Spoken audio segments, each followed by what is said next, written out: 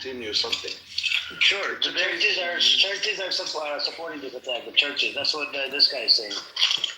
No, that's not what I'm saying. I'm saying that you can't say it's something modern that just kicked off. This shit It's modern. It's modern. Okay, so why is there military bases surrounding Iran? It's modern. Many people have nothing to do. You're such an idiot, man. This guy, Kevin, you want to answer this question?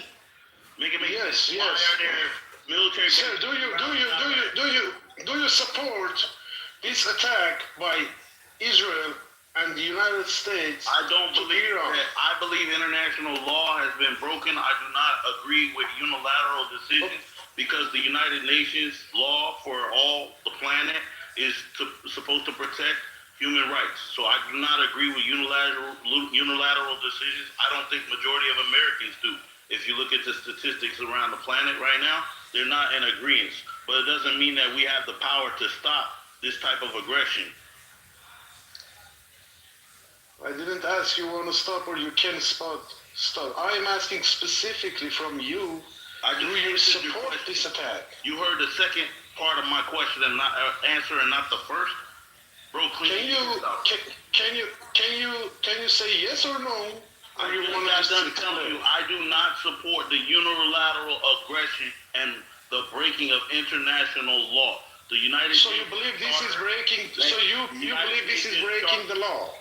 I believe that international law has been broken anytime any nation unilaterally and doesn't bring their mission to the United Nations with essentially with a plan and that's approved by the five permanent member body there in the Security Council. If it's not approved before the 190 nations and the five-member Security Council and the 10 swinging states, then in my opinion, it's a unilateral act of aggression.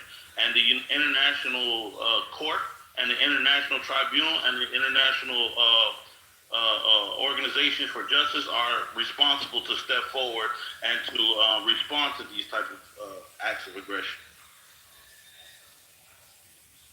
So by the fact you are saying that this is, because this is not confirmed or approved by international law, then United States and Israel both wrongfully attack Iran, right? Yes, but I also think that let him without sin cast the first stone. Which one of these countries can you say have been operating correctly with international law? This isn't the first act of aggression by a nation. We saw Russia invade Georgia in 2007. No one did anything. We just seen and witnessed Russia invade Ukraine. People sat idly just because it wasn't their fight. This is the importance of the international community having to work together as one when things happen. They can't just stand idly and allow one or two things to happen that don't have anything to do with them, because eventually they're going to be next. Okay, in your opinion, let me ask a second question then. In your opinion, if it was, do you think that international committees, all 100 some countries that you said, would agree to attack to Iran if it was this making decision in 48 hours? In my opinion, if any country breaks international law, the international community has what you call a diplomacy, and they have international laws like LOAC, laws of armed conflict, are in place to ensure that the proper measures are taken to respond. But the immediate response is never. Bro, are you a robot or you're human? Is this justified in your view or not? I've answered the question several times. You're saying if it's not approved by international law, then it's aggression and shouldn't happen. I am asking your view. Is it justified, or you don't have enough information? And that's where I believe you got to be mindful, like I said before, and you have military. Okay. Excuse me. Let me finish. You have military intelligence circles that I don't have access to. So what triggered this is outside of my scope of information. What I can say is, without question, that if a nation should move unilaterally and attack another nation, they've broken international law. Yeah, And I I do not agree with any nation breaking international law. Okay, got it. Yes, I have one more question. So, do you think that is it a genocide in Gaza? I do. I think that it's sad that the land and territory that was and belonged to certain peoples have been aggressively taken, and that there's been countless times where international law has been broken. The United Nations has given countless admonitions against this aggression, and the international community once again have not done anything. So, but I don't only empathize for one side or the other. The way I look at it is this contention is greater than just Palestine and Israel. This is, like I said before. I know you're looking at it from a religious perspective. No, I'm not. Like I said before, I gave you a clear understanding that religious institutes your delivery is just a foundation problem. for education in the world. You can't dismiss religious institutes that are a part of this. So is Israel a holy land? I don't believe so. I believe the Holy Land is in the heart of Ethiopia. Okay, so Israel should be relocated to Ethiopia. No, because the Jewish people in Israel are not Hebrew. They're Jewish. When you say ish, like I say, I'm black-ish. That means I'm kind of black. The Jewish people in that land are Ashkenazi, Mizrahi, Sephardi. That means they've mixed with Germanic. Ashkenazi is Germanic, Sephardi is Latin, and he is Arab. So you have a mix.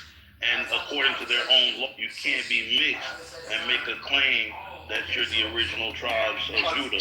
Okay, do you think... Are you child? Are you black? You're in the matrix, bro. Are you a child? We can't hear you, family. Hey, Ross. Yes. Ross, are you black Hebrew Israelite? No, I'm not a black Hebrew Israelite. We belong to the Ethiopian Empire, the empire that began Islam and Christianity and Judaism. What are you? And what are you? Are you Christian? What are you? I'm what you call a highly Selassieite. We believe His Imperial Majesty is the second coming of Christ. And we also know that Ethiopia, in Islam, Ethiopia is the fourth most sacred holy land on earth. The Ethiopian emperor gave refuge to Muhammad's followers during a time where they were persecuted by pagans. And the Ethiopian emperor had a dialogue for hours with Muhammad's followers, gave them refuge and protected them from those that were persecuting them, and gave them... Are you the real Jew? You consider yourself the real Jew? The term Jew does not encompass Hebrew. There's 12 tribes of Israel, not one. So you are a BA child. You are one kind of a BA child. I keep telling you that I'm not a Hebrew Israelite. Yes, you are. He's not a Hebrew Israelite. He's Rastafarian. Right, exactly. And if you know the etymology, you'll understand there's a major difference. We don't believe the Hebrew Israelite today are authentic. How do you know you are that? How do you know you are that? We know we're that because every human being comes from Ethiopia. Why do you have to go on a monologue? Every human being... people like you? Excuse me? Are all black people like you? No, all black people are just like every other people. Yeah, how do you know you are that? How do you I know that I'm Ethiopian? Yeah. No, whatever you said you were. A Selassieite? Yeah. How do you know that? How I know that is because That's his belief, Bruce. That's his belief. That's his religion. The way that I practice my faith every day is a reflection of my belief. So you kind of adopted it, right? I didn't adopt it. I learned it. We were transformed by the renewing of my mind. Okay. Right. My faith is completely set apart from any other faith on earth because our empire has never been conquered or colonized. Just bring someone else here to talk. By all means, it's popcorn. The floor is open. Don't be mad because I got scholarship and you got reference. Anybody else you can speak? Who wants to speak? Right. I'm not blocking your mic. Yeah. If you can mute up, please. If there's background noise from the microphone. I'm with You were kind of. Okay, thank you. You were snoring when you were talking. Mute up, please. Thank you. Ace, go on. Yes. So, what is the question? We're talking about Iran. No, nothing. Just mute up. Thank you. We're talking about Iran, and do you think that this war is going to end anytime soon, or is it going to go on for weeks, and it could become ugly? You know. It's not gonna end. And reason why I say that is because, truthfully, so this war is only a first stage, and right now you've seen the beginning stages. So even in a biblical perspective, is what we call the war of with Gog and Magog, which Magog is the ancient name for Russia, right? And Gog is regions such as Germany. different parts of Germany or some parts of northern Asia. Now, okay, so that is just one of the. Now, the war is going to rage on in stages where you have places like China and all those other nations will be involved as well. So, no, it's not going to stop. Did everyone hear Trump's speech right now? No, What do you say? He said 3 U.S. soldiers are confirmed killed, and salute to him. He's the only president who could say this. He said, "Get prepared for more U.S. soldiers dying," and then he told the people of Iran, "We're here for you. Try to get rid of the." He said, "IRGC, if you lay down your weapons, you'll be given amnesty," and he told people to stand up and overthrow the government, and we're here. I kept my promise type stuff, he said. But the fact that he's already telling the nation that more U.S. troops will die, I think it's going to be a prolonged war. Yeah, and he knows that that's true because it's not going to be that easy. You got to understand that the nation of Iran is connected to nations such as BRICS as well. So you have them there will retaliate. You might think you see, with Israel, United States. Wait till Russia steps in. Wait till China steps in. And that's what he's waiting for, Russia. They created a line throughout the entire Western Hemisphere, from Canada, Greenland, all the way down to the Gulf of Mexico, all the way down to Venezuela, snatched their oil up because he knew there'd be a hike in oil, and prepared. And he's doing this so he can get a third term. Steve Bannon talked about this when he got out of prison. He basically laid out the entire plan that he's going to go for a third term. The only way to get a third term is to go to war. He definitely wants that third term, yo. A third term is impossible because he would have to change the constitution. No, it's not. It's been served by Roosevelt. Served 4 terms. If they're in war, he can stay. FDR served 4 terms in office. The only we're not. Maji, he's not about. FDR was president during war. Yeah, and guess where he got the term "Make America"? Guess where he got the term "Make America Great Again" from? FDR passed it to Reagan, and Reagan passed it to Trump. But yeah, did you hear about the F-15 falling, the American F-15 jet which fell in Kuwait? Seriously? No, I didn't hear. Is it with a defense system?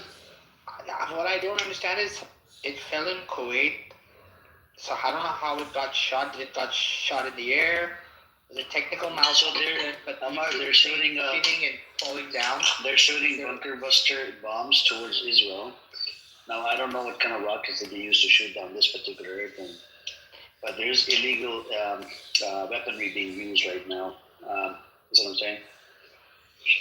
And let's see what happens. Israel's gonna suffer. There's nothing legal or illegal about it. Bunker busters are not illegal. It just depends on what type of missile it is. Yeah, no, it's what they're doing is they have installed it's a bunker buster or something. It's like a warhead that goes on in front of the missile, and what it does is it explodes and it turns into like 7 or 8 bombs. So like Essentially, it does. cluster bomb. It's cluster bomb. Cluster. Yeah, that's Iran is using it. What's gonna happen? A power vacuum is gonna open in Iran. We're not having a war, Built man. by Western. You know who used cluster bombs, which reason was banned? Because napalm and cluster bombs were used by the U.S. in Vietnam War. That's how bad they are. Yep, that's cool. I think it was the last conflict with Armenia. I'm not certain, but We're not about to go to war, y'all. I need to chill with all that, man. But I think, Kaz, since you're a very Trump supporter, right? You love Trump. If he was a woman, I think you'd probably even sleep with him. The question for you is: do you think this was a good move on Trump's side? Trump literally said he would not. He's not about the regime change. Arthur, you were a cunt before. You're still a fucking cunt. Sit in the audience like a little bitch you are, accusing me of being a terrorist, bitch. My question to you is it was it a good move on Trump's side to start this stupid shit with Iran? Yeah, because Trump is in full control for real. And y'all just don't know that, but we're headed towards world peace. All that shit's supposed to happen. That shit's good for real. And he's just cleaning everything up. We're headed towards He's not world cleaning. peace. He's starting shit that he shouldn't. He shouldn't No, even be starting. you just don't know the intricacies. Nah, I don't know the intricacies. Nah, what the intricacies is he's gonna continue to move forward with these. This is what's gonna happen, right? Since y'all don't know, right? What's secretly happening, right? Trump's already checked all the other countries. He's in control of the countries. Everything you're seeing is just a movie playing out. Y'all would get mad if everything just happened normally. Y'all would get mad and y'all would call Trump a dictator or something. So he has to make it look good for y'all, but he's really cleaning everything up. We're headed towards world peace. That's where it's headed, right? And you won't believe me, but you just have to wait and see. Nah, we're headed towards a conflict with China and Russia.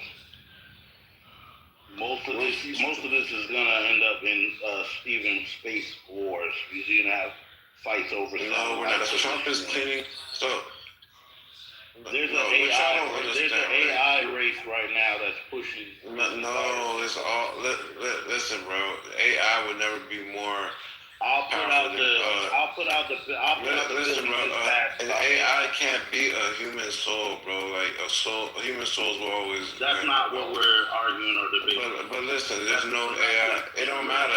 An AI race, AI is good for humans, bro. Point blank period. I never made the argument that AI was bad for humans. So it don't matter if there's a race going on. I never said AI was bad for humans. Is that what I said? But why bring it up? There's a race going on. I brought it up because Trump just passed some legislation so they can put and pour money into this AI race, which they're having. That's cool. What's wrong with that? I didn't say anything was wrong with it. I said that is going to continue to lead to the conflict that we have with other nations. Okay, that's what's wrong with that. No, it's not. Okay, so do you know anything about the Cold War? Yes, we know what the Cold War was. So the Cold War was a race to the moon, right or wrong? Yes, it was. Okay. Technology. Okay, so the reason we're here with these nation states today is because of the Cold War. See, after World War II, there was land and territory that was up for grabs because of the power vacuums, and Russia and America bum rushed No to take as much correlation. territory. No correlation, bro. No correlation. Yes, it has all correlation. Russia and America That's not why we're here rushed today. to take all the territory that they could because they live by the Machiavellian belief system that the ends justifies the means, and that war is imminent. It can only be postponed. So they're grabbing territory and positioning themselves for the imminent war that will come because war is imminent according to their theology. Majority of these people who are in position of power around the world operate on Machiavellian principles. You're reading me all this shit, right? But not me. We're going to war. You keep bringing religion into it. What you mean, we're at war? You keep bringing religion into bro. religion. I said it 2 days ago. We're always We're at going to war. Hold on, you keep bringing religion into the picture, bro. This room's not about religion, man. I just got done saying we're at war. That don't have nothing to do with religion. I know you just brought up the scripture. We're at a little war. And we are always at war. We were at war years ago. This man throw religion into it, and then all of a sudden, I wouldn't even You're talk making it about seem like I'm not. it's normal. It's normal Okay, war, bro. all right. Thank you. Exactly. We're gonna. He's talking about we're going to war. We're in the middle of several wars. What are you Bro, talking it's about? not that deep though. We chill. So it's not that deep. You don't know Yes, anything about Arab friends. You don't see what's hang on a second. going on. You don't see what's going on in You don't know Iran. Hang on a second. We're still in Iraq. So what you Kaz, talking about? We're Kaz, not going to war. hold on a You second, don't know bro. what's Come on. going on. No, you don't know what's going on. Come on. Let's not come off the mic now. Stop. The Kaz, here's the problem. Iran has attacked, I think, 5 nations? And some of these nations, if they were to fight back, I think it could get ugly. And the so-called war, so Iran, according to the CNN analysis, even though I don't like CNN, they were saying that during the 12-day war, they destroyed the stockpile of Iran, right, during that time. And, but Trump didn't really do any damage on the uranium enrichment program, right? And what they're doing is they're in attack mode. Like, they're just attacking really, as many as they can attack. And they're doing it so crazy, in a crazy manner where America is thinking about what do we do? And then we had somebody in here from the UK. I think the Starmer from the UK. He said they might join as well. And they said if they get attacked, they will probably fight back. Bro, it's a lot of they said, well, look, pay attention to what's going on. Trump is very confident what he's doing. If you don't read in between the lines, you don't watch what he's doing. Look, this is where he fucked up. Happen, right? Let me tell you, y'all don't understand this, right? This is where he fucked up, bro. This is where he fucked up. This is what y'all don't understand, right? We're already under a one world government. It's running the world secretly. Yeah, right. That's okay. If you know that, right? These places have corruption and all of that. Trump went all around the world. He did a world tour where he went to all these places. Y'all don't know what the fuck was said. Basically, Trump checked all them niggas and basically gave them an option. Either you go down with the plan or I'm gonna come get y'all like the rest. Iran wasn't with it. They go into Iran. That was a legitimate. He wasn't even a real leader, man. That nigga just finessed his way in there. Let's not use the N-word in the space, please. Come on, man. I didn't say that. So, Kaz, you really think Trump is making the calls and not the banking system that runs the world? Trump is working with the U.S. Trump is working with the bank in London.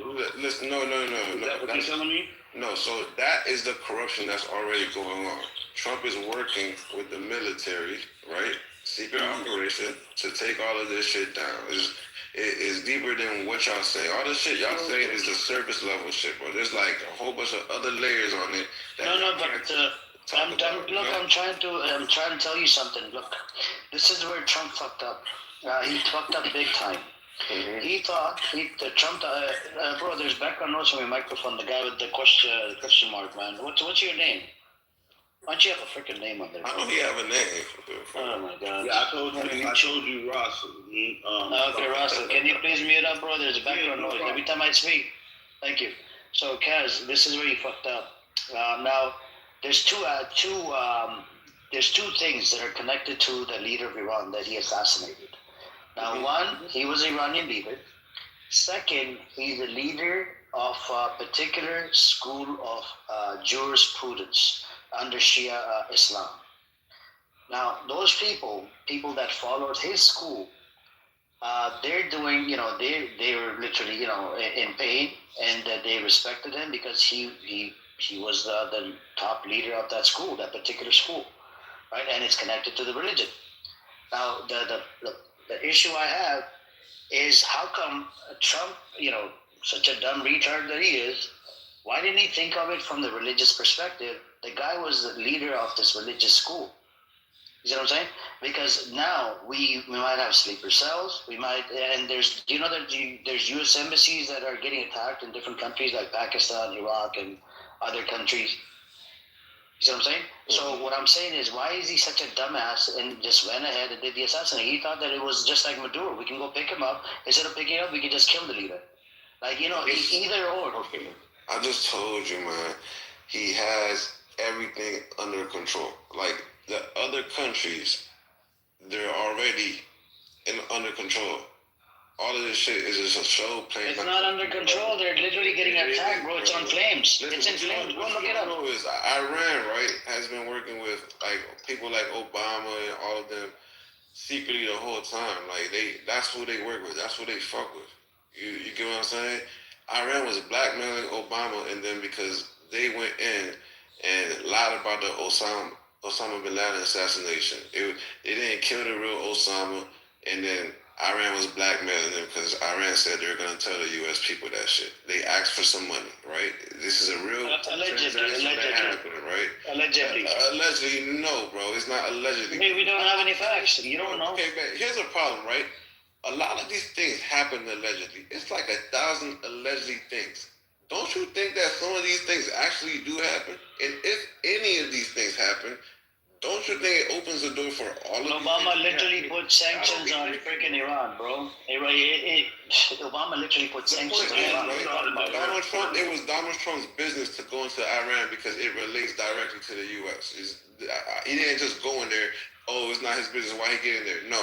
I'm saying it ties directly to the U.S. national security, and it's shit in the government within it that it's no choice. He has to go. Our business is within them too. It's our business, bro. That has to do with Israel and there's important locations in the Middle East. First of all, Khamenei was killed by Trump. He was killed by Israel. Okay, and that was a legitimate target for Israel because number of times Khamenei called to destroy the state of Israel. If one time somebody says we want to destroy this country, that's a legitimate target. What he's saying is that the relationship between America and Israel is immutable because of their important location in the Middle East and because of their financing. So essentially, they're gonna go if Israel got conflict with a nation, specifically Arab nation, they're coming to fight with them. It's that simple. And I do want to give you guys another fact. So Oman FM, foreign minister, came out and said the Iranian regime, IRGC, was ready to put down the uranium. Was ready to go down to 0% prior to Israel doing the attack. So this shows it had nothing to do with the fucking uranium. It had to do with the regime change because America is losing its ass off. America is losing their ass off in the Middle East because everybody's starting to see the true colors of this Zionists and America and what the American government and the Zionist scumbags are doing. Right. So that's what I'm saying, right? You guys said Israel did it. Let me tell you once again. It keeps going back to what I said. Trump is basically in control of Israel. He's in control of that shit. No, y'all don't know this shit, but Trump is in control of Israel. As in, he went to them and said, "This is what's going on in your government. There's this secret government, just like the United States. There's a government within the government. These are the people that do the shit." I think Derek wants to go. Derek, do you want to respond to Kaz in a bit? Kaz? He can respond. Yeah, I was going to respond to something else, but you said something about Trump controlling the Israelis, and anybody with any sense knows that the Epstein administration ain't running nothing over there with those Israelis, right? And at the end of the day, the man Amir made a point earlier. They came to the table to negotiate. They said what they were going to do. They kept up their end of the bargain with the last deal before Trump came in 2018 and tore it up. And the thing is, this is being done for Benjamin Netanyahu. And if you don't think that is, maybe you need to go do some research and really look at what took place that led us to this, what's going on today. You got 14 countries on fire right now because Iran's not playing with nobody at all. And I'm not saying that they can necessarily shut everything down, but they can shut that area of the world down. And they showing you right now tonight, they started striking British military bases now. Bro, don't pay attention to them strikes, bro. Don't, look, bro, they done. No, they put those military bases there for that. They anticipated that 30 years ago. The bases been set in that. Conspiracy theory, man. I can't believe this. The point I'm getting at is, go type in Iran and then look at the military bases that they have around. Can we just get to the fact? Conspiracy theory, man. Go on, Derek. Sorry, can I talk for a second, bro? He's not running anything, okay? Sorry, can I talk, please?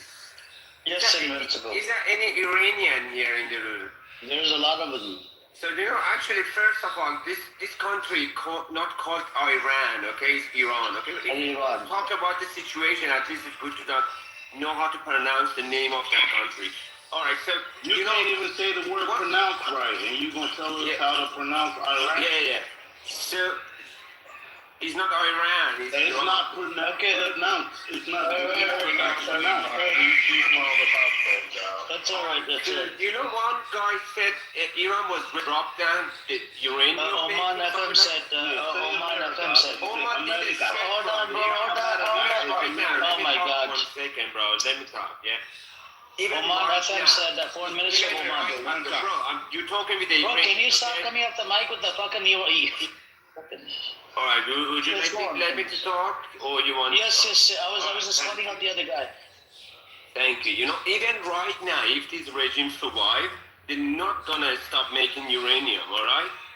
This is the only goal SEPA, the IRGC has, and actually they living for make the uranium. Okay. Ready to drop the uranium making, and because the United States in the middle of negotiation, they start to attack Iran. It's not like that, bro. They said, and they one day before started attacking to Iran, they said we were very unhappy with the result of this negotiation, and we're gonna attack you. It's all these weeks, and from 1 month ago when the Lincoln were coming to the close to the Iran, they said if you don't drop it, we're gonna attack you, and they're gonna stop it, all right? And the other thing you said, Khamenei was the leader of what, Shia teaching something. So he's a leader of a Jafri school on the Shiism. So you actually, if you are a Muslim, you are dumbass if you have the person who is every week they come into the Namaz Jum'ah and it's called death to Israel, death to America, literally death to England, death to any other countries. And this is your a kind of teacher to teach you how to what to do. What is that? So and you know what? I should just let you something to know. We as Iranian, we are starting the Renaissance here. Okay, this is just a start. You're gonna face to the Renaissance happen for the Christianity. It's Renaissance. Now it's 700. Gonna do that to Islam, okay? And you're gonna face it, bro. You're gonna see in this 10, 20 years later. Okay. I think it's Lulu. Amir. Hold on, Kaz. I want to respond to this guy that just came up. He claims to be Iranian. By the way, do you think it's just one aspect of the school of thought?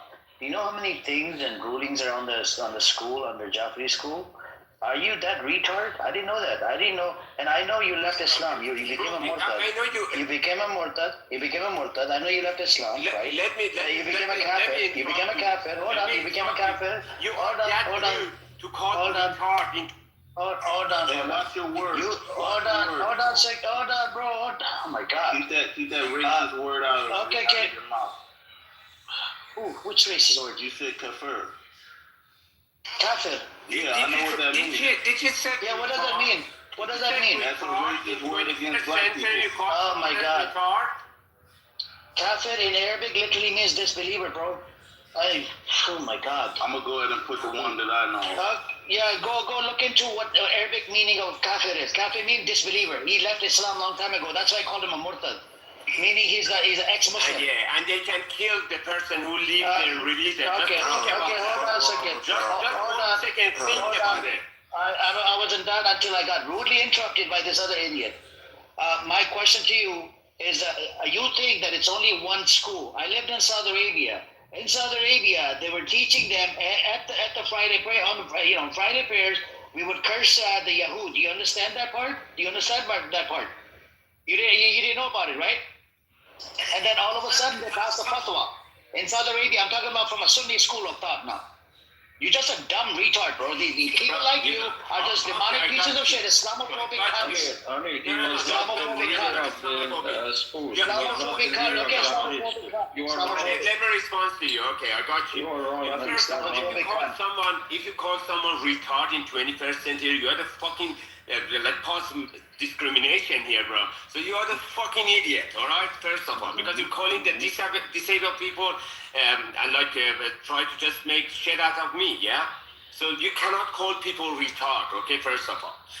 Then the second is Amir is just people like that. the second is just people. Just think about that.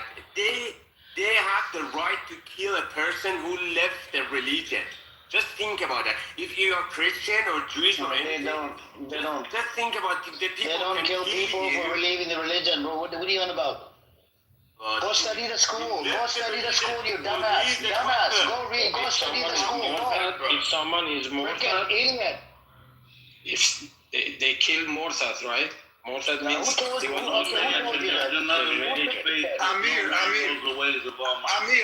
Amir, there's somebody in the audience who can bring you thousands of listeners. His name is Mr. Danishkar. Invite him up, please. If he comes up, your room is going to be full. No man should judge another man's faith, because no man. It's okay. I don't care about the quantity. I care about Bring him. quality. He's very intelligent and he's a good Muslim. Khamenei was not the leader of Jafari school. First of all, that is you don't know anything about that. Okay, Khamenei was very, very low-ranking, clerics, and he got into the power, and they boosted some of his political followers. They boosted them up, saying, "Oh, he is Ayatollah." He was not very high-ranking person. So don't say that he was a leader of Jafari school. Okay. Do you want the facts, Farhad, or do you want me to make up? Yeah. Do you know Ayatollah Montazeri? Okay. If I bring you, article or something. No. Do you know Ayatollah Montazeri or no? No, I'm not sure. Okay. I don't care. You are just Sunni. talking about Iran. You are pretending that I'm a very knowledgeable about Jafari school. I didn't say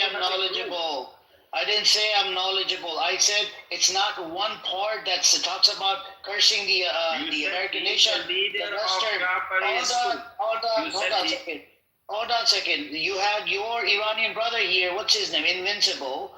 This guy just made a claim, a bold claim. Oh, this is your teacher. It teaches how to, curse and death to America, death to this. Do you think this is the only part of the school? Are you that retarded? Seriously, that's why I call him a retard. Khamenei was the leader of Jafari school. That was wrong. Do you want me to teach you how to communicate with people? You cannot call anyone retard. Okay, I can't call you a Islamophobic retard. Okay, what did you say? What did you say about? Bro, stop! I'll give you last warning. This guy with the thing, I'll move you down. I don't care. I don't give a fuck either. Get back to the topic. I'd rather listen. Okay, get off my fucking stage. Hold on a second. My question to you, Invincible, is you saying, right, about the, we're going to get rid of Islam, we're going to spread Christianity, this and that, we're going to do this and that. That's not Islamophobic? No. We're gonna leave you. We're gonna leave you with your ideology. The only thing is we're just gonna start the Renaissance. Do you have any problem with that? Please don't bring people up. Because no Christian have problem with this, or the Jewish people had many years before Christianity. You as a Muslim people never had the Renaissance in your religion, right? So do you have any problem if someone start to just negotiate about that or question you? Do you have any problem? Question me on what? Question you and everything, everything you believe in. Do you have any problem? Question. You're not. I don't have a problem with that. You can go to school. That's why you just killed a leader. You assassinated a leader. Mate, that was literally a leader of your school, one of your schools. Yeah, mate. You know what? Actually, we don't want to fight here. So I can't believe it, man. He's Islamophobic as fuck, man. These people, I don't know where the hell they come from. Okay, let me speak. Then I'm gonna listen to you. You have problem with Israel, okay? And I understand that. You and many other Muslims in the And you support Raza Pahlavi. You support Raza Pahlavi. That's why you're not happy America and Israel. You support Raza Pahlavi, right? And you support Raza Pahlavi? It doesn't matter, bro. This No, company... do you support Raza Pahlavi, yes or no? I will support it, yeah. Okay, you support Raza. Do you support the killing of innocent children? I support any opposition. Do you support the innocent children that were killed by Israel? Which innocent people? During the 12-day war, innocent civilians. Oh my God! Oh my God! I don't have time to talk about other countries' children. I have a lot of children back in Iran. They died by their own government. So if I want to shout, I'm going to shout about them, not any other countries. All right? If you have enough time, if you have free time to talk about other countries, I don't have it. We have many children, many young people died because of our own government. So we have a big problem here. We don't have time to talk about any other countries, okay? I'm talking about, I asked you a question. It's a clear-cut question. Do you condemn or do you support the children that were killed during the 12-day war? Yes, we condemn, and that was done by IRGC. IRGC was the one that did the shot the rocket. IRGC the Ukrainian Farhad, stay muted. I'm not talking to you. I'll give you last warning before I move you down. Do you want to go down in the audience or do you want to stay up here? Freaking annoying as fuck. To me or you talk with any other one? I'm talking to Invincible. So nobody bro, come up to that my question you are they're gonna say no, we're not happy to. That question is clear cut for you. Recently there was a school that was hit. There was a school that was hit. There was a school that was hit recently. Do you condemn it? Yeah, it happened. Like in World War II. Do you condemn it? Yes or no? That school, yeah. Do you condemn it? Yes or no? They bombed the school. Oh my God. Okay. The US bombed the school, yeah. Okay, so do you condemn it? Yes. Okay. Do you support Israel attacking Iran? Yes. Oh, okay. And do you not know that it's gonna kill a whole bunch of civilians? It happened. It's a war. Who bring this country to this situation? Shut the fuck up, pussy ass. Shut the fuck up, motherfucker. Shut the fuck up. You're just a pussy ass. Get the fuck out of here. And it's interesting how we Shut the fuck up. Just let me make clear, as an Iranian American, I want to make it clear, all Iranians are not like these motherfuckers. And these are the good examples of what we call in Persian, bivatan. Didn't the Israelis strike Iran like 4 different times before they finally hit them back? No, let me tell you, because I think you not read anything. Didn't they kill Soleimani, blow up the First of all, like in World War II, Britain wants to attack Germany. In a false target, they attacked a school in France and killed 86 children and 11 or 19 adult people. So in a war, these things happen. Okay, we know the civilians definitely something like that again will happen because it's a war. But who was going to negotiate to stop this war? It was Khamenei, right? Who started the war? He never stopped. Who started the war? Hey, innocence, you are just a son of a bitch. You're just a son of a bitch. Hey, let's keep it civilized. Look, I do give time, unlimited freedom of speech. But let's try to keep it civilized if we can. And you are an ass for that parazite. That Amir was asking question, yeah? Yes, I'm asking questions because I actually wanted to know that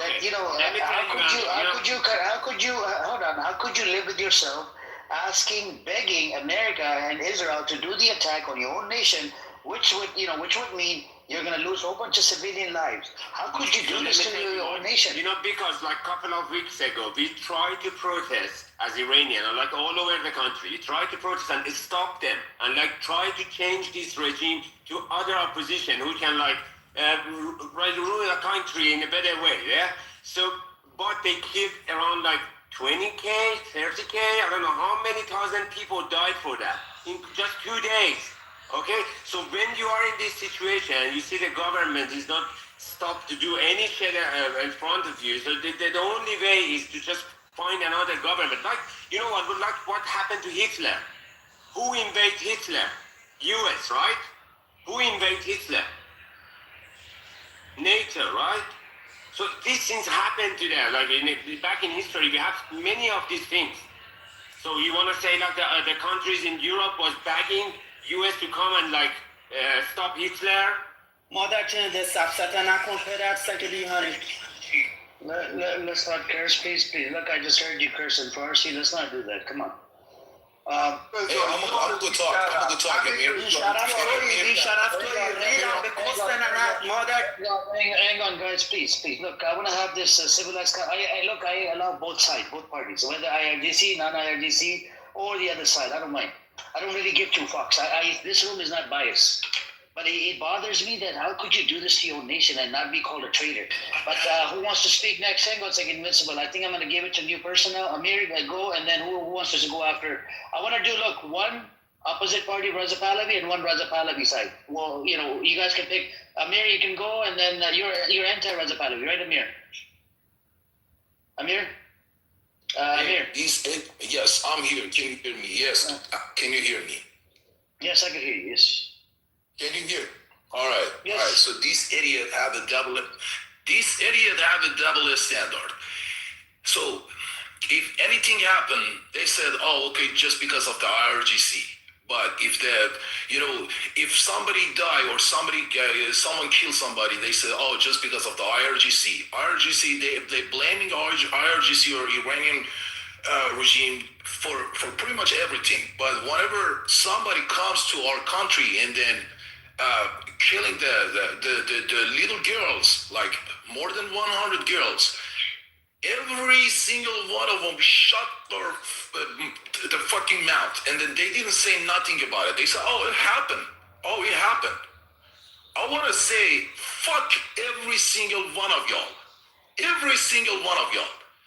These idiots, they have a double standard. They doesn't have a father or mother to just basically teach them what's the fucking nation or what's the fucking going on. They just a kiss asser, you know what I mean? They just kissing the ass. That's all they do. They doesn't, hey, these pretty boys, those are so pretty, so white for this geography, right? Go to the hell, motherfucker. So go to the hell, and then don't talking about Iran no more, right? Like this Amir was Shut the fuck up. Shut up. Okay, Amir, I'll give you 30 more seconds. Let's try to keep it civilized. Instead of attacking, cursing them, attack the points. The points they always bring up. I'll give you 30, 45 seconds, and then Invincible is going to respond, and then I'm going to need a new person that's on the opposite side of Raza Pahlavi, and then we can go back and forth. Because I want to do one Raza Pahlavi, one not Raza Pahlavi. Hey, this is the second time they do start the war, middle of the negotiation, right? Iran never start the war, never ever start the war. At least for the last 200 years, they never start the war. Israel and then actually United States, they start the war, middle of the negotiation. That's what exactly happened. Nobody have no excuse for that. Iran have all the right to defend themselves, all the right. Iran never make a military base all around the United States, but United States did. You done, Amir? Yeah, I'm ready for respond. If you're talking about logic, yeah, let's go for logic. Okay, thank you. Invincible, please, nobody come up to my go on, Invincible. First of all, that Amir, actually, you're gonna turn off in a couple of weeks, no worries. But first of all, this guy was like talking 1 minute, half of it was just swearing at me because he's not civilized as you're asking him. No, Please okay, let's civilized. try to be civilized moving forward. All right, so first of all, Reza Pahlavi, in my opinion, we don't have any other option. He's the only opposition. All the people in Iran know him. And he's a civilized person because he's like, lived in America for like half a century, right? So, but the thing is, like, these people always lying, like, about people. We were in the middle of negotiation. You weren't in the middle of negotiation, okay? It was already done. That's why that person who was that translator from Oman, he was going to Washington to just say, please give them another chance. That's why he get to the Washington from Geneva. But the other thing is, I actually forgot the point, but as you see, these people, yeah. You know what? I'm not accepting when you emotionally want to just distract me, because I'm thinking with okay? I'm thinking about the reality happened to my country, and I'm thinking about the future of this country, not the people living right now in Iran. But these people like Amir, they're not thinking with their brain. What about people that leave? Emerald, not yet, please. Yeah, I'm literally done. They're actually not thinking with their brain. They just do the emotional, just dragging them anywhere they want, And they're just not civilized people as well. They're swearing. Yeah. Okay. All right. You're done, right, Invincible? I want to give it to. So we're gonna hear we're gonna get one outsider that's non-Iranian. Mahdi, do you want to respond? Do you want to speak on it really quick? Maybe like 1 minute. Talk about Islamophobia and stuff like that, but I'll leave it for a moment. If you could, so I'll give it to. Let's see, Amar. Do you want to speak? Amar is an outsider. Go on, Amar. I mean, there's nothing more to speak with Pahlavists. They're delusional. There's nothing to speak. You can't change their mind. They're not normal in the head. Okay, all right, cool. Now, who's the Reza Pahlavi supporter now? Let's see. We got who else is on here? Ace, you Iranian or no? You're not Iranian, are you? Okay. Xavier, are you Iranian? Who's Reza Pahlavi supporter here? Let me bring up Farhad here. Let's see what he has to say. Yes, Farhad. What do you want to say? Why you send me to the audience? Because you came off the mic every 2 seconds. What is your take? What do you have a problem with the people that are either stand with IRGC or they're centrist? They don't support IRGC or Reza Pahlavi. What is your problem with them? When Reza Pahlavi come to Iran and create a transitional government, there will be freedom for all the religion, all the political parties, everything. I mean, there will be no problem. Only the people who started killing people, including those children in that school who were killed by IRGC, they will be prosecuted. That's the only problem they have. Everybody else will be free. Even Mazi, you remember Mazi was in this room? Yeah, but Mazi doesn't support IRGC. I told Mazi that you will be free in Iran when Reza Pahlavi come to power. He doesn't support IRGC or Reza Pahlavi. There will be a peace between Iranians. Khamenei and Khomeini, they destroyed country, they destroyed Iran, even they destroyed Middle East. Even they destroyed Palestinian. They divided Palestinian. They did not unite Palestinian. That's what I told you before. You are not listening to me. So you keep sending me to the audience, and I'm here. I have a problem with you. Let him finish really quick, Ahmad, and I'll give you the mic just in a second. So Farhad said what he said. He's a Reza Pahlavi. He's a big supporter. I want somebody who's anti. Do you want to go, Hamid? Hamid is anti-Reza Pahlavi, right? Hamid, go on. Hamid, is it Hamid or is it Hamid? Hey, yes. I want to say, so Reza Pahlavi is just a parasite in Iran's political space, and he just, for over 60 years, he's been living with the money his family has stole from Iranians. And themselves. Okay, just shut up, motherfucker. Shut up, motherfucker. Angan, that's Hang on, please. Farhad, I told you this, you have a problem of interrupting. Remember I moved you down because you like to interrupt. And just go, maybe drink some water, get off the phone, and just walk away from the phone. Let Hamid finish, and then you can respond. Or, I'll get some Reza Pahlavi to respond. Go on, Hamid. Hamid, go on. I muted everybody. I want to make it clear, all Iranians are not bastards to pick up Israel's flag and shout for Israel. No. Many Iranians are anti this regime, and I am not a pro of this regime at all, okay? But it doesn't mean we forgot everything Pahlavi did to this country, and this regime was a result of that, okay? So just want to make clear for Muslim friends here and Arab people that if you see some Iranians, some idiot Iranians with Israel's flag in hand, it doesn't mean all Iranians are pro-Israel. Israel is an enemy. Israel is a cancerous in our region and is an enemy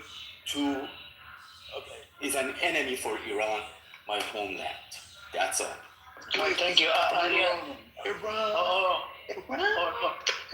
So thank you. Go on, Arya. Farhad, I want to get a new person. He's on your side. Farhad, Arya is on your side.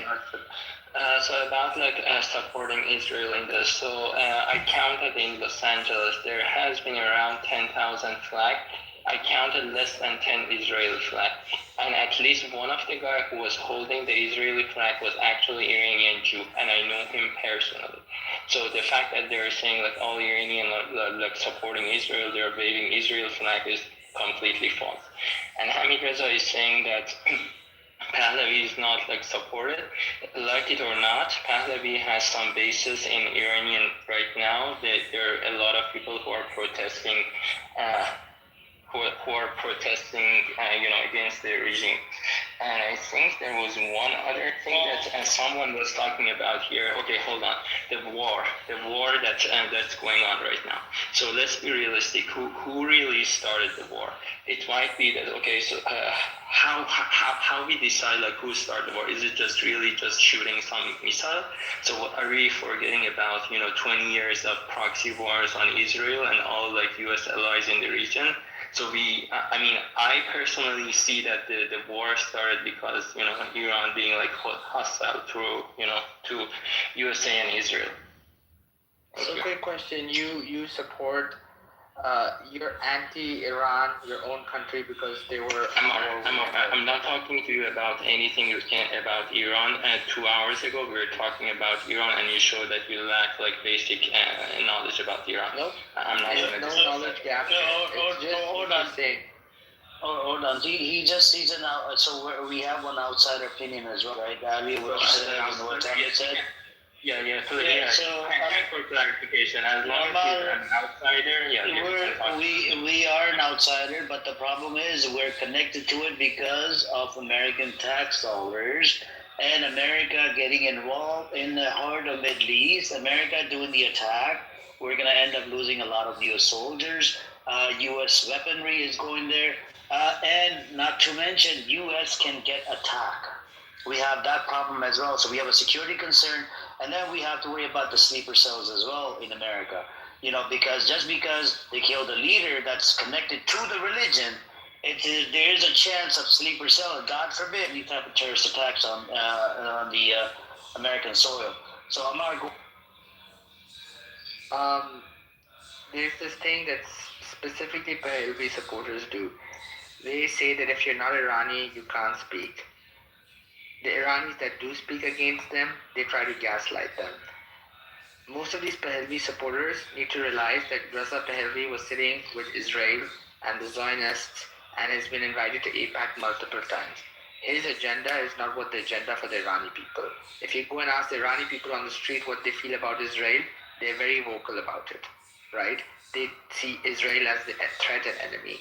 But the fact is, these Pahlavists who sit in Los Angeles, whose grandparents escaped when the fall happened, have been living in a delusional world where they feel that the Iran their parents told them that is the real Iran on the ground. That is not the real Iran on the ground. I've been to Iran twice, and whatever they said, there used to be a Masa mini room that used to run non-stop. It's the same script they read over and over again, and it's getting tiring now. And these are the same traitors. The definition of the word traitor falls for them because they promote their own country, which they love so much, to be bombed by two foreign countries. That's it. All right, thank you. Now, here's the big deal. Here's the big question. I don't know if I talked about this too with a lot of Iranians. The definition of a traitor, and in my opinion, it actually he fits the definition of a traitor, Reza Pahlavi. I know this isn't going to trigger a lot of people, but he does fit the definition of a traitor. Hasn't been to Iran in 40 years. Doesn't have the credentials. Doesn't know, what he's going to do. He has written, a book or whatever, how he's going to be a transition body. But at the same, if America comes around and says, "Look, we have toppled the regime. We want you in there permanently. We want you to be that dictator or whatever, and he'll take it. He'll become the puppet of America. Now, my whole deal is, if he becomes puppet of America, how do you, and he does the same thing what his father did, secret police, arresting people, killing people, torturing them, doing a whole bunch of stupid shit. And, and banning hijab, you can't wear hijab, and doing all this other shit like his grandfather did, I believe. So my question to you, how are you guys going to live up with this, do you really want American puppet? This question is for the Reza Pahlavi supporters. Do you really want American puppet? Anybody can chime in. Farhad, Amir, he's not only an American puppet, he's an Israeli puppet. You're from Saudi, right? No, I'm not from Saudi. I have two passports, American and Canadian. Okay, so do you think someone like Ben Salman is there? Let's do one mic at a time, please. Let's do one mic at a time. Invincible, yes, please. What's your question? Do you think someone like Ben Salman in Saudi is the USA puppet? Of course. Okay, good. And what about like Sheikh Zayed in Emirates? He's literally he's responsible for the genocide that's going on in Sudan. So I mean that people actually see their countries, their people actually they live in a heaven nowadays because of these puppets. So that what is such a good puppet there? No, but the thing is, why do you want a puppet of America? That's my question. Why do you guys want the puppet of America? That's how you call it. Do not call it like that. It's Sam. Do you know? Oh, it's the guy from yesterday. Okay. Yeah. He doesn't know anything. Wait. What puppet? I thought Trump made it clear that he's telling the Iranian people to take your country back. He's not telling you, hey, we're going to make you a leader. You're a leader. King, there's a guy called Reza Pahlavi that lives in America. He came here with his dad or whatever. Motherfucker. See, Sam, calm your tits down, you little bitch boy. What's your ethnicity? What is Mother Jinde? You said you were Mother Jinde, Kuni. What is your ethnicity, mother? Okay. Mother Jinde. Let it finish my statement at least. About Reza Pahlavi. Yes. Reza Pahlavi was literally not silent, but he always was on the side of the politics in Iran. Do you know why he is now shouting and very in the front of the opposition? Because people inside Iran, not the people living in the foreign countries, people inside Iran called him to come back. Because it's the only opposition we know him. The percentage is at 35. According to just one second. So according to Gaman, the institute or whatever, the survey that was done, it's at 31 or 34% the support for Reza Pahlavi. And there's 90 or 93 million people that live inside Iran. So when you see a support, 30% is so much actually. Yeah, but it's very low. So Amar, do you want to say something? The only people supporting Reza Pahlavi, Hold on a second. I just want to finish something. The only people supporting Reza Pahlavi right now is APAC and Irene. What happened to him? Oh my God! I think he got disconnected. Anyways, I think King wanted to say something really quick. Amir, I'll give you the mic in a second. Just King, go on. I want to say something. Hang on, Farhad. Hang on. Just 1 second. Go on, King. Well, my question is, I'm trying to get an understanding, right? What was the general consensus towards the IRGC prior to this amongst its own people? Because it seemed like the Ayatollah was kind of like, a lot of people was like tired of his shit. Not Ayatollah. Well, I'm sorry, I'm not. So first, hang on a second, King. So if I use Zionist sources, right, his support, according to the Zionist source survey, it said like 20 or 25%, right? That was, and there's people, so 20% out of 100 million people, you can imagine it's about 15, 20. Who has more than him? Who has more? According to Gaman, it's at 31%. No, who has more support than Shaw? Yeah, but again, Bruce, again, these are Zionist sources, both of the just sources. give me a name of a person who has more support than Reza Shah. Tell me. I don't know what Shaw. I'm gonna tell him. Let me know. It doesn't exist. Hey, let me know. I'm gonna tell him. Let me know. Okay. So here's the thing. You know, the problem for the Pahlavi supporter is that they are looking for the slavery. You know what I mean? They are looking for somebody to enslave them. That's why they asking always you, okay, who is the next? Who is the next? They never ask what's going on, what we're supposed to do, how we're supposed to raise our knowledge or what we can do. They always say, who is next? Who have more? It's like a kids, you know what I mean? They're just a bunch of kids. Let me finish. Shut your fucking mouth and let me finish. Shut the hell up, motherfucker. Shut the hell up, Jen. Shut the fuck up. Hang on, please, hang on. Let's keep it civilized. Hang on a second. I want to talk for 1 minute. Yes. Hang on. Farhad, hang on. I'm going based on the survey. Now, you asked me, what was it, Bruce? Where did Bruce go? Okay, Bruce asked me for a survey. I pulled up AI, okay? Now, the AI is giving me the MEI +1. It says IRGC support around 60 to 80% of Iranians express positive views of IRGC with 80%. Crediting is Middle East activities, e.g. proxies for enhancing national security, and 60% approving its domestic roles like disaster response. November 2025 Gaman survey, post-12-day war shadowed 42% viewing the regime's military performance positively, likely including IRGC, versus 58% negatively, indicating some erosion amid recent conflicts. Support is higher among regime loyalists, principalists, 10 to 20% of population, but broader for IRGC as a security force. Raza Pahlavi support, Gaman's June 2024 survey, 77,000 plus respondents, found 31% support. Hey Amir, let me finish my point, please. All right. So if you ask, I wanted to go over because I wanted to see, I wanted to give him the survey. So we have a room here. A lot of people can get educated on this. Yeah, but my point is not done yet. But you know, go ahead and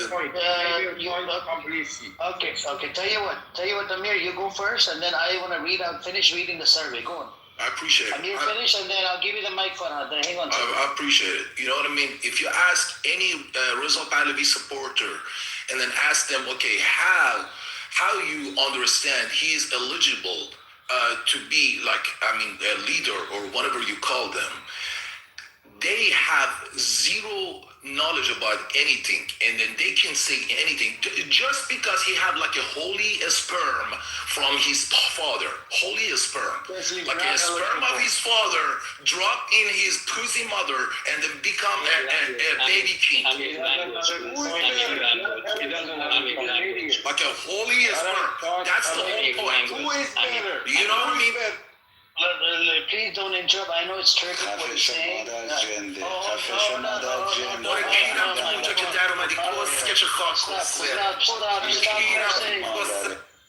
Stop cursing. Stop. Hold on, Amir. Hold on. Oh my God. Stop cursing, bro. Stop.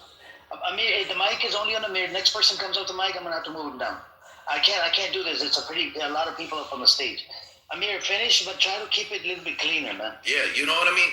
Every time they asked him, they say, oh, just because his father was like that. Oh, just because his father. But let me tell you one thing.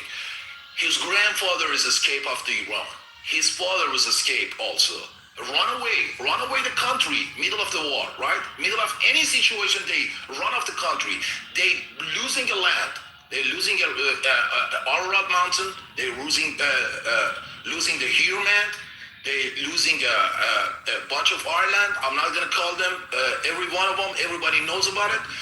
So they are losing a land, and they're proud of that. If you just Google it, who is the more corrupt for the Iranian history? It's just Reza Pahlavi. Stealing a whole bunch of money. A whole bunch of money. Stealing a whole bunch of money from his father. And then the funny thing is this: United States take off his father government from the Iran, and then right now their propaganda machine, they try to put, you know what I mean?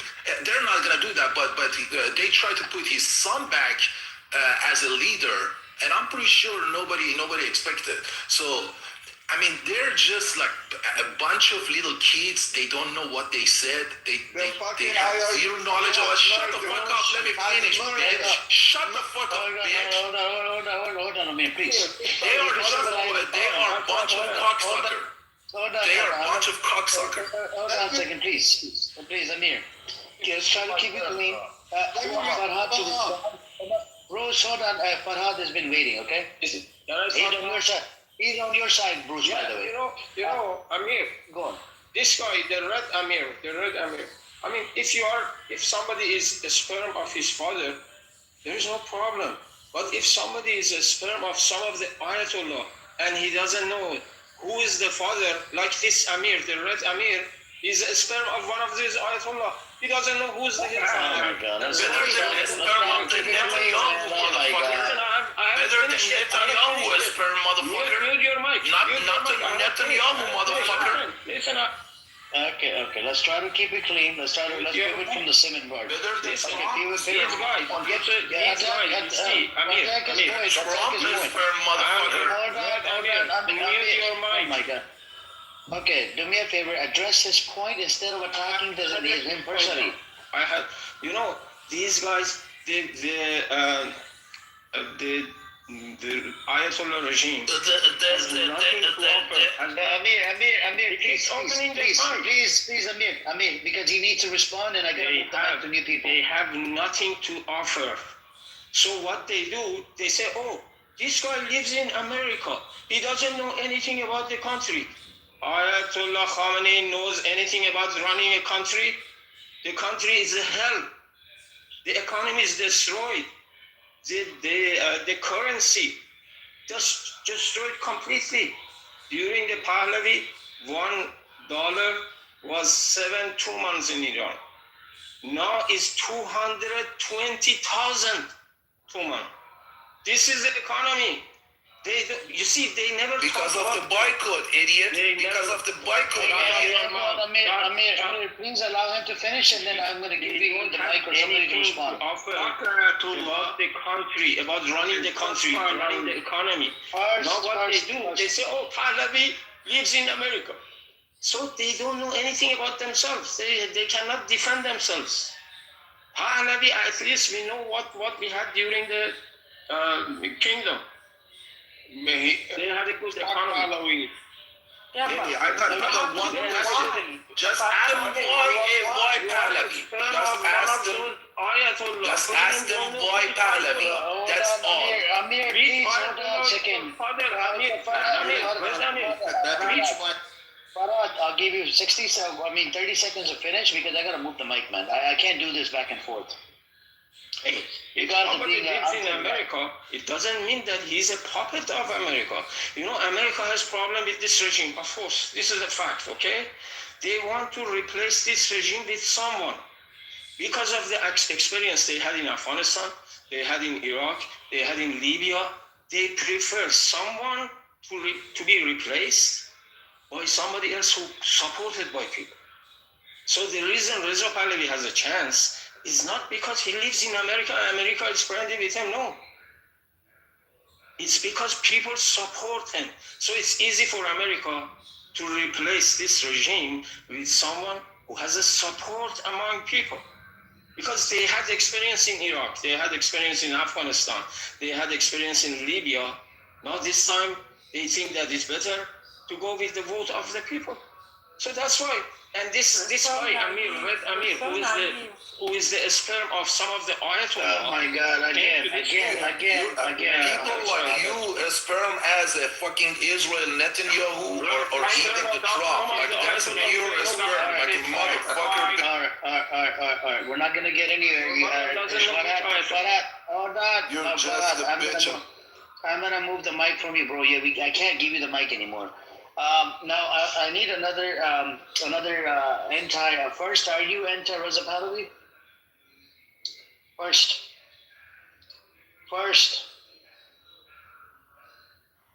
Amir. You wanna speak, Javan? Yeah, I'm supporting Reza Pahlavi. Give me a mic. Oh, hold on. I'll give you in a second. Javier, Xavier, are you anti Reza Pahlavi? Yeah, so the thing is, I'm French and Swiss, and I see it as a different point of view as you guys. Sure, go on. And I live in Mexico, actually, in Tijuana. You're Iranian or no? No, I'm not, but I'm very close to. Oh, you're an outsider. Okay. I know a lot of Persians living in San Diego. I'm close to a very big family that lives in San Diego, actually, and there I met myself Reza Pahlavi, and I can tell you something. At the beginning, I knew he was living in Paris with his family and everything. He was living in Washington and in California, whatever. So the thing I wanted to tell you guys is, like, a lot of people don't know those people, but they don't give a fuck about anybody. They care about their money, their power, and that's it. And I can tell you, I know behind people that live in San Diego, very powerful, that they were more powerful than the Shah in the beginning. And then, I'm not going to tell their names, but if Persians knows, they will know his name.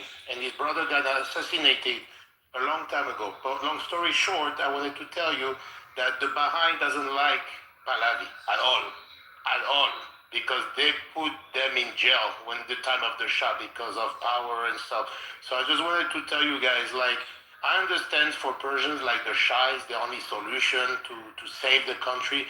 I don't think there is nothing to save, because they're the puppet of Israel. No matter what, Israel wants to have the greater Israel, the Zionism. And that's the sad part about it, because the Persians, I know them very well. I've been with them for 7 years in San Diego, in Irvine, California. They're beautiful people, and there's a lot of people that doesn't follow Israel at all. So I don't know that the ones who follow Israel must be the young guys go to Berkeley, California, and just follow them just like puppets. I don't know why, but I do think that Persia should choose their own guy, their own leader, not just to follow the Shah. We're not going to go back to the Shah. Remember, in the time, the French, President Mitterrand put protect Ayatollah, fallait support Ayatollah, and now we're against Ayatollah, so we don't understand anything now anymore. So it's kind of sad, because we should have, they should choose their own leader, not Trump, not Israel, not anybody else. So, Amir, can I say something to this? Hold on a second. I want to give it to a new person, Javan. He hasn't spoken, so Javan, do you want to speak? Are you Iranian or Javan? Yes, I'm Iranian, and I'm wondering how. Are you pro Reza Pahlavi? Yeah. Okay, I'm wondering how many foreign people who are not Iranian are talking on behalf of Iranian inside of Iran. You don't know Iranian, you don't know the culture, you don't know anything about the Iranian, and you are talking on behalf of Iranian. It is interesting. I'm wondering how those fucking assholes from the propaganda of the IRGC, that they have been getting money from the IRGC to come here to talk on behalf of Iranian. More than 47 years, the Ayatollah has Iran, has the government, has the power, has the money, and right now, if you check the economic of inside of Iran, it is fucked up, and it is all because of the mullah. Now the people inside of Iran comparing this situation with more than 47 years ago, and they can obviously see that the economics has been dropped up and the country has been fucked up. So the people has right to go back against those situations before the mullahs comes to the power. So but the most interesting thing that in this room I just saw, there are a lot of foreign people who are not Iranian are talking on behalf of Iranian. It is interesting. Okay. All right, I'm going to respond to it really quick. Do I need to be in the ovens to talk about the Holocaust, Javan? Pardon? What did you say? Do I need to be in the ovens to talk about the Holocaust? No. Why? Okay. Do I need to be during the Armenian genocide? Talk about the Armenian genocide. I don't. Okay. Do I need? Hold on a second. Hold on,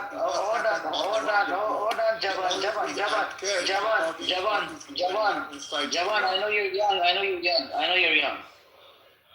Javan, do I need to be in Palestine to talk about the genocide in Palestine? I don't give a shit. I don't give a shit. Hold on a second. Javan. Do I need to be inside Iran to talk about Iran? I don't give a shit what is going on all around the world. The only thing I just care is about what is inside the Iran. 2 weeks ago, more than 40,000 people have Hang on, please, hang on. I mute everybody. Do I need to? Oh my God! I don't give a shit to what happened. Do I need to suck Reza Pahlavi's dick to talk about Iran? Do I need to suck Reza Pahlavi's dick to talk about Iran? Bro, calm down. You need to calm your tits down. Bro, you can't talk about Iran. I'm not gay. I'm not gay, first of all. A lot of you guys, especially the Pahlavi supporters, they're very feminine. You're very emotional. You're very emotional. No, bro, not bad. I mean, you're very emotional. Javan, one second, please. I mean, it's not. Is this emotional behavior received from Iranian? It's not about who they supporting. It's about culture. What's happened about the Okay. Javan lives in America. Javan, you live in America, right? Javan, you live in America, right? It's not our business. Javan, do you live in America? The question is, do you live in America? The things we care about is... Do you live in America? The only thing we care... Do you live in America? The question is something else. The only thing we care about is uranium. Do you live in America, Javan? Fuck Javan. Palestine, fuck what it... Okay, Javan, do you live in America? The question is, do you live in America? Hey, I'm here. I need to, hang on a second, Zabir, I need to know he lives in America or he lives where? Of course he does. I'm here. I'm going to tell you something. Yes. Mostly all the Persians that live in the U.S., and I do meet them in Westwood and something like they all fucking sucking the dick. I live in Los Angeles. Javan, it's not on you anymore. Thank you. They all suck the dick of Reza Pahlavi, but Reza Pahlavi doesn't give a fuck about you guys. And I met him. He doesn't give a shit. Xavier, did you ask him about You're a low-class Persian. You don't know anything about the elite of Persian, and I know them. You're nothing. Xavier. Oh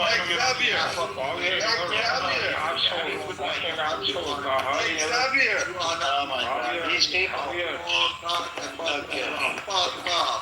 Okay. I think we're gonna. So look, I know Javan got you. You know what Aghalzadeh means? You know what Aghalzadeh means? Javan, he's a big haramzadeh. Javan is one of the biggest haramzadeh on this app. He thinks I should be in the oven to talk about the Holocaust. I should be in the Palestinian genocide to talk about the genocide. I should have been there during the Armenian genocide and talk about the Armenian genocide. I should be all around wherever there's a genocide that's going on, occupation or apartheid. Like in Lebanon, there was attack by the disgusting Zionist scumbags. Okay, thank you. Sit in the audience like a little cut. Can I say something? Can I say something? Okay, we got a good deal. Go on, speak about it. So, I think what Javan was trying to say is not that people should be Iranian to talk about Iran. I think what he's trying to say is that the people who are not from Iran should approach this, with an open mind. So they shouldn't immediately take side and talk on behalf of the Iranian people. That's what he's trying to say. So no, you don't need to be Iranian to talk about this or think about it. You just need to approach this problem with an open mind. And I'm not seeing that from a lot of non-Iranians. So for example, this guy Ammar was teaching me Iranian history 2 hours ago. So like, what the fuck? I mean, dude, you're not even from Iran, so you can't possibly teach me the history of Iran. If you're really interested about the problem, so just sit here and listen and comment from time to time and approach it with an open mind. That's all we're trying to ask. And I think the Amir, this guy, this red guy, so he was saying the Pahlavi doesn't have a support. So I think that's not like true, because during the Los Angeles, there was around 350,000 people. In Toronto, same number. In Munich, a little bit less than that. So I think that shows like how much support Pahlavi has, in Iranian diaspora. And the other thing I wanted to quickly say is the situation about the people in Iran. So you all are talking about war, but what we are seeing from Iran, like most of the videos we are seeing from Iran, like people are very happy that the attack is happening on the IRGC. I know it's very sad that some civilian are getting shot or getting bombed as a result, but most of the people, most of what we are seeing, people are like extremely that the IRGC is getting targeted. Thanks, Amir. Can I respond? Yes, go on, Amir, go on. All right. So here the thing, I appreciate it for comment area for Arya, and then thank you for being respectful. So here the thing, brother. Let me remind you something. So خفش کسکش حرومزاده دعیوس جاکش. I'm sorry. So we all remember خفش کسکش. We all remember when a U.S. military attacked Iraq, right? We all remember. I mean, we don't need to read history to remember that. So when U.S. military comes to Iraq to basically take Saddam Hussein, there is a lot of people comes to the streets, basically offer them a cookie, give them a flower, and then they're so happy, they're dancing. Oh my God! Like, thank you for rescue us. And then right now, look at the Iraq after that. And this is the situation, brother. You know what I mean? We have a lot of basically knowledgeable politician in the jail, in the Evin. You know the Evin. I was in the jail in the Islamic Republic for the politician one day. You know when? In the Kuya Daneshka, brother. You probably were so young to remember that. Bro, you jumped. Hold on, let me finish. Let me finish. Don't interrupt me. Okay, let me finish. I'm shut the fuck up. Let me finish. Let me finish.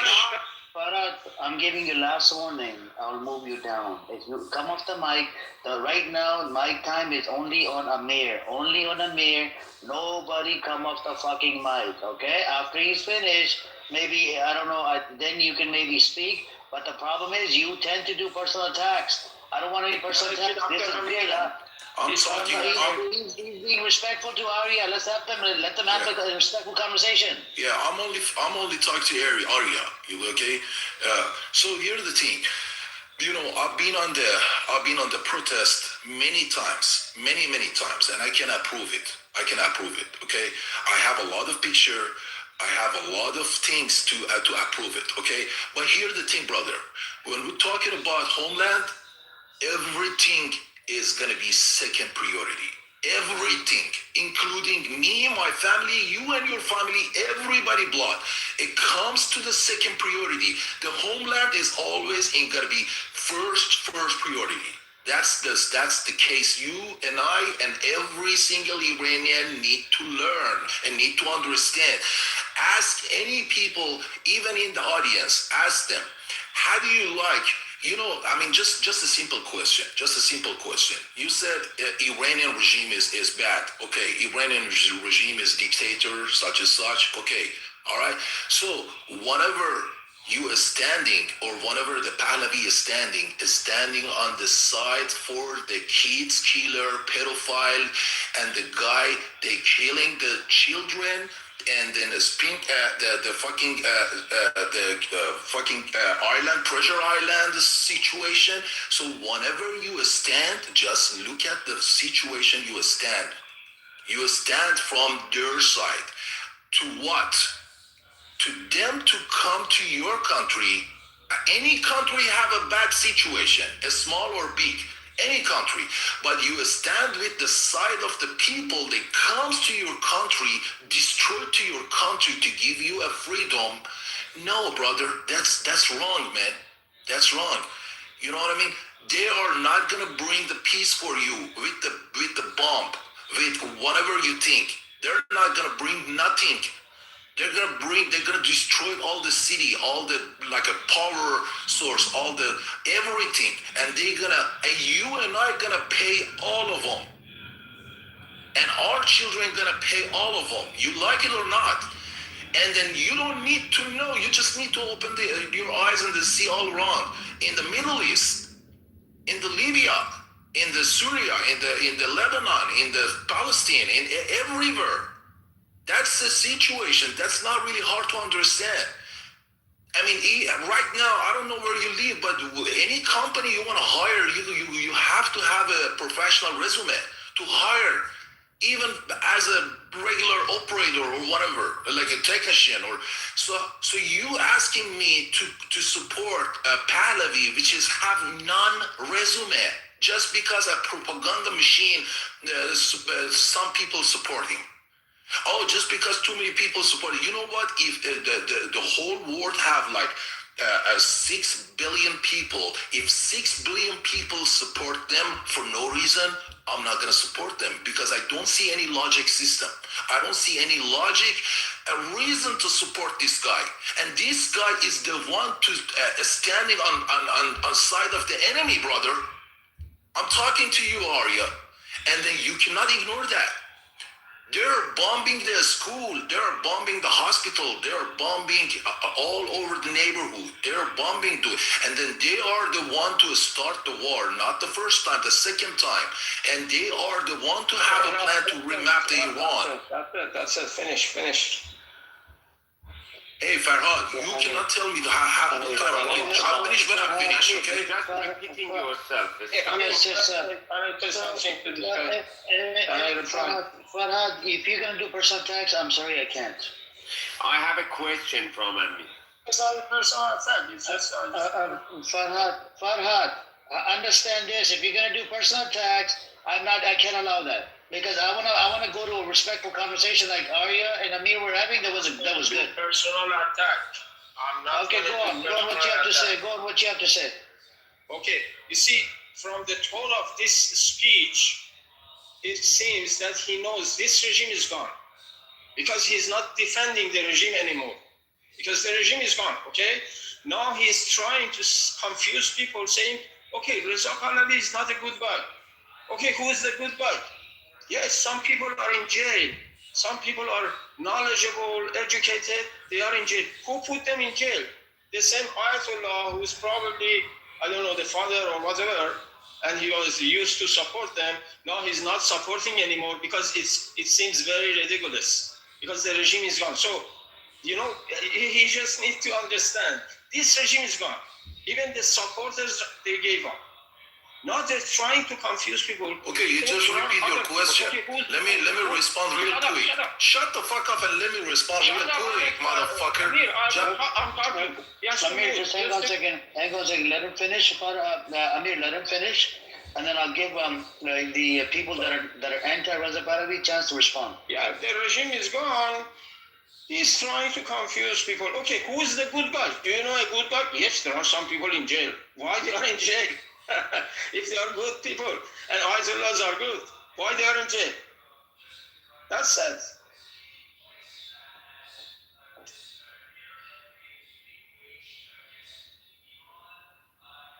Okay.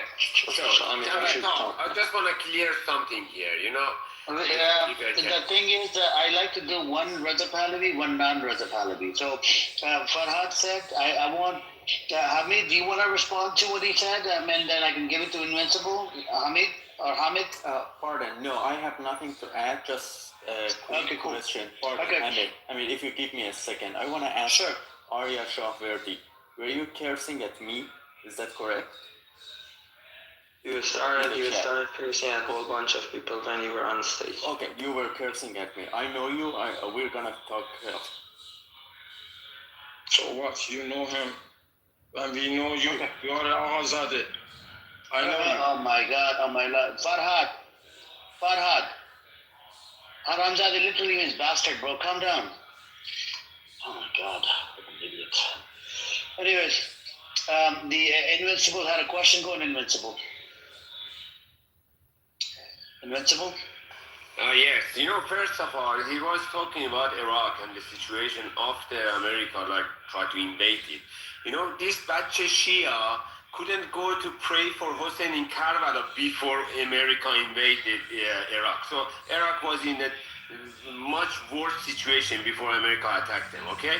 So the other thing, Jewish people are not our enemy, One of the, we have three communities in US are the biggest one. I mean, they have the money, they are powerful. One of them, which is they live in California and San Francisco, are Jewish Iranian people. And they are very big, okay? And they are behind the Iranian, Reza Pahlavi, and of course they have a very good relation with Israel. The thing is, do you know why we have these Iranian Jewish people and they are where they're coming from?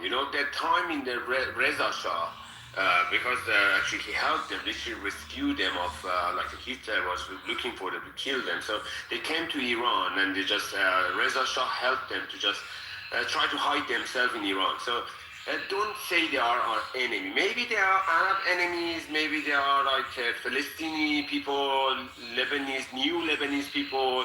Not the time Lebanon was the heaven of Middle East, because that time they were governed by the Christian government. So, I mean, Israel is not our enemy, first of all. And what other things I want to just add about Reza Pahlavi? These people say they stole the money from Iranian and that's Reza Pahlavi things.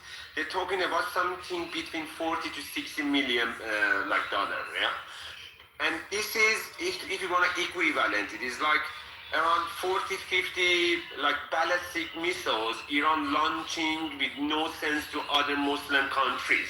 So he just launched it in the last 2 days. So don't talk about 40, 50, 60 million dollars. And this is not a big deal. Okay, that's it.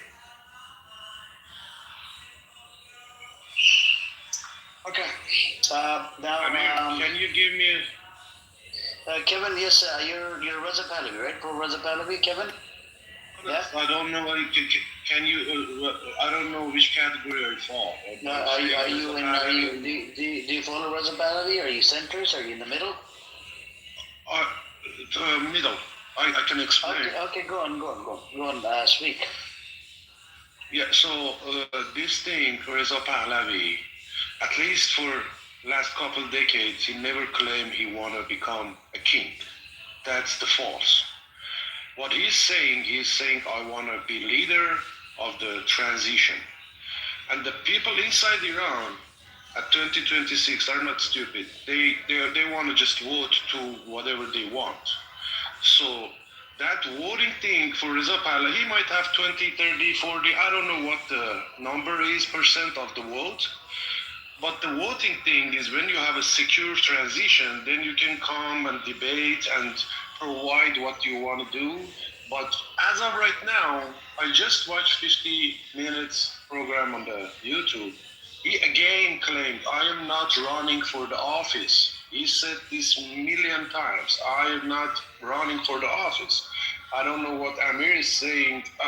If you want to hire someone, then you have to see the resume. He's not being hired by anyone. So thank you. All right. Amir, did you want to respond? Yes. All right. Amir, can I say something? So far, is highly disrespect Iranian people. So please change it. So Amir, please take care of that. I appreciate it for your comment there, yeah. You know what I mean? I respect you. The way you're talking it gonna make that happen to talk respectful. But here's the thing, brother. They're gonna entrap me. That's the situation, you know. So you know, yeah, of course, we're not gonna hire somebody. Yes, and we're gonna lead. We're gonna put somebody as a leader. You know, that's gonna be way more sensitive. So you of course need to have a resume, but you bring you bring the scenario. You say he never said I want to be a king. Okay, all right. He doesn't want to be a king. Then why we need him? Why we need him if he doesn't want to have a role? I mean, if he doesn't have if he doesn't want to have a role, first of all, why we need him first? And then he had the interview. He said, "No, I don't want to be nobody. I want to have a role." He had an interview, and then everybody in this stage, at least Iranian, they saw that interview. They said, "Yeah, I don't want to be that guy to basically being nobody. I want to have a role." And then if he want to have a role, then you better to have a resume. First of all, the second thing. Basic. Hold on, I'm talking, bro. Who has resume? Just say someone. Let me. Hey, nobody can bring the fucking rabbit on the hat, and then it's just this is ridiculous. This is not the show, bro. Nobody can do nothing. You gonna understand. That's not just a 2 hours show to just enjoy it and then you will watch somebody to see take the rabbit off the hat. Chaos. Oh, who had that shit? Who had that shit? That's not the question. That's not leadership. Hey, no. Who said we need to have a real leadership? Who said we need a group? We don't need a leadership. We don't need another dictator. We don't need it. Do you have some name? There is no name. We need a group. I mean, let me tell you something. Don't entrap me. I mean, you're going back to that narrative. Hold on. You are saying we don't need any dictator. That means we don't want him to become a king. He is not becoming a king. Well, how do you know that? How do you know that? Because did you read his book? Did you read his? Yes. Okay. Yes. You might listen. Let me finish and then you talk. Okay, let me finish and you talk. Okay, when you are gonna finish? All right. Because you're not answering my question. I challenged you. Hey, we have this room have a leader. Okay, this room have a leader. Okay, he can stop me and then he can transfer the mic to you. Okay. So Amir, see if you can finish it in 40 seconds. Then Kevin is gonna come up because he. Yeah, just let me know when I'm done. Yeah, just let me know when my time is done. Okay. So here's the thing. If you read his book, and then I mean, there is just so ridiculous. Everybody can see that. Everybody can Google it and then see that. This is just going to be way more than Islamic Republic situation. So, this is just exactly like that. I have a book, and then I said my book is better than everybody else. How do I know my book is better than everybody else? Just because my book said. You can read inside the book, and my book said, "Oh, this book is better than anybody." That's ridiculous. I said, "How do you know that?" I said, "Oh, he said that. He said I don't want to be a king first. We need a group. If you're asking me who need to lead, we need a group of the Turk, of the Kurd, of the Pars, of the Baluch people, of the Arab people in Uzbekistan. We need. Okay. Time, brother. Time. Go on, Kevin. Yeah, see, Amir, you may not like his book and you may not accept his leadership. That's fine. There is many people, I don't know how many, who accept his leadership. Now, I challenge you again. You are saying we don't want another dictator. We don't want him to become our leader. He doesn't have a resume. He is not claiming to become a leader or dictator or king or whatever. That book is specifically detailed on a process for the transition. I don't know which part is not obvious for you or understandable for you, but even if it's not even if you don't like it, you can say, I don't accept this leader, that's fine. but he doesn't want stop that narrative that we don't want another dictator. The Iranian people will vote for any system and anybody. Thank you.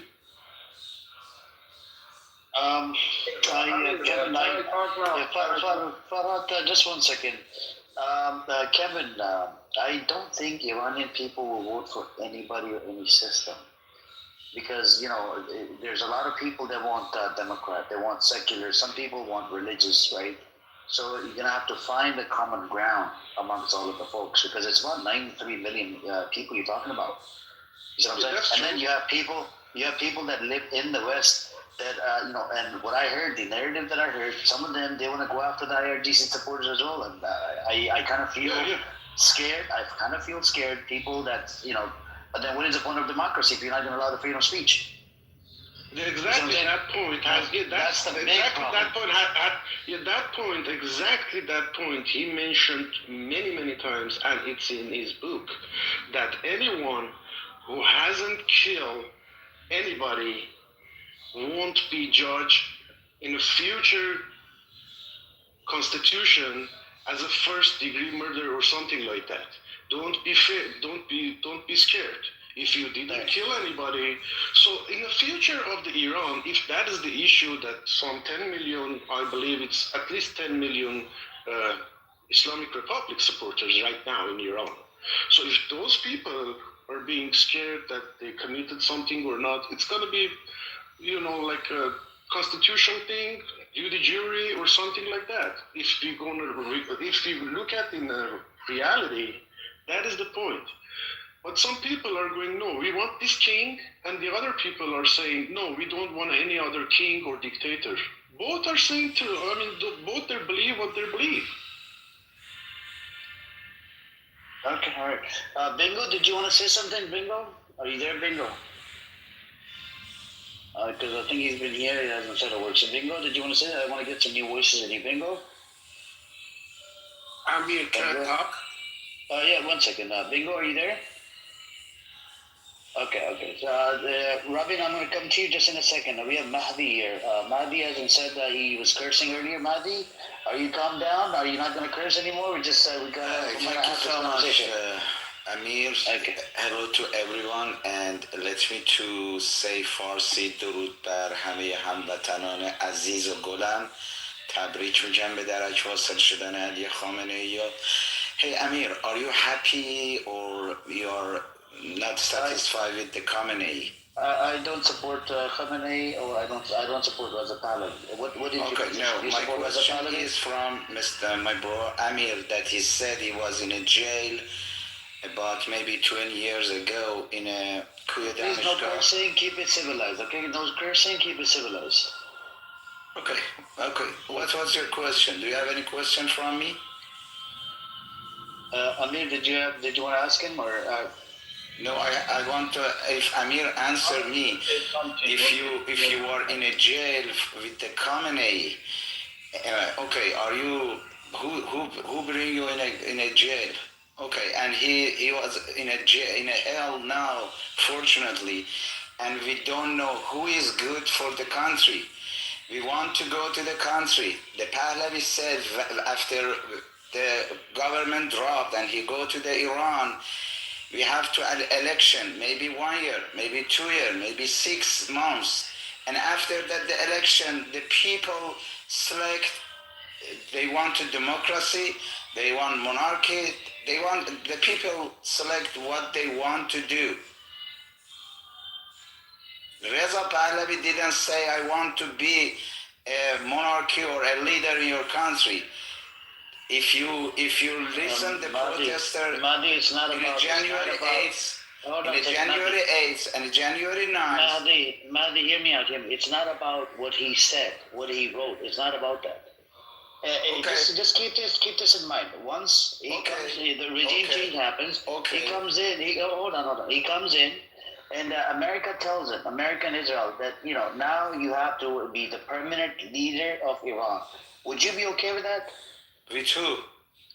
If they tell Reza Pahlavi that you have to be a permanent leader of Iran, would you be okay for him to be the leader of Iran? Of course, yes. Okay, you would be okay with it. Yes. But people wouldn't be okay with it. It means look. Here's the problem.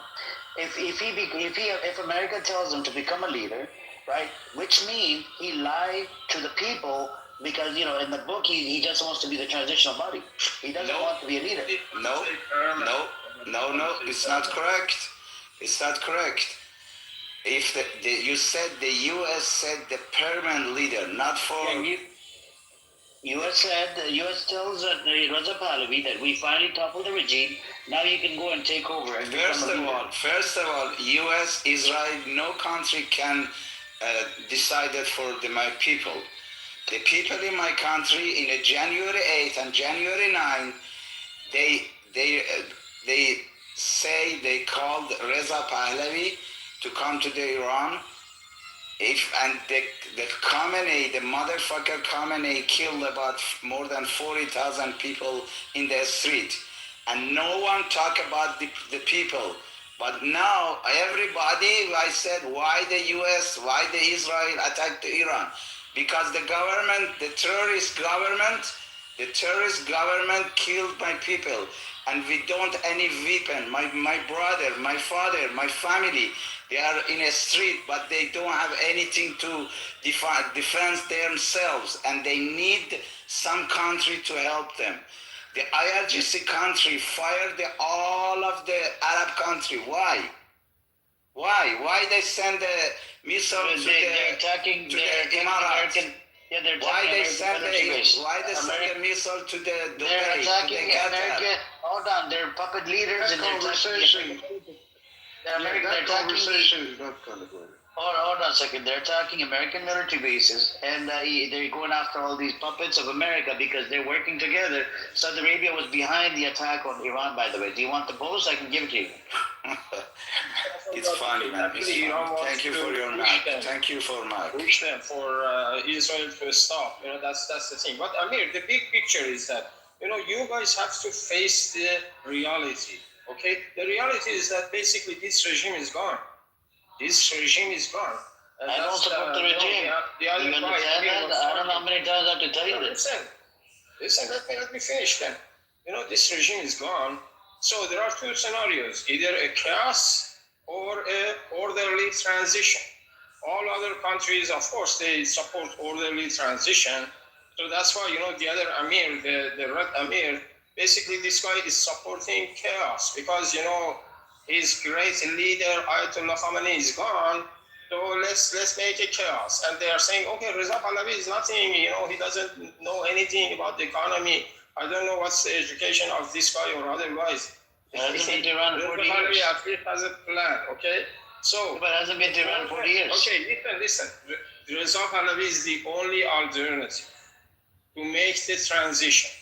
And this transition... Yeah, but how could you believe, how could you say majority of Iranians support Reza Pahlavi? They don't. Majority of Iranians support Reza Pahlavi. They show in the street. They don't. They show on the street. We have a survey. We have the Gaman survey. Gaman survey is as fake as you. 31%. Do you know anybody else? 31%. It's only 31%. This liar. Ramin wants to speak. Hold on a second. Let's allow Ramin. He's on your side. Go on, Ramin. Ramin, I have a Reza Pahlavi pictures, but I am 100% against Pahlavi. We want democracy in Iran. We lived thousands of years under these stupid kings, any kind of king.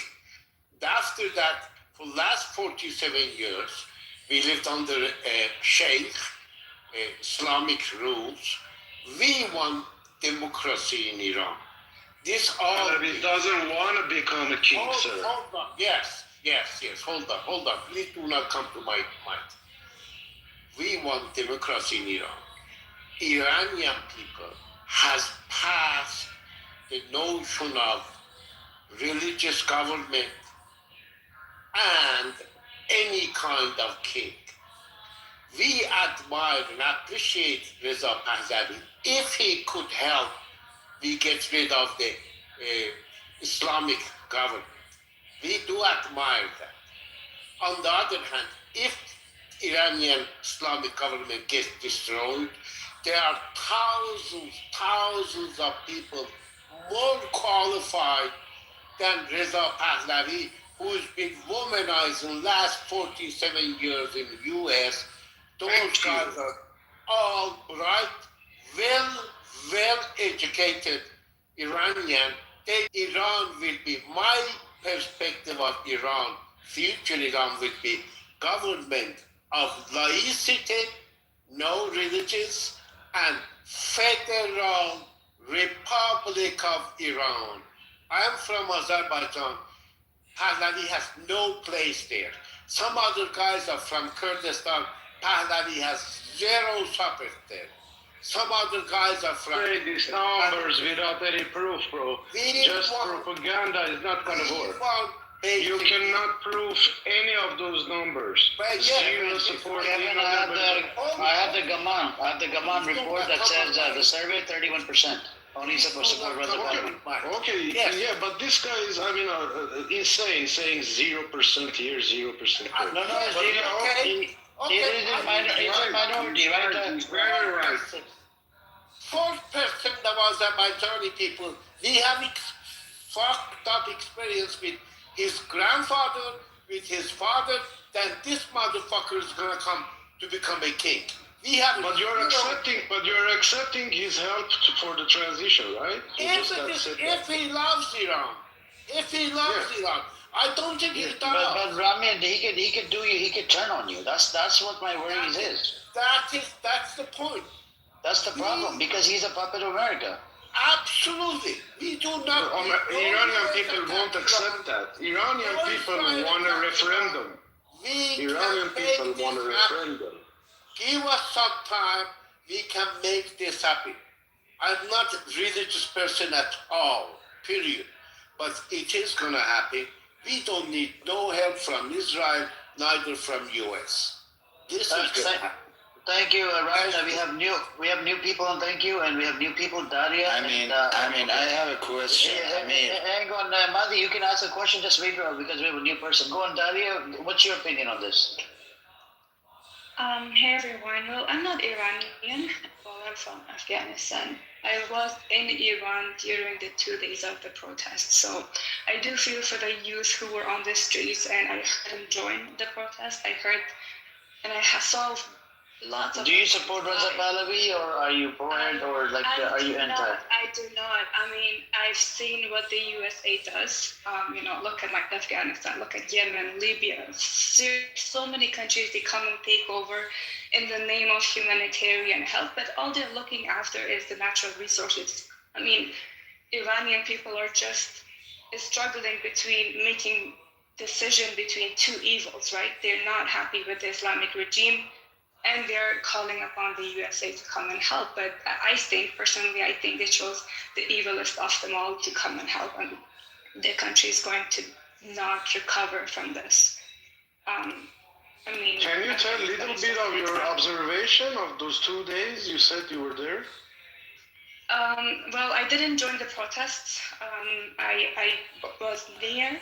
I could hear the sound of the clashes, the military attacking the people.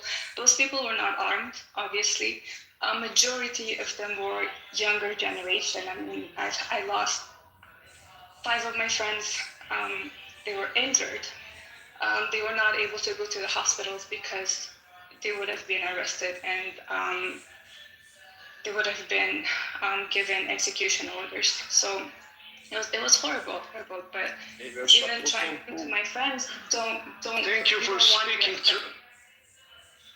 Yeah. It was terrible. But even then, I could not change their mind, because mostly these people, their problem is the affordability. They cannot afford the cost of living because their government, despite all the resources, all the money, all the things they have.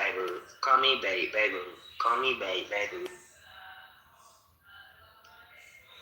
Yes, so let's ignore that. All right, thank you. Hang on a second. Hang on, Farhad. Farhad, 1 second. Hang on,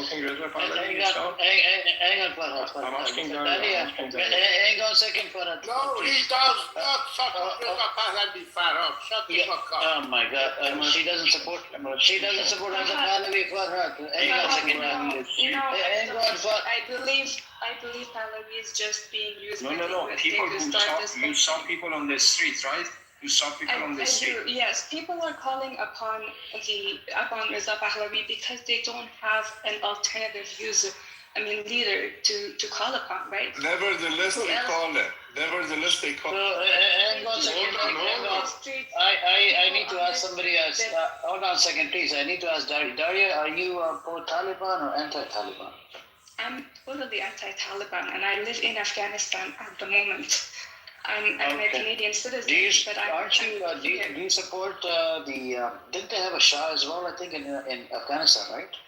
At one point? Yes, they do. They did.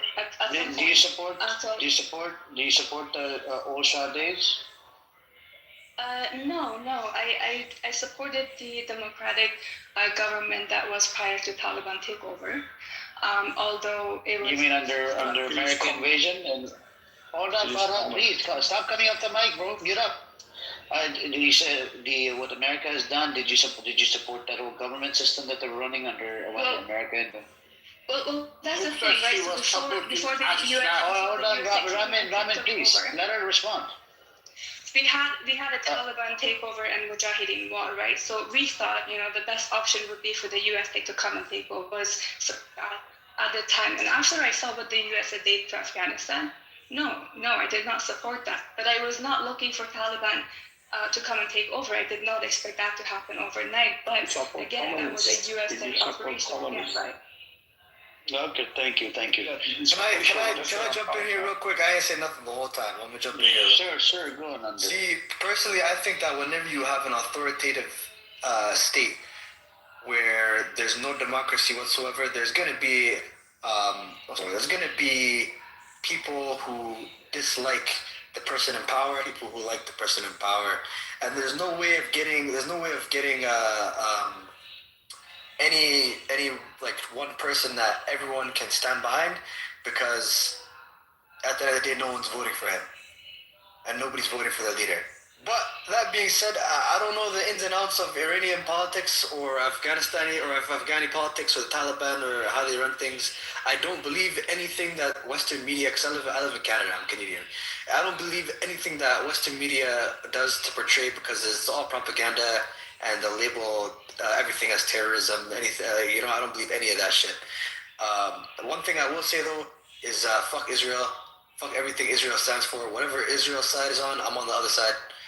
But the thing is, Andre, if you guys is, can I ask you, are you your background Persian? Are you Iranian? No, right? No. Okay. My whole thing is. What is your ethnicity? It doesn't matter, Bruce. I'm Somali, brother. I'm Somali. Okay.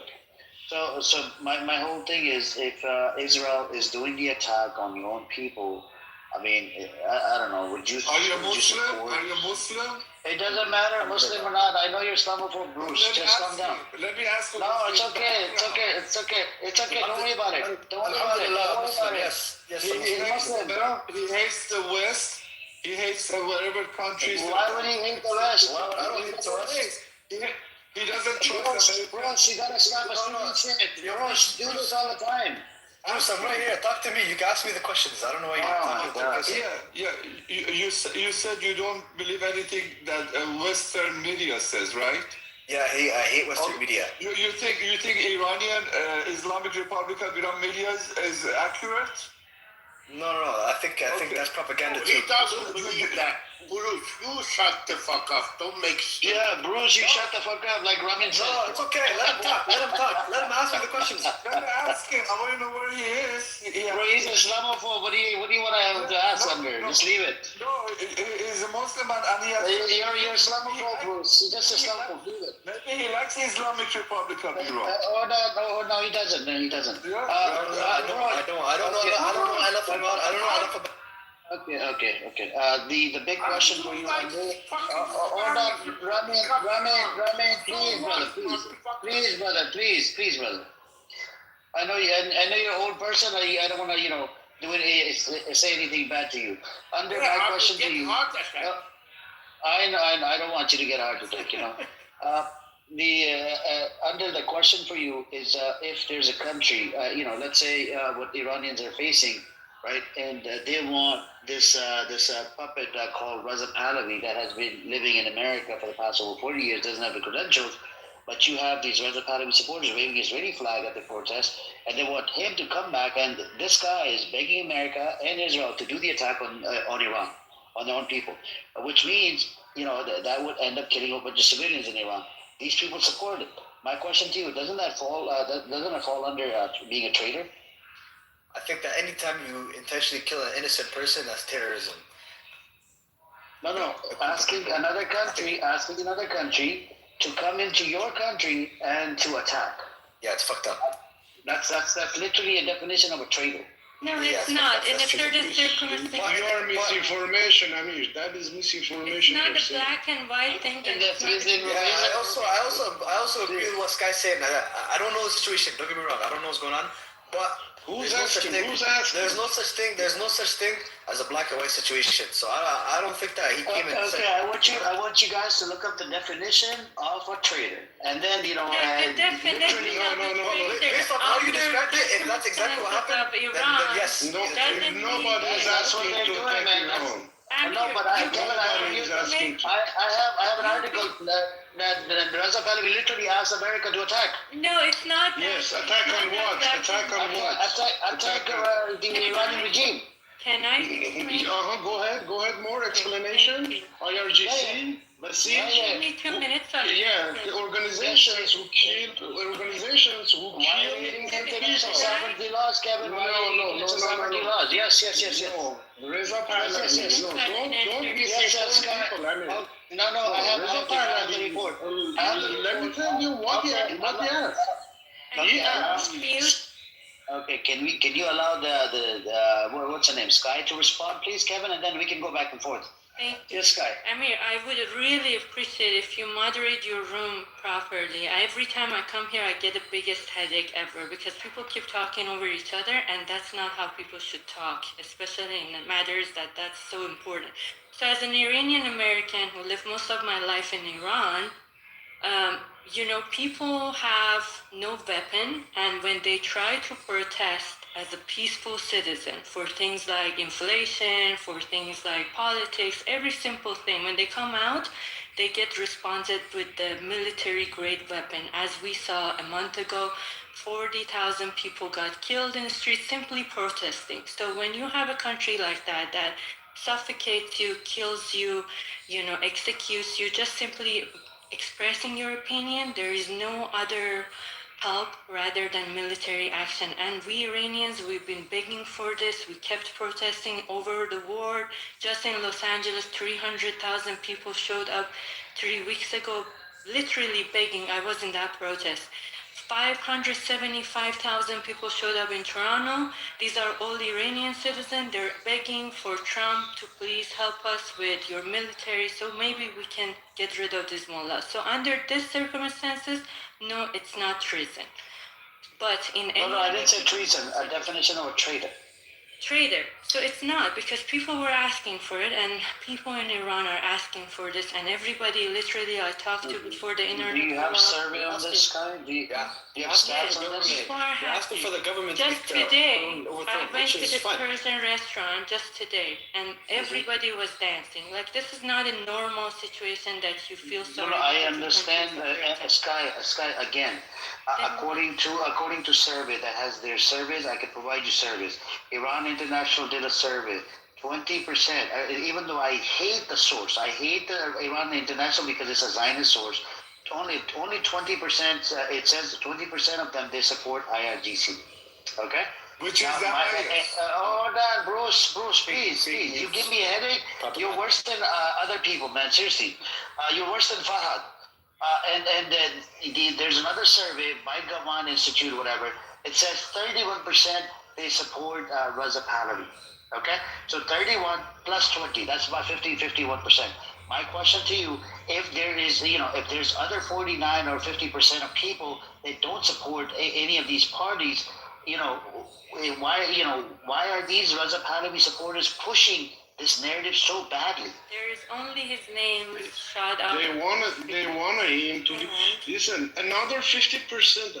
Kevin, please allow her to respond. Come on, and I give you the mic for sure. I'll give you the mic afterwards. Go and finish, and then I give you the.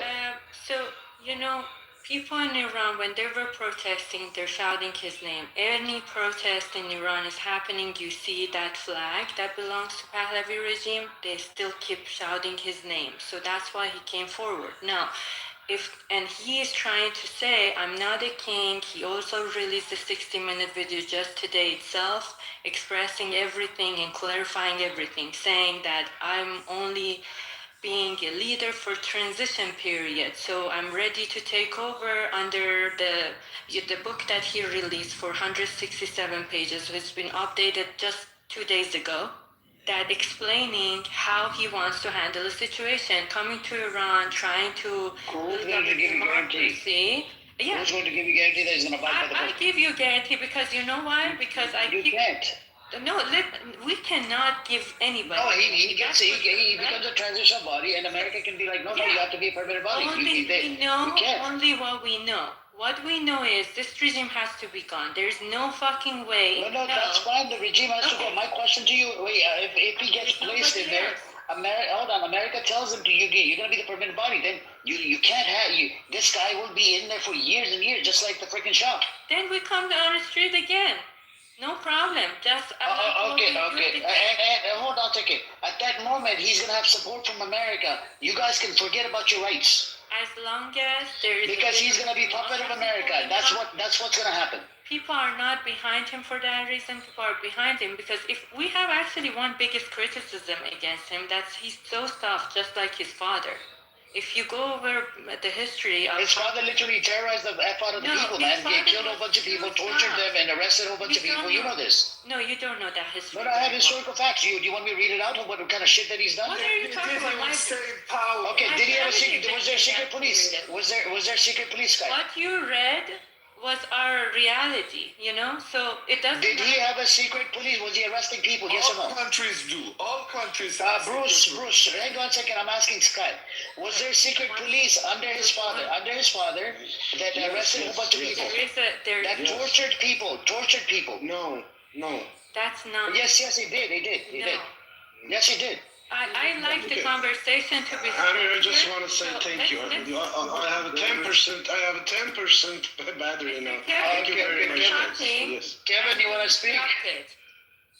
Yeah, I have a 10%. Yeah, I mean, Sky is. Listen, this new generation in Iran won't accept anything other than referendum. They are calling Reza Pahlavi in the streets. Maybe many of them.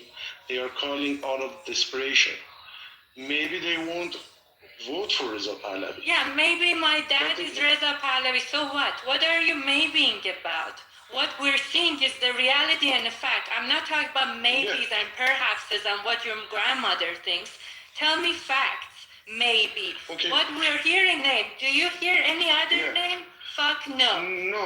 Then shut the fuck. Don't just release some propaganda of I am pro Reza Pahlavi. You're getting everything wrong, bro, man. Then what I'm pro Reza Pahlavi. This is the most stupid thing I've ever heard. What the maybe? Listen, can you say 100% are gonna vote for Reza Pahlavi? Is that your 100%? We're not talking about 100%. Is your problem not 100%? What is 100%? I can assure you, you're not 100% human either. So what? Wow. Okay. I'm saying, listen. Let me. Yes. I want Kevin to just have this conversation. Go on, Kevin, and then I just want to ask one thing, but Mazi, and then I'll give you the mic, brother. Yeah, I just want to point something out. I'll do it after Sky, after he's done. Sure, thank you. So, Sky, what I am saying is after Reza Pahlavi do the transition, people would have a time and to think who's going to vote. Maybe he's going to be king, He might not be a king. That's what I'm saying. People on the Iran want a referendum. That's what I'm saying. I might probably vote for Reza Pahlavi, but there is many people want a liberal democracy. That's what I'm saying. Thank you, Amir. Bye bye. Okay, thank you, Kevin. Thank you. I mean, I have an answer for Kevin. Hang on a second, Mazi, if you don't mind, I just want to read one thing really quick. 10 seconds. Hang on a second. Okay, read, and then I'll go, then Sky, then Mahdi. Go ahead. Sure. The Savak abuses employ torture methods like electric shocks, bastinado, beating feet, sleep deprivation, male teeth extraction, rape, mock executions, and solitary confinement on dissidents. This was all done by the father of Reza Pahlavi. Not only that, if you want to add on top of it, there is a specific date in when there was protests before the revolution against the Shah, Muhammad Reza Pahlavi. They used live ammunition against the protesters, and there's even a day they call it the Black Friday, where they literally killed hundreds in the streets. And that was That's not true. We have the facts. The reason he lost the kingdom is because he did not kill people. I have the facts. Look at this. I think Mazi wanted to go. 1978 in Iran.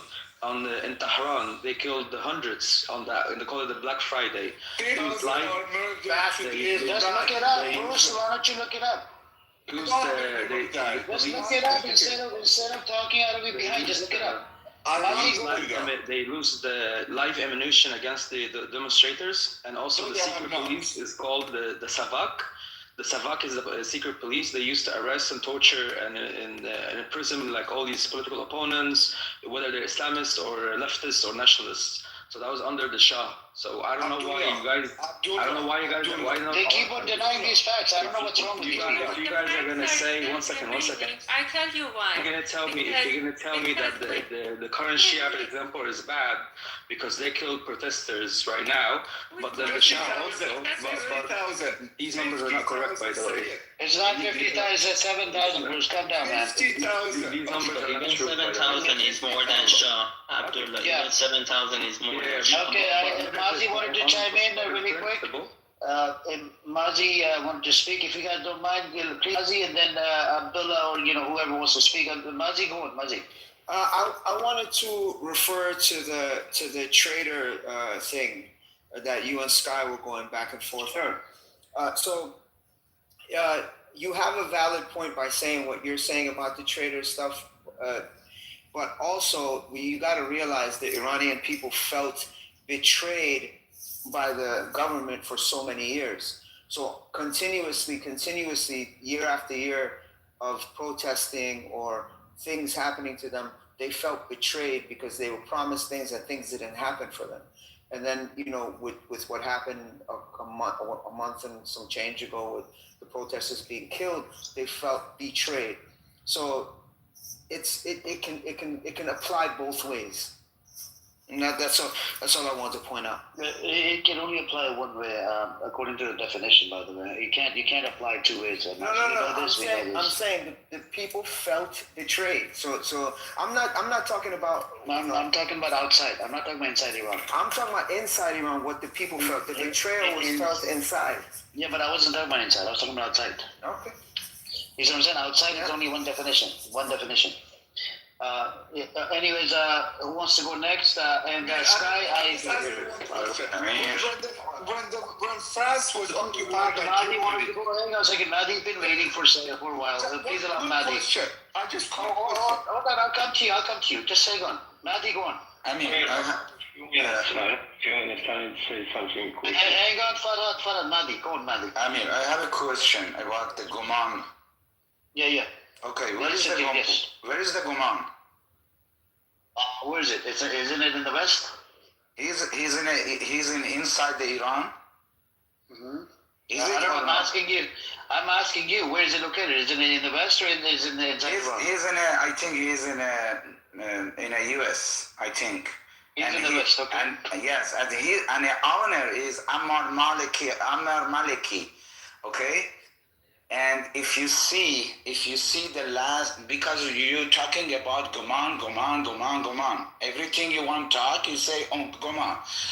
In a IRGC terrorist, in a Khamenei regime, there is no any private TV, any private journalist. All of them is controlled by the government. So who can ask them, okay, which one you want? You want Pahlavi or you want Islamic Republic? Because the Goman is in the outside of the Iran. And also, if you see the last result, if you see the last result in 2025, I don't know, any said, Google it, or I said more than 75 or 80% of this feedback, it say 80% said to the Islamic Republic say no, okay? The first thing.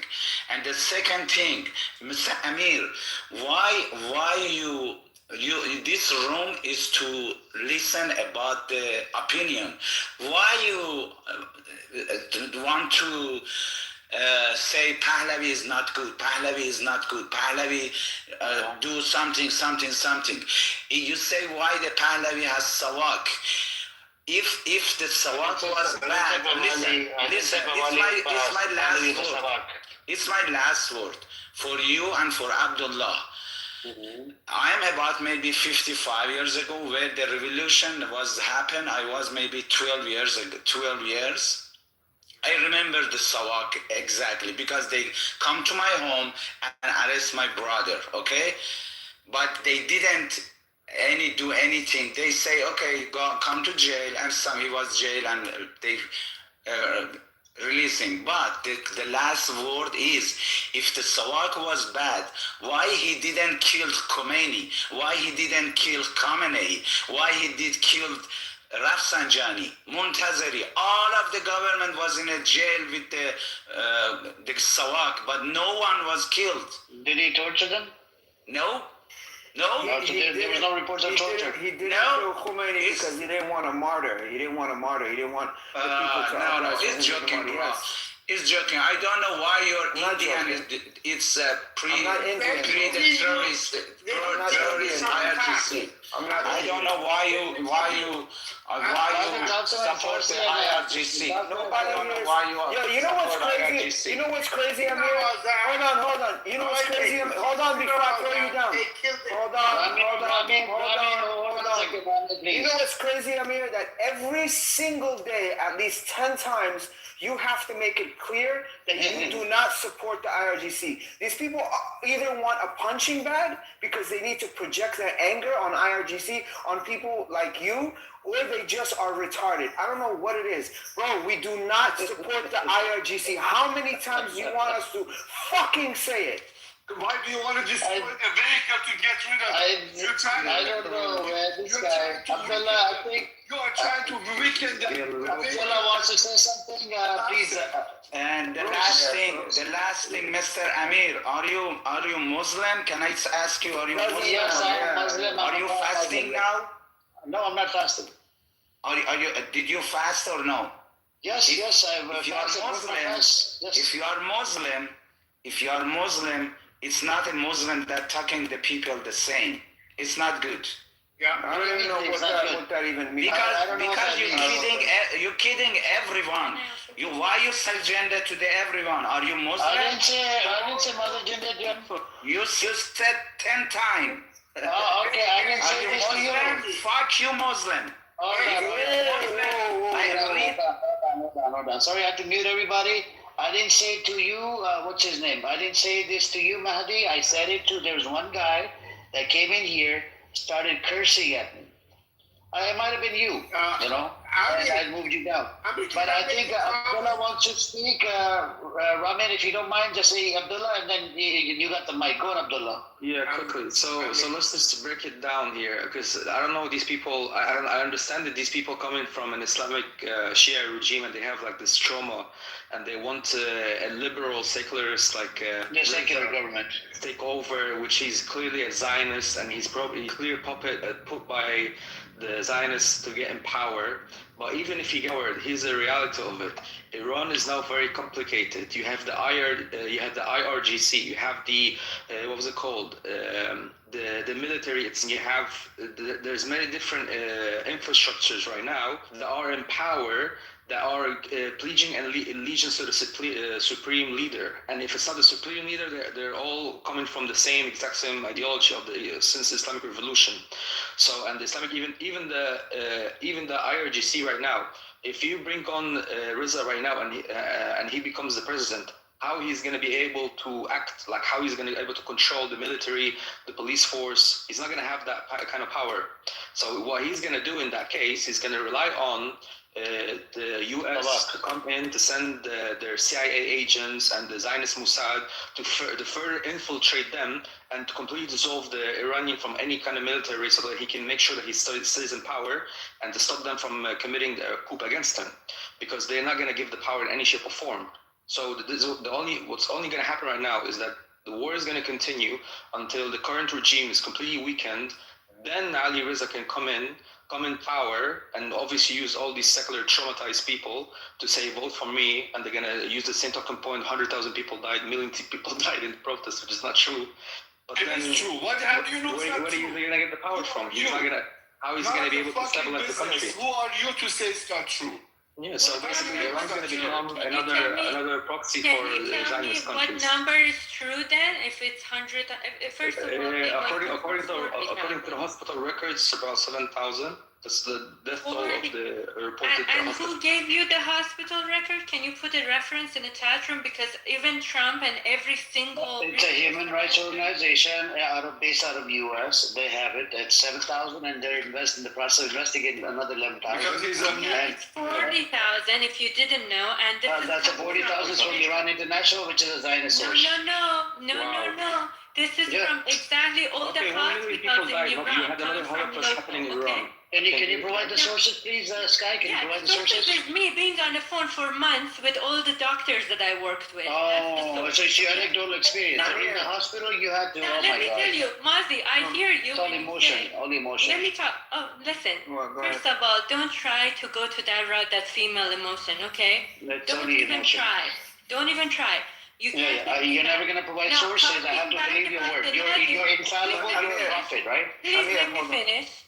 If you have a room, you have to let people speak. Otherwise, who? I'm letting you speak. I allow everybody on here, all the terrorists. When you say we have to prove that we're not IRGC, you shouldn't sound like one. You know, when somebody... How do I sound like one? What did I say? But all I'm hearing, as somebody who is, trying to stay neutral, all I'm hearing... I'm not neutral. All I'm hearing in this room is Reza Pahlavi's puppet, all the insulting word and award, and then all the good things about IRGC and Khamenei. I never said good thing about IRGC. Oh my God. Sky, I want you to tell me. Sky, hold on. You made an accusation. No, this Amir guy. He keeps saying the same thing every day. And then he sounds like one, so what can we do? What can you do? I want to question your narrative. I like to question your narrative. Why are you so saddened by when people want to get rid of this regime and they chosen Reza Pahlavi? Who the fuck are you saying no to that? Because Reza Pahlavi is a dog to American puppet. He wants American government. I live in America. I'm an American passport holder, okay? He's using my president. He's using my president to do attack on your country. Get with the program. Learn to understand. Stop being a mental retard. This regime keeps freaking these people are very emotional, bro. Don't have any freaking clue. This emotional 47 years of emotions. Here's about that. Let's imagine a world actually. Stop. Let me talk to Let her finish. Let her finish, and then I'll give you the mic afterwards. Amir, listen. Let's talk like adults, okay? I'm talking about facts. 47 years, Khamenei and all IRGC went on national TV and said death to America. We're gonna kill Americans. We're gonna kill Israelis, all Jewish people. I've heard it. I heard it when I was a teenager. I saw all that, okay? I lived in that environment. So if you're telling me give you source, it's all my life. It's past like that. Now, 47 years of doing that to the war. I need to question that. I need to question that. You just said something. You just said something. Hold on a second. You just said something. I need to question this. You said IRGC said death to America, death to Israel, whatever. Yeah. My question to you: if that was the case, why are there still Jews living inside Iran? They're not living inside. We don't know how they get in. They're not. How many living in there? 15,000, right? You know how they live? Let me tell you. How they live? How they live? They live in poverty in Iran. They are don't have very synagogue? secluded. They cannot They don't get have to any synagogue? jobs. They cannot get to any jobs that is belonging to government. Who told you that? Who told Because you that? I live there. You motherfucker, I Oh live in my the region God. that there are a lot of Jews in there. What are you talking about? Who told Literally, you that? they even have some positions in Who government told as me well. that? We have Jews in Oh our my family. God. What are you talking about?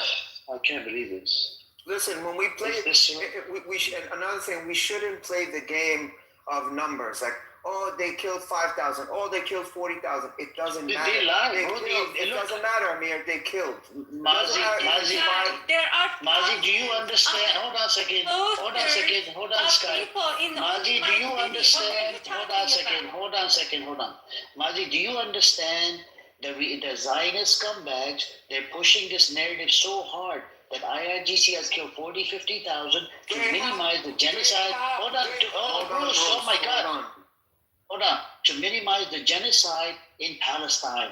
And that way all the attention goes on to IRGC. This is the big problem I have. Amir, I am totally, hold on, Bruce. Amir, I am totally 1,000% aware of Zionist propaganda. And also, you know how I feel about Zionist propaganda. I know. So that is your. This is why I question the narrative. No, you're right about this.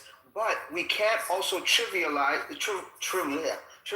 what the Iranian government did. I don't care if they killed one innocent Iranian. It's too much for me. So when people say 5,000, 10,000, 40,000, it doesn't fucking matter.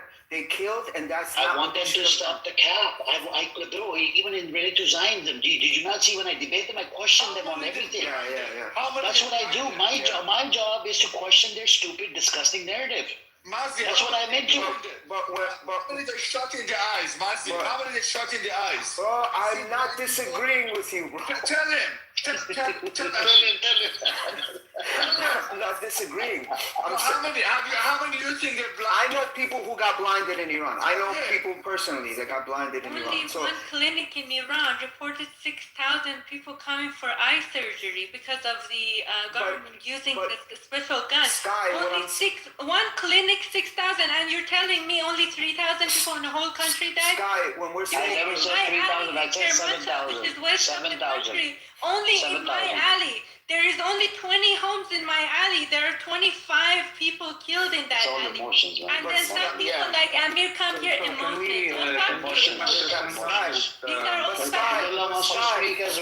Sky, one quick sentence and the next person could go. But Sky, when we get into these numbers, it's circular. We just gotta say even is too much. I don't care if it's 5 or 50. It's 50,000. It's too much. Let's move on now. Numbers matter. Minimize it, Mazi. You don't understand where that I know. We're gonna be stuck. I get it. wants to speak. Please, I'm not disagreeing with you.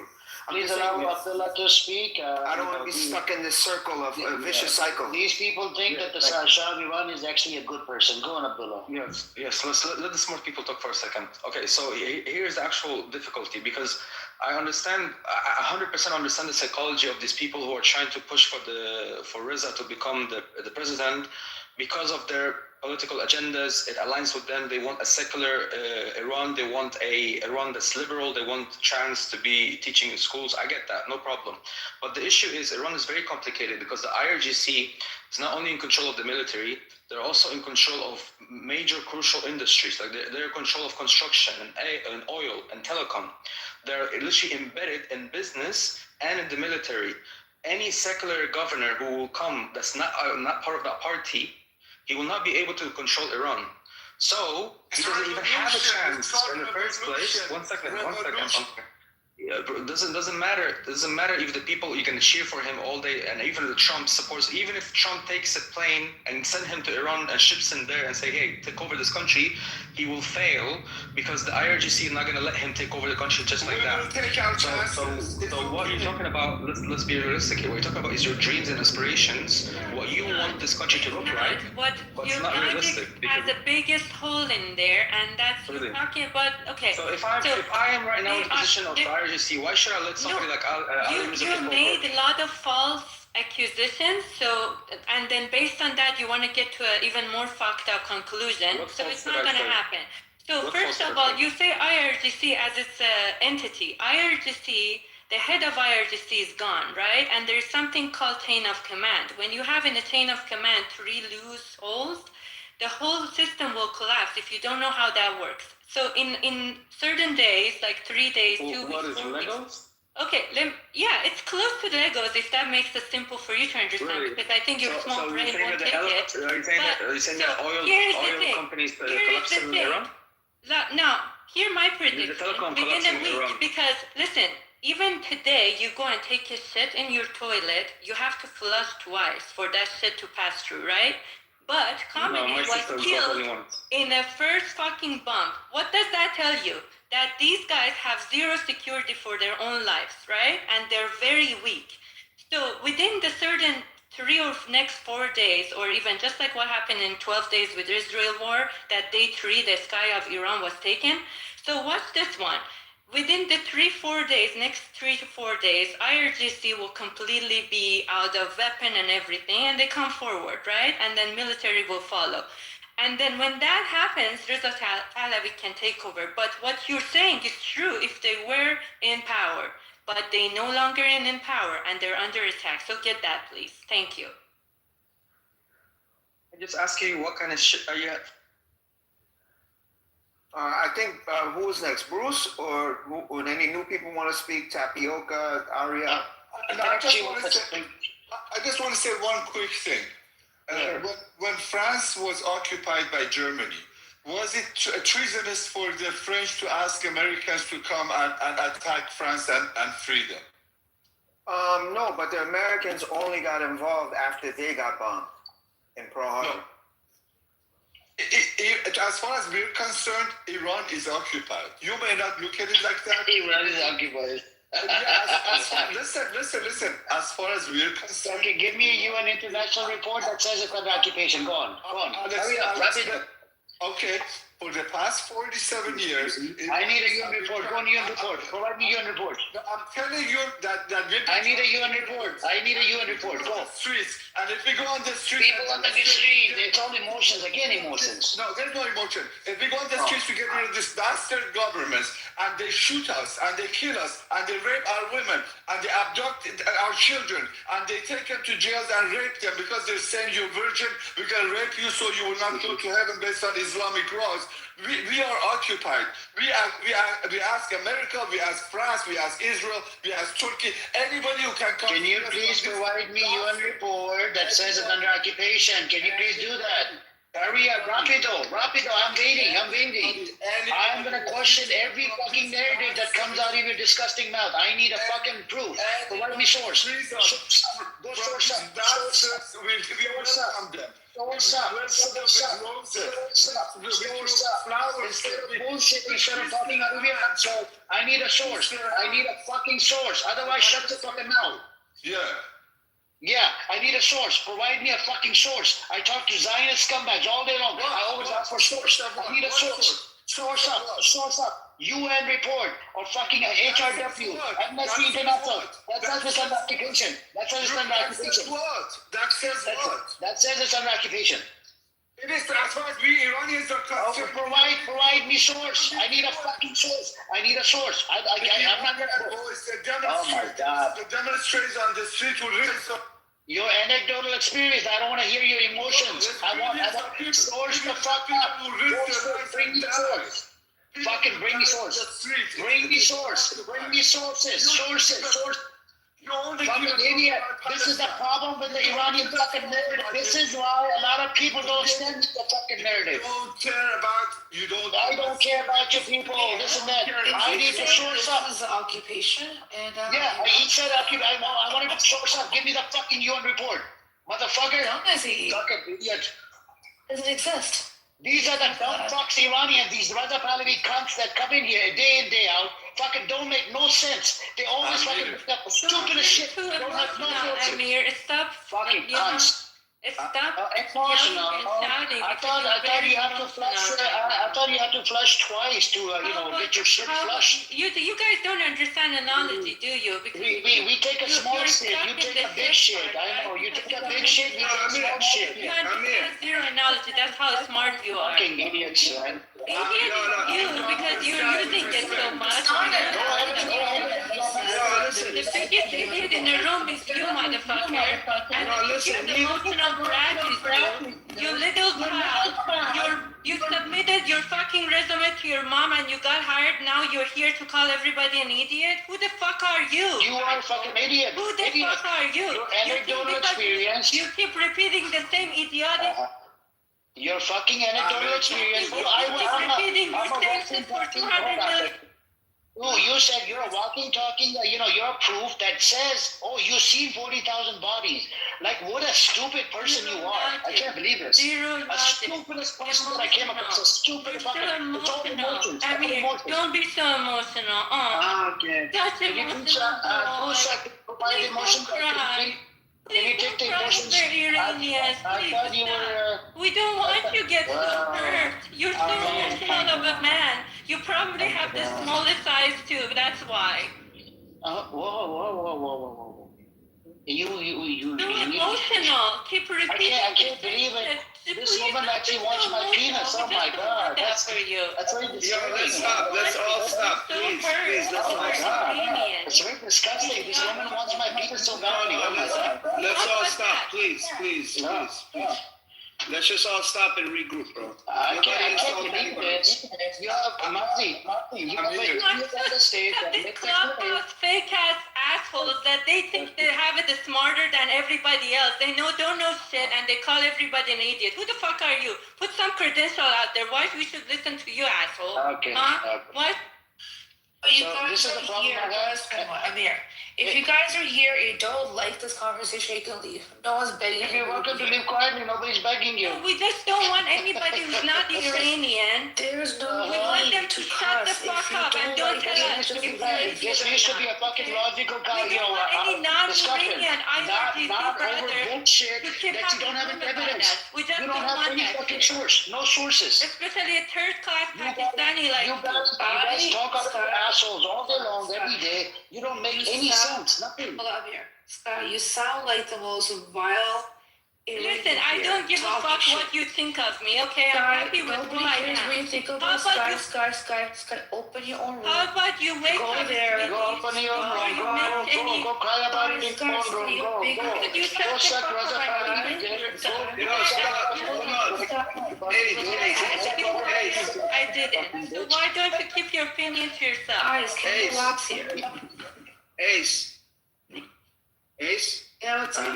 Yeah. Look, Sky is not a bad person. She's very sensible. She's passionate about her people. I'm not here. It's just right now. No, it's just everybody's getting off on the wrong foot. Everybody's getting angry at each other. Let's just take a step back. Hold on, pause. Having it. This disgusting human being, you're calling it a good person? Seriously, baby? Because literally wants my penis in her fucking vagina. Okay, I'm being stop that. She's calling me motherfucker. Our government is Islamic, but we respect our women. This is the most thing I've ever heard of you. Called me a motherfucker. I just can't believe a woman gave birth to such an asshole like you. Come on, guys. Third-class motherfucker. You see this third-class Pakistani motherfucker? This is there you go. Racist bitch. That she is. She's a fucking cunt. What do you expect? Fucking cunt. You can have passion. You don't know. You have no fucking idea. Keep bringing it up. Make it a personal attack. How about that? You sound transgender. Are you transgender? Are you transgender? Your logic sucks, so let's go to personal attack route. Are you transgender? Classic. I heard you're transgender. Amir, she's a doctor. I'm so offended now. Oh, she's a doctor? Did she go through so reassignment surgery? Was that your biggest? Was that your biggest comeback? I want to give you another chance. Please try harder. Well, because I don't know, man. This is the problem with a lot of these Reza Pahlavi supporters. They don't provide any evidence. You guys heard, all of you guys heard in this room.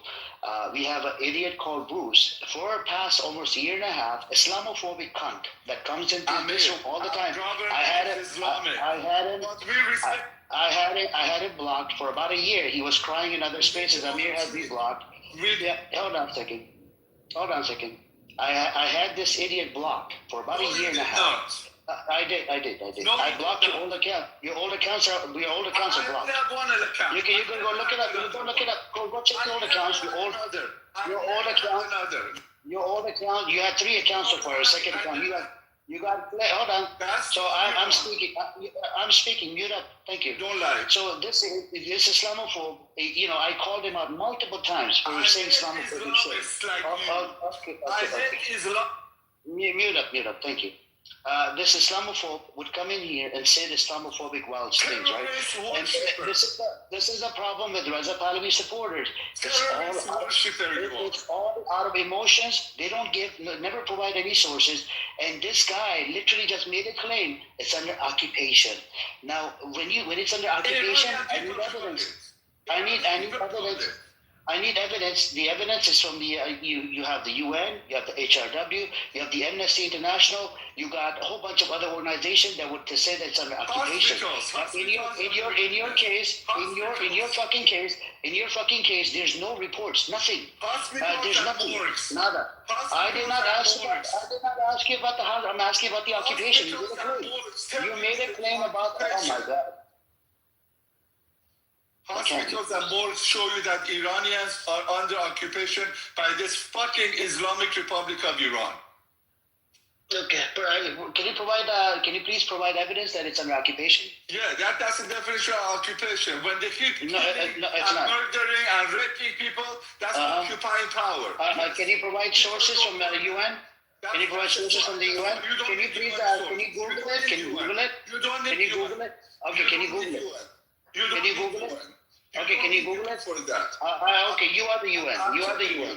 No, hospitals. Islamophobic, bastards like you are. You are the UN. There are a lot of conversations in UN itself. If you are actually following them, you wouldn't ask us because there's pretty much every day they're talking about this. So why are you asking everybody else? Can you please provide source that they're talking about it? Google it. It's there. No, please provide source. Talk about it. Even the Sweden.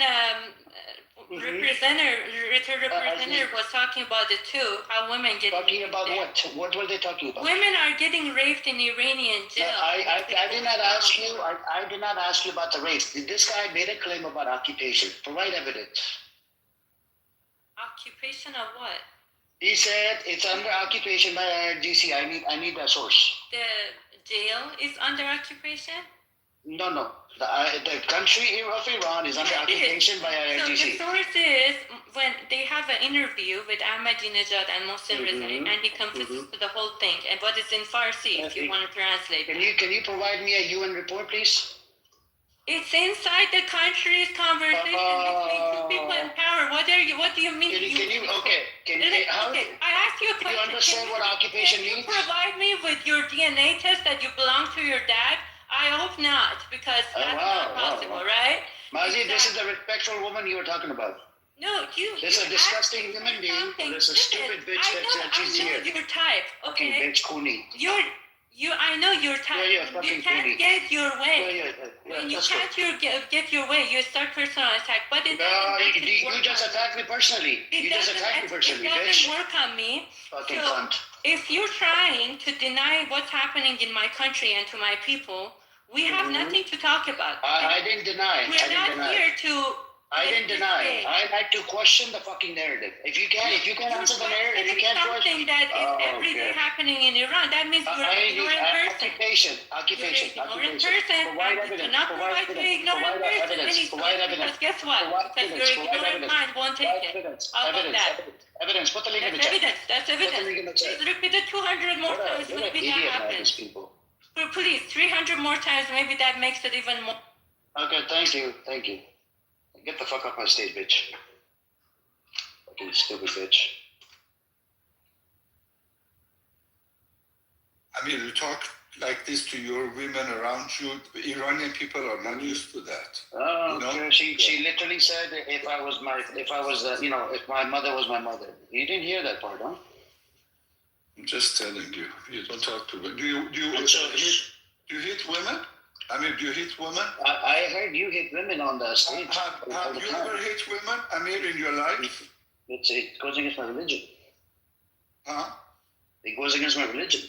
No, your religion says when you want to hit a woman, you have to use a stick that is so many inches long, and you have to make it so they get certain bruise, and get another bruise. No, it doesn't. Yeah, no, it doesn't. It's all over the place. No, it doesn't. From mullahs all day long. No, it doesn't. They teach you how to beat up your women. Okay. No, it doesn't. Yo, Bruce, you gotta stop, man. You gotta stop. Stop. He's Islamophobic cunt. What do you expect? My country has had enough of you guys. We've had enough. 47 years is enough. Bruce, as soon as you start making sense, even to your own self, then maybe people will support your cause. Until then, we don't care about other people supporting us. We are 90 million. We will handle it. Don't worry about us. You go stick your head up you don't speak, Palestinians. You don't speak for all Iranians. You don't speak for all Iranians. You care nothing about Iranians. You don't care about Muslims. You don't care about Syrians. You don't care about Houthis. You don't care about Yemenis. You don't care about anybody. You just care about Palestine. And whoever does support Palestine, they could murder the whole world. You still like them. We've been listening to you in your rooms whole year, day in, day out. That's why you hate to lose Iranian government, because you think they're going to support your terrorist organizations. No, not at the cost of our people. We've lost $1 trillion to support Can you provide evidence that the Iranian government has funded Hamas? Iranian government has funded Hezbollah. I'm talking about Hamas. Same shit. Can you provide evidence, please? What, Hamas? I'm sure if I dig it up, I'll find it. But it's the same shit. Okay, go look it up. Go look it up like a good boy you are. والله عارف خامنئي يا اخوات القحوة اللي حط خامنئي راح ادوس. What's going on here? Tribal language.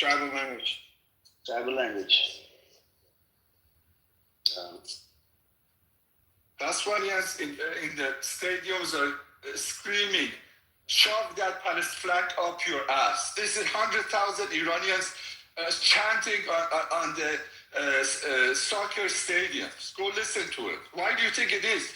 For 47 years, they've been telling them to say death to Israel, death to America, and they're chanting, fuck that Palestinian flag up your ass. You know why? You know why? Who said that? Who said that? Mazi, tell him. Wait, what did you say? I'm sorry, I'm doing something. What did you say? That Iranian people in soccer stadiums chant, shove that Palestinian flag up your ass. The one, I saw the video, the one soccer game, the Iranians were chanting that, yeah. This is the population. How many people on the team? No, not the team. The crowd, the Iranian crowd in the crowd. How many people on the crowd? I don't know, but I hate soccer. I don't fucking watch soccer. Okay, nobody cares about soccer. No, but he's right. It did happen. He's not lying. No. I didn't say it's lying. What I'm saying is, if it's a small 10, 20, 30, 40 people, they don't really matter. Who cares? These people are just demonic pieces of shit. This is the problem. Okay, Bruce, please mute. I'm speaking. You can't come off the mic. This is not your room. Okay? I'm speaking to Maji now. Mazi, this is a problem with a lot of these Raza Pahlavi supporters. They don't provide any sources. It's always about emotions. In this room, this is like the. Do you remember the old room, Lions Den? Do you remember, Mazi? Of course. Yeah. And in this room, I like to question every narrative. If they can't produce evidence, what is the point of having a conversation? It's all a lie. And this guy, it's not on you. It's not on you. This is not your room. And this is another problem with a lot of these Pahlavi supporters, right? They come in here day in, day out, every day for the past 3 days. These people, they cannot provide me a single source. This idiot keeps on saying under occupation. I heard the same narrative from another Iranian that supports Raza Pahlavi. Oh, it's under occupation. Motherfucker, where's the evidence that shows it's under occupation? Okay, we go about the numbers. And these people, these demonic pieces of shit, they do this on purpose. You have people that are pushing this freaking numbers narrative, the 40,000, 50,000. I know, I agree, even a single person dies, it's a bad thing, it's wrong, I condemn it. But at the same time, you're going around spreading propaganda without any evidence, and literally, the Iranian government said 3,000, you have the human rights organization saying 7,000, and there's other people that, there's others being investigated, which they have the names for it, and then you have Iran International saying 36,000. Like, seriously, I got to stand on a position. Position would be 7,000 would be the way to go. Let the fact finding go there and check it. Why don't you go fight the fight? Why do you have to bark? Why do you bark so much? Let the fact fighting let them go fact fighting people go and find out. Why are you always fucking mocking and attacking Islam? That's all you do. Yeah. No, I love what Islam has done to my country. Yeah, I love what Islam has done to my country. That's why you mock and attack Islam, and this is why you left Islam. You became a murtad. Anyways, what's up, Mahazad? Do you want to speak? Wait, did you call my name? Yeah. There's Mehrad and there's Mehrzad. So Mehrad, that's true. So I was ahead of Merzad, I assume. Okay, you wanna go now, Mehrad? It'll take like 2 minutes. I'll be very quick. First off, background noise. Okay, I'll be back. Let Merzad talk and I'll. Okay. Merzad, go. So I have just comment for people who want to hear it. Sure. Audience, one day they're sitting down and just listen. My source is Amnesty International. Just Google it, put Amnesty International plus Iranian demonstration 2026 and regard. And see what is the number Amnesty International tells. Don't listen to what I say or whatever Amir says. And I would say that would be a very reliable source, and see if Amir is a regime sympathizer or he's telling the truth. Very simple. You said Amnesty International 2026? Yep, put Amnesty International plus Iran demonstration plus 2026 and read that article. Okay. And see what is the number Amnesty International says about the number of people got killed. Very simple. And to my Iranian friend, بچه‌ها بی خود وقتتون برای تلف نکنید. این یه رژیم سمپاتایزره. بی خودی هم حرف نزنید. 1000 سال دیگه هم با این حرف بزنید فایده نداره. Okay. So basically, let me do the translation. So let me read it out. Hang on a second, Marat, please hold on. I'm gonna read out. Where did the guy go? Where did he go? He said something in Farsi saying like everybody should leave this room, like that these guys are sympathizers. Retard, fucktard. Mazi, you couldn't kick him out? I don't speak that language, but I thought I heard him say you were a supporter of the Iranian. Mazi, what did you kick out? I just came back to the phone. I went to handle fucking start speaking in tribal language.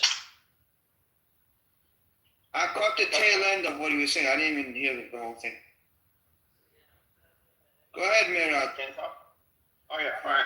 So first off, he said like something like, "Don't waste your time with Amir, and then please leave the room" and stuff like this, and he bounced. Well, who said this? Who said it? The last guy, Mahzad, something. Okay. Oh, you gotta fix your mic, man. We can hear the echo of Mazi. I'm a snitch. I did the translation for everyone. So look, what I'm gonna say is like basically when everybody's come to the room and say 90 million people. 90 million people are against the government.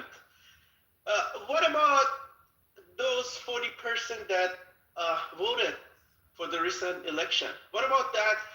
Those people right now in Isfahan, in Tehran, they're mourning for the death of Ali Khamenei. So those are not Iranian. You want to kill them? What about your parents? And do you guys have anyone in your family, relatives that maybe they are a little bit religious? They fast. They pray stuff. Maybe, huh? Maybe you know someone that they were like fellow classmate that they did that, and then you want to kill them because it doesn't fit your narrative. What about this? When you say 90 million people, you don't. First of all, who did elect you to come over the room and then talk on behalf of 90 million people? Just say yourself. Say me. That's my opinion. When they all coming to the room and saying like 90 million people are fed up with this, that's bullshit. That's complete bullshit. It's BS, right? And the other thing that they don't provide any facts and stuff.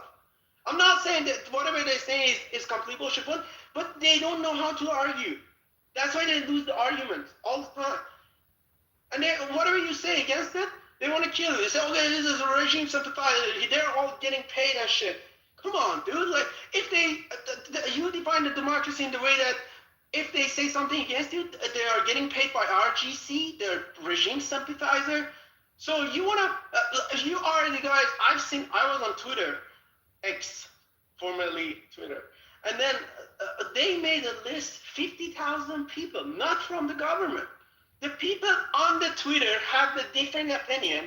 Fuck you, Khamenei. Fuck you, Khamenei. Okay, motherfucker, please mute up. And then you can troll me. Fuck you, Khamenei. Okay, mute up. Look, so basically, they made a list, 50,000 people on the Twitter that they have different opinion. The account, like on Clubhouse, on Twitter, on Instagram. They want to kill them. They're regular people, but they have different opinion. Maybe they're supporting Zandagi Azadi, right? Maybe they are not supporting Pahlavi. Maybe they are in the gray area. Maybe they haven't made up their mind yet. But they should be killed. The platform canceled, and they have to go after them, finding them. They go to the stores. This is the fascism. They go up to their stores. They say, okay, if you put up this flag, you'll be fine and safe. If you don't, we'll kill you. And they kill. This is not only saying. This is not only talks. They kill in the real life. They killed 2 people in Germany because they didn't put up a flag in their store. This is fascism. That reminds me of the time that Nazi going to the place and saying, if you don't put this on your R, we're gonna kill you and stuff like this. So this is the same things happening. They don't want to bring democracy. That's not democracy. Amir is right now is a brainwashed sympathizer getting paid by RGC because he has different opinion. And he opened up his room. If you guys don't like it, there's a democracy. Go and open up your own room. And then you want to kill all of us? Maybe I have different opinion. I used to be a Pahlavi supporter, but I converted.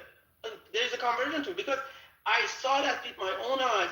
If you don't like anything, 100% whatever they say, okay, Israel has to attack the country. Israel has to kill the people. We have to follow Israel's agenda. We have to follow the Trump agenda and everything. And even there's like one person I don't like, whatever it is, one person only, like 2%. Everything they say is from one person. Maybe I have a little bit different opinion from different angle. I'm saying to this, and I should be killed. That's how it works. So I converted. I said, fuck, no, I'm not anymore a Pahlavi supporter. That's it. I'm done with you guys. So that happened to a lot of Iranians. Because when we see that what directions they're going, we take our own path. They said, fuck you guys, bye. That's it. So they keep repeating this all stuff, coming to your room. And I mean, please, the people that come into your room here, because Iran's blockade, they don't have access to internet, right? These people are Iranian diaspora outside Iran, from Germany, from Canada, US. And these are people, most of them, they cannot go back to their country. They're holding a grudge against the government. And I feel for them because they cannot go to see their own countries. But they come into the room. That's why 99.9% of them, they're fed up with the government. So if the internet is open in Iran and they have connection to the internet and they come to your room and they could be speaking English, you hear different opinion. And no one can come to your room saying 90 million people are fed up with the current government. Go to Iran. There are a lot of people, 15, 20, 30 million people are still supporting the government. Yes, 40% voted to the recent election. Please open your eyes to the reality. And you want to kill all of them, every single of them? They're sharing the same blood. They're also Iranian, fellow Iranian. But you don't like it, you want to kill them, hang them? What are your difference with the IRGC 50 years ago? I know. But, I'm not talking, thank you. Yeah, no problem. The problem with these people, right? There are a lot of these people, especially the Pahlavi supporters. They're deluded.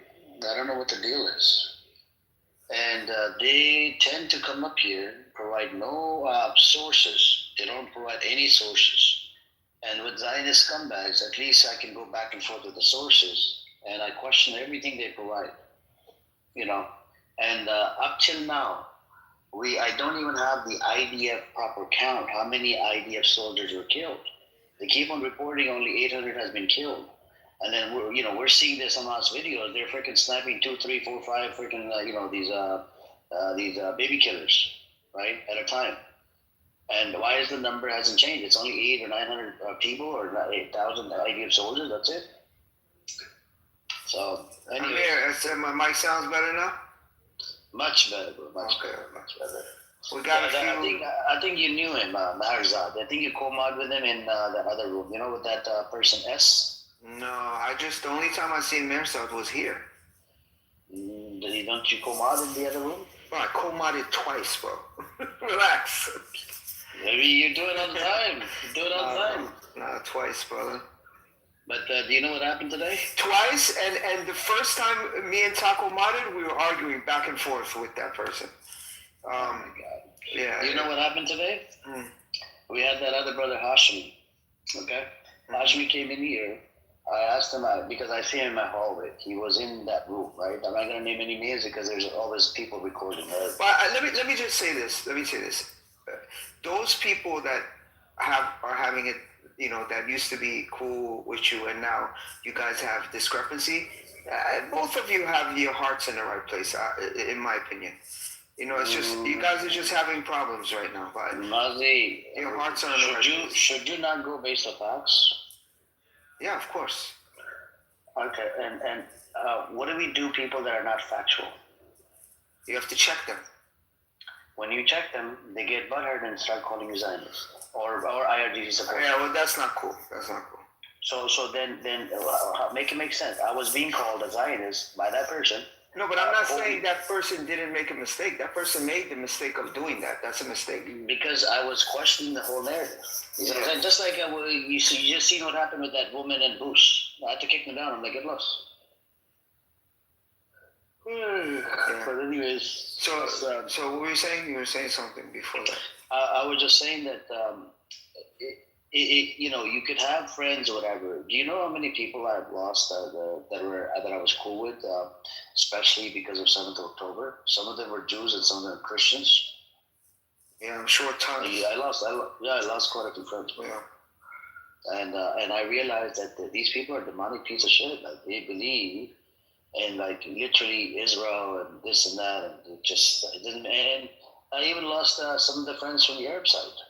They, because apparently they have this tendency. They're doing takfir and whatever, calling Hamas, deviant, and a whole bunch of fucking words. You know what I'm saying? We know that's the pseudo neo Salafi approach. It's a small percentage of these guys that would open their mouth to even say something like that. That's true. Yep, we have Jason here and we have Gav. Gav, did you want to say something? Yeah, I did. Thanks for having me up here. I just wanted to say, I wanted to mainly respond to Sky and Bruce, but you guys brought them down, or they left. Yeah, I did. I moved them down because Bruce and Sky, they were just making that bullshit as they went. I know. And you're an American, right, Gav? Oh, I was born and raised in the States, yes. But your background's from Iran? I'm Armenian. Okay. But Gav, you understand that if we don't have the reports, right? Then how do you come to a conclusion? All of this other stuff. The idiot Bruce kept on making claim, it's under occupation by IRGC. But if you don't have the proof, how do you accept it? Yeah, I agree. But what I mainly wanted to say is that, one has to ask themselves, so who is fighting this war against Iran? Who is behind this war against Iran? Right? And I think we all know the answer to that. And I just find it very extremely appalling that many people who are supporting this war against Iran are they're all people, Raza Pahlavi supporters. They are people who are aligned with this government, Israel, that has committed a genocide against the Palestinian people. So I find it very extremely hypocritical that there are people that claim to be Iranian, like that Sky who was saying, "Who the fuck you think you are? I know what you are. I know what she is. She's a Jew." Okay? And anybody that would be in support of this are either A, Azerbaijanis probably, because they have their own pan-Turkic agenda, or B, Israelis, Jews mostly. So I just have to say that I find it appalling that people want freedom, and I'm not supporting, of course, the Ayatollah or anything like that. Dictatorship, whatever you want to call it, sure, I understand that too. It's not right to say whatever it is that they've done as well. If you want a revolution, it has to be organic. It has to be the right way. But this is not the right way, and it's certainly not the right time. Especially because what's going to happen is the whole government will be, let's just say, overthrown, and then you're going to have another puppet state. This is exactly how each and every Armenian Iranian or completely Armenian? No, he's an outsider. He's an outsider. I want to hear him out. I'm a complete Armenian. So hypothetical, what would happen if any of your people asking Israel, America, bomb your own country? Would you call them traitors? Can you repeat your question? That's a hypothetical situation I'm putting you in. Yeah. So if your own people asking America or Israel bombing your own country, what would you call those people? Asking Armenians, asking America or Israeli bombing your country. I would call them cocksuckers. That's what I would call them. Exactly. And then, but those Pahlavis say, "Oh, we are fed up the government." Yeah, we are also fed up the government.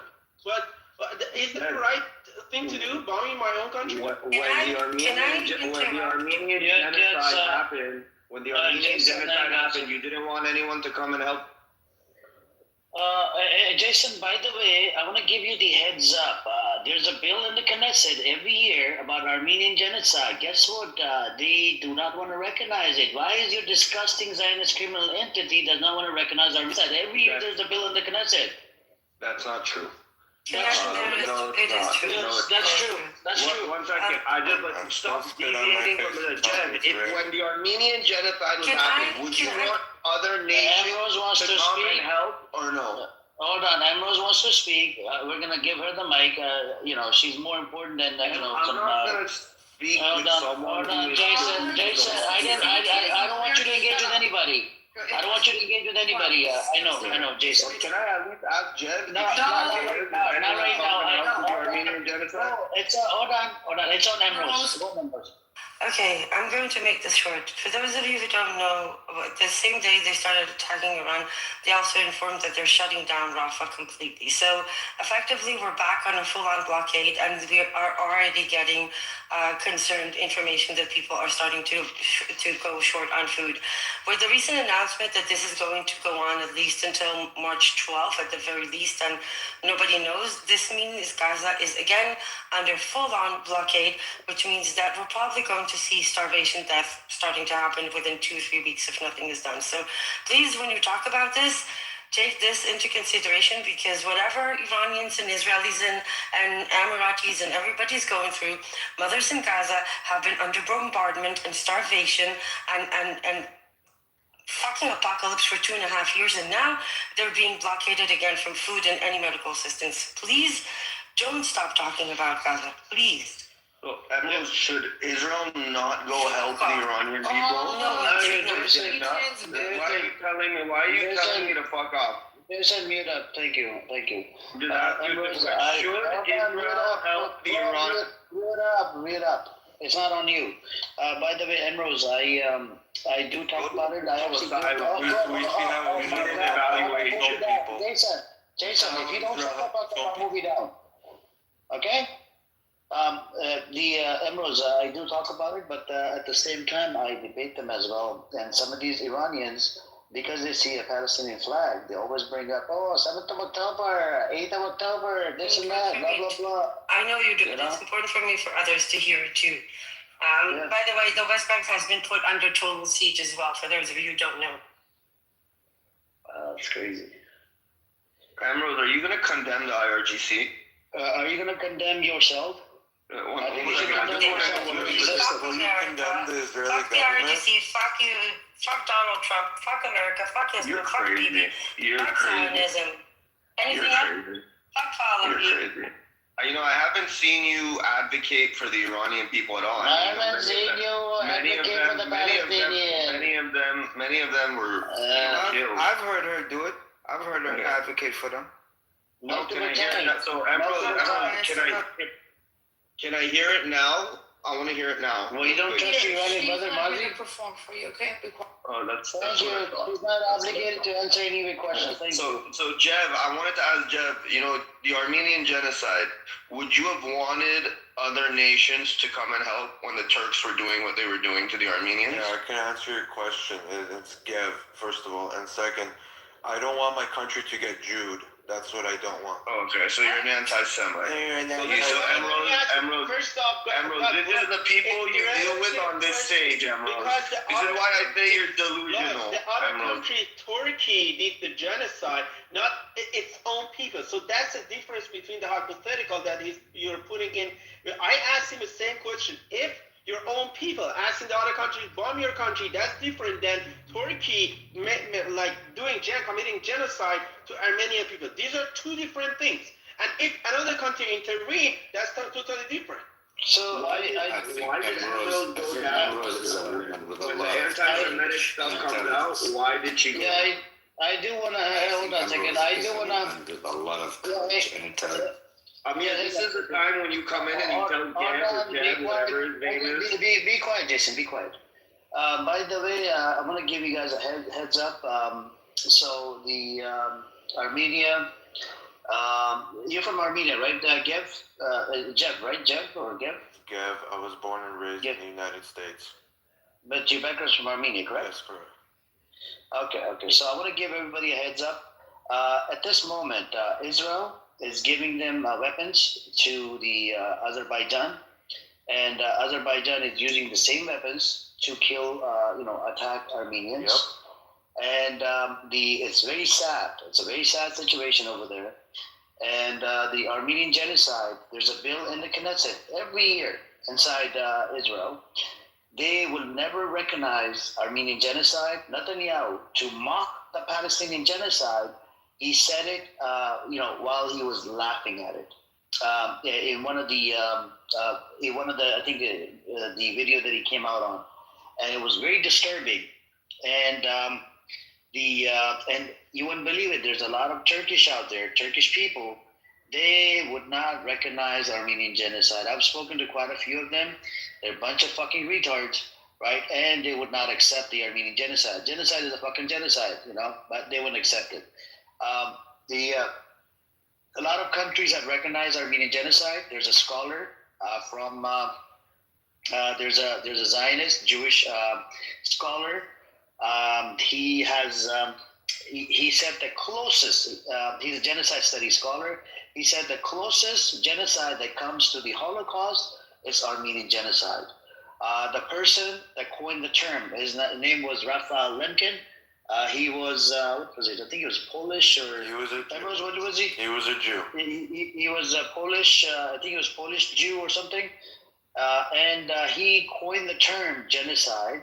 And do you know how he came up with the term, Jeff?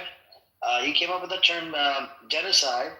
He was inspired by the Armenian genocide. Can you believe it? That's how he came up with the term.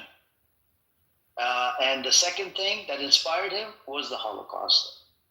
And that's how he came up with the term back in 1946. Oh, he was a Hungarian Jewish lawyer. Yep. There you go. She put it in this. So Geb, Amir, are you telling me that Netanyahu has never recognized the Armenian genocide? Go look it up. There's a bill right now. There's a bill. Turkey strongly rejected Netanyahu's remarks, calling them politically motivated and disputing the characterization. Netanyahu's statement represents the first time sitting as Israeli prime minister has personally used the term genocide in context for the Armenian genocide. What are you saying? Where's the bill? Why hasn't the bill got approved? Look what the Knesset does. I want the legitimate. The Prime Minister of Israel has recognized the genocide. Why are you saying that he hasn't? Okay, in the Knesset, there's a bill in the Knesset every year, and it still hasn't been recognized. It still hasn't been recognized. I don't know why you're not. Did Bibi recognize the Armenian? Did Bibi come out and say that the Armenians had a genocide and he recognized it? Yes or no? No, he was mocking it. He was mocking the Palestinian genocide. You should look into the Netanyahu has personally declared recognition of the Armenian genocide. Can you please write it in your chat GPT? Is it recognized legally on the Knesset? There's a bill in the Knesset. No. Hold on, Jason. Hold on. I want the legal recognition. There's a bill in the Knesset every fucking year. But what the hell Netanyahu's doing? Giving drones and a whole bunch of equipment to Azerbaijan, and Azerbaijan is using all this equipment to attack Armenians. You should look into it. Go do your research. Not just attack, massacred and slaughtered. Massacred. Yes. Yep. But okay, just for context. Wait, Amir, I want to know just something real quick. Why didn't you correct Gev when he said that I don't want my place to become Jude? Okay, I was about to tell him, but you interrupted me. Okay, so I'm gonna go on mute. Please go ahead. Yes. So, Gev, hang on a second. Hang on. Gev, I wanted to give you the heads up, bro. There are a lot of good Jewish people, right? And there's a lot of bad Jewish people. There's a lot of good Muslim people. There's a lot of bad Muslim people. There's a lot of good Christians. There's a lot of bad Christian people, right? And you know, I'm sure you come from a Christian background, right, Jeff? Yep. Yeah. So what I'm saying is there are Jewish people that stand with the pro-Palestinians. They're against any of these genocides. They accept this Armenian genocide did happen. You see what I'm saying? So if I was you, I would not generalize all the Jewish people in the same bracket. Sure. Okay. Now, you see what I'm saying? You see Emrose that came in up here? My apologies. No, I got you. What I meant to say was become. Do you mean Zionism or the Zionist nation? So Amir, does that mean? Hold on, Jason. It's not on you, bro. Why do you keep coming off the mic? I don't know what the hell's wrong with you. Just shut the fuck up. Gev, you know Emrose down in the audience. She's born and raised inside Israel. She's Jewish and she's actually anti-Zionist. So I came across her, and then there was another one that I came across. She's anti-Zionist as well. And then there's a small number of Jewish people that are anti-Zionist. And then you have Jewish for Peace that are actually protesting in support of Palestinian cause. I'm just giving you the heads up, brother, you know. But it's up to you. I just wanted to give you a little advice. That's about it. No, I appreciate that. That's not at all what I meant. What I totally meant to say was to not be a Zionist country. Okay, cool. Thank you. A person who is backed by Zionists, which is what happened to Armenia essentially, and that is what we have now, unfortunately. And the country has no balls whatsoever, and I can go on and on and on. While we have a dictatorship of a government that's two dictatorships right next to us, to the east and the west, that is being supported by the Zionist government of Israel to massacre can I ask you a question? thousands of people, civilians, and drop down white phosphorus. Yeah, but I think, Jindal, did you want to say something? Let me ask Gabe a question. He's an outsider. So you see, like Reza Pahlavi is like kissing Zionists and ass. So and also those Reza Pahlavi supporters. As an outsider, and also Mehra, if you don't mind, I wanna get to the new voices really quick, right? Because I don't want anybody to leave. If you can hang on for a second, we can go back to the thing. Don't mind at all. Yeah. Just Jindal, did you want to say something? No, I'm okay. I'm listening. I just wanted people to that Ambrose is a very decent human being. He is cool. He's smart. So I don't think anyone should be attacking her for her. 100%. 100%. I got you. This is why I wanted to give the little nasiha, advice to give. Hadi, did you want to say something? Brother, I'm just listening for now. Happy to chime in on the subject. Thank you. Cool. We have the mode, God mode. Did you want to say something before we get to Jason? Yes, Amir. Thank you so much for that. Amir, I have one question. Like, what do you think? In my point of view, I think Hitler was right. Because we got to know the perspective. No, we don't do that. Just listen. Listen, guys. No, we can't listen. We can't. Just give me a second. See. Finally, I'm not. People with the right mind doing the right thing. I am not agreeing with them. Listen. I'm gonna let you. Hold on. I'm not saying he's right. I'm gonna let you. The thing is that. Let me finish. Just think about it. Oh my God! Listen. Just think about it. I'm gonna let you finish it. Hold on. We got the version what West has shown us. Right. I'm gonna let you finish your sentence, but if it sounds crazy, I'm throwing you down. Go. See, we got the version. We got all the news. The West wants to see us as a pattern. If you can follow Saddam Hussein. Netanyahu and West shows us that he has the world destruction weapon. He killed the Saddam Hussein, and now we have another example. Okay, but that gave you no right to say Hitler was right. That sounded crazy, bro. That sounded crazy. Thank you, Muzzy. Damn it, Gam. For once, I see some logical stuff coming out of your mouth. I speak a lot of logic, but. خب چرا اینجا هستی با این دیوونه ها اینجا؟ Because there's different voices invited on the stage and we all get to speak our line. Okay, look, I can appreciate that when he said Hitler was right, that you chimed in right away. Look, right is right, wrong is wrong. We're going to condemn all wrong things and things that are right, we support it. That's it. So, Amir, I wanted to ask you something. I've told you many times that I condemn the killing of anyone that's innocent. I'm a Zionist, right? You said there's a genocide in Gaza? Okay, 1 second. No, I don't believe there's a genocide. One second. So let me say. We spoke about this. Genocide is here on the definition.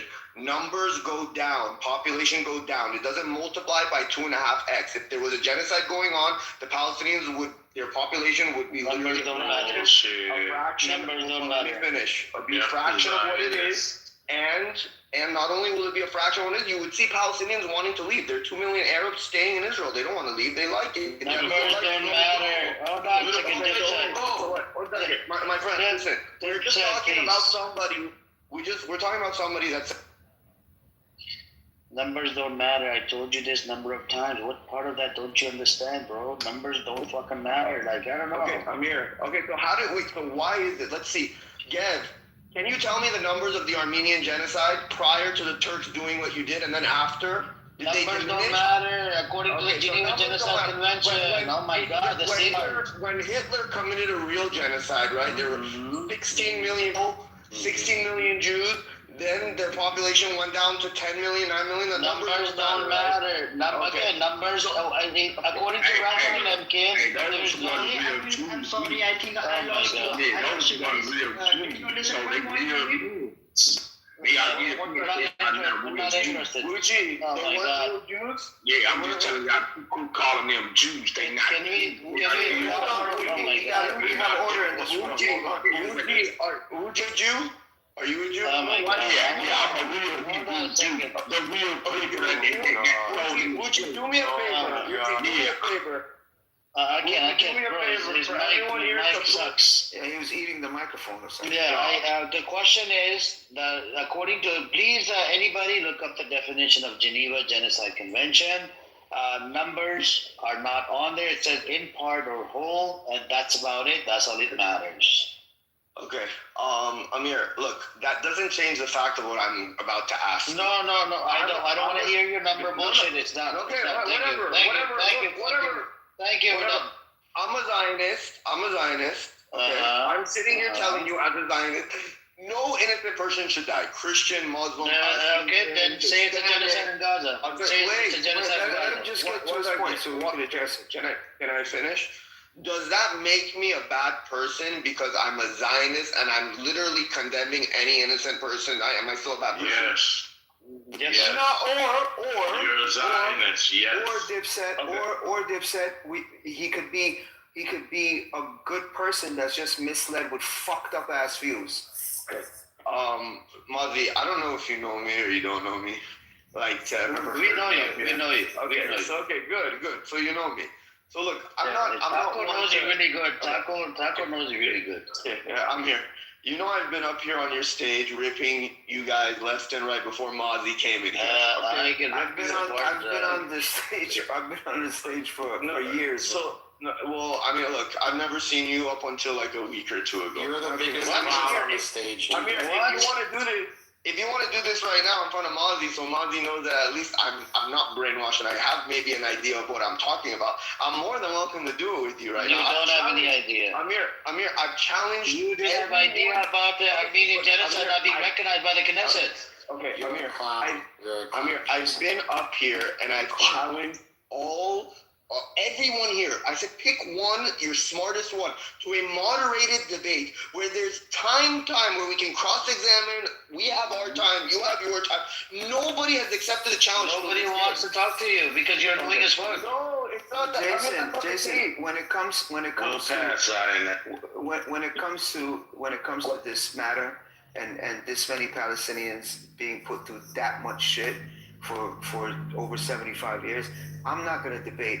I'm going to hear your side and I'm going to say my side, because at the end of the day, if you're a Zionist and at the end of the day, the crowd can hear what they want to hear and take away what they want to take away, because at the end of the day, you're a Zionist. The line has been drawn in the sand. Me and you will never see it. It's apples and oranges. Me and you will never see the same.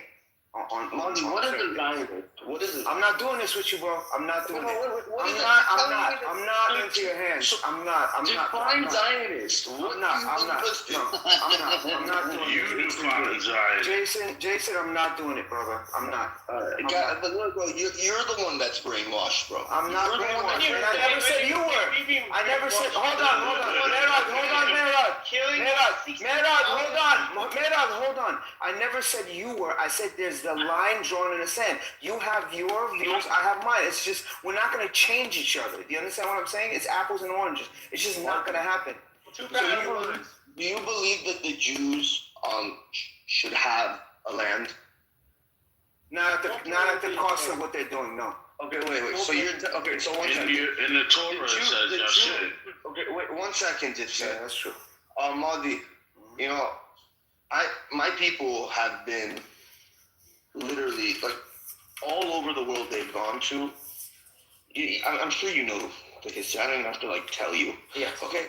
You don't think that we should have one little area where we can have to ourselves, where we can dwell in peace, that's smaller than the state of Rhode Island, when the rest of the world have all these lands? We just want this place so we can just dwell and be at peace with each other. That's not something okay with you? It's hard for that. Yeah, but again, like I said, not at the cost of other people's safety and lives and well-being and land. Displacement. Displacement. Wait. So 1 second. Okay. So let's say I agree with you, right? Nobody should be displaced. None of this stuff should happen to anyone, right? It's wrong. Okay. Mm-hmm. How would you do this? Okay. If we come to the table and say, you know what? Please let us be in the land that was promised to our forefathers, Abraham, Isaac, and Jacob. I mean, we have history there for the last 3,500 years, right? Let me finish. You know, if you want dwell among us, right? Be with us. No, we don't want to. Well, okay, 10 years later, be with us. You know what? Let's make it work. No, we don't want to. You guys got to be out of the land. So tell me how we can make this work, Mazi. Please, you have the floor. Say, what can we do? When we've tried, we've said, you know what? Let's come to terms. Let's make it work. Both of us, live together, be at peace together. And we keep hearing no. And not only we get hearing no, we're getting blown up. Buses are being blown up. People are being stabbed. Just simply for being a Jew and living in their land. Tell me how we can fix this solution. Give me a solution. Okay. Well, first of all, they didn't come to the table and ask the Palestinians. Number one. Number two, the gangs like the Haganah and the Irgun, they didn't ask either. Back in the early 1900s, they didn't ask. And before the Ashkenazis came and did what they were doing, there were Jews in Palestine, and they were living harmoniously with Christians and Muslims. So I don't know. You and me must be reading two different types of history. All the times Israel has came to the table. Wait, you were muted. You were muted. You have to go start all over. No, so when I just started talking, you're saying that I'm incorrect. That Israel and the Palestinians have never tried to come to an agreement to make it work. I'm telling you, you're incorrect. It has happened. It has happened. Let me finish. Stop. I said we can barely hear you. Fix up your mic. Can you hear me now? Yeah, now it's better. Yeah. Okay. You're saying that it's never happened. I'm saying that No. You said we want a little piece of land. We came to the table. That's not how it started. You misrepresented from the beginning. That's not how it started. Again, we're getting into a historical back and forth. I know where you stand, bro. Okay, Marley, wait, but let's talk facts. Okay. I'm trying to have a conversation. I'm not trying to argue. Okay, let's try to argue. Because if I feel like it's a debate, I'm not going to do it. But go ahead. Marley, baby, bro. Please, I'm talking to you. I'm not trying to debate. It seems like you're bringing up points, but someone has to be incorrect here. You're saying that Israel and Palestine, they've never tried to negotiate and make a deal. I'm telling you that it's happened maybe over 10 times in the last 40 years. Okay? Literally, we've even granted, what they wanted. We've given them what they wanted, and they still... Was that right of return on the table? No, Amir. So you see, Amir's acknowledging that there were... No, I'm asking you. Let's say there was 50 deals. Let's say there's 40 deals. But once again, Amir, Monty is not even aware that the nation of Israel has came forward and said, "Yo, let's make it work." They didn't come forward. Oh my God. Okay, they didn't come forward. Okay. Let's say. Okay, Jason. Let's say they did come forward 10 times. Let's say they didn't come to an agreement those 10 times. What gives the IDF the right to do all the things that they've been doing to the Palestinians? Mazi, tell me what do you think the IDF is doing? Go ahead. Okay, Jason. Here something you don't know about me. I have been all over Israel. I have been all over the West Bank, and I've been to Gaza. I have been going there for a decade. I've been to that region 10 times. Once to Gaza and 9 times to Israel and the West Bank. So I've seen it and experienced it with my own what it is. eyes. What is it? Tell me what it is. What do you mean, what it is? You said you've seen it, you've been there. What does IDF do that you don't like? They've shot at me and my people. They've arrested me and my people. They've smoke bombed, tear gassed, sound bombed, harassed, contained, detained. I mean, where do you want me to start, bro? Where do you want me to start? Me that you went to Israel and yes, no. I didn't say in Israel. They did harass me in Haifa, but I've been to Ashkelon. I've been to Eilat. I've been to Tel Aviv. I've been to Jerusalem. I've been to Haifa. I know. I'm telling you the Israeli places that I've been to. I'm telling you I've been to Lid, and then the 2 places where I got harassed in those regions that I just told you were Jerusalem, Haifa, and Tel Aviv. In the West Bank is where all the other stuff happened that I told you. Okay, so I have a question for you.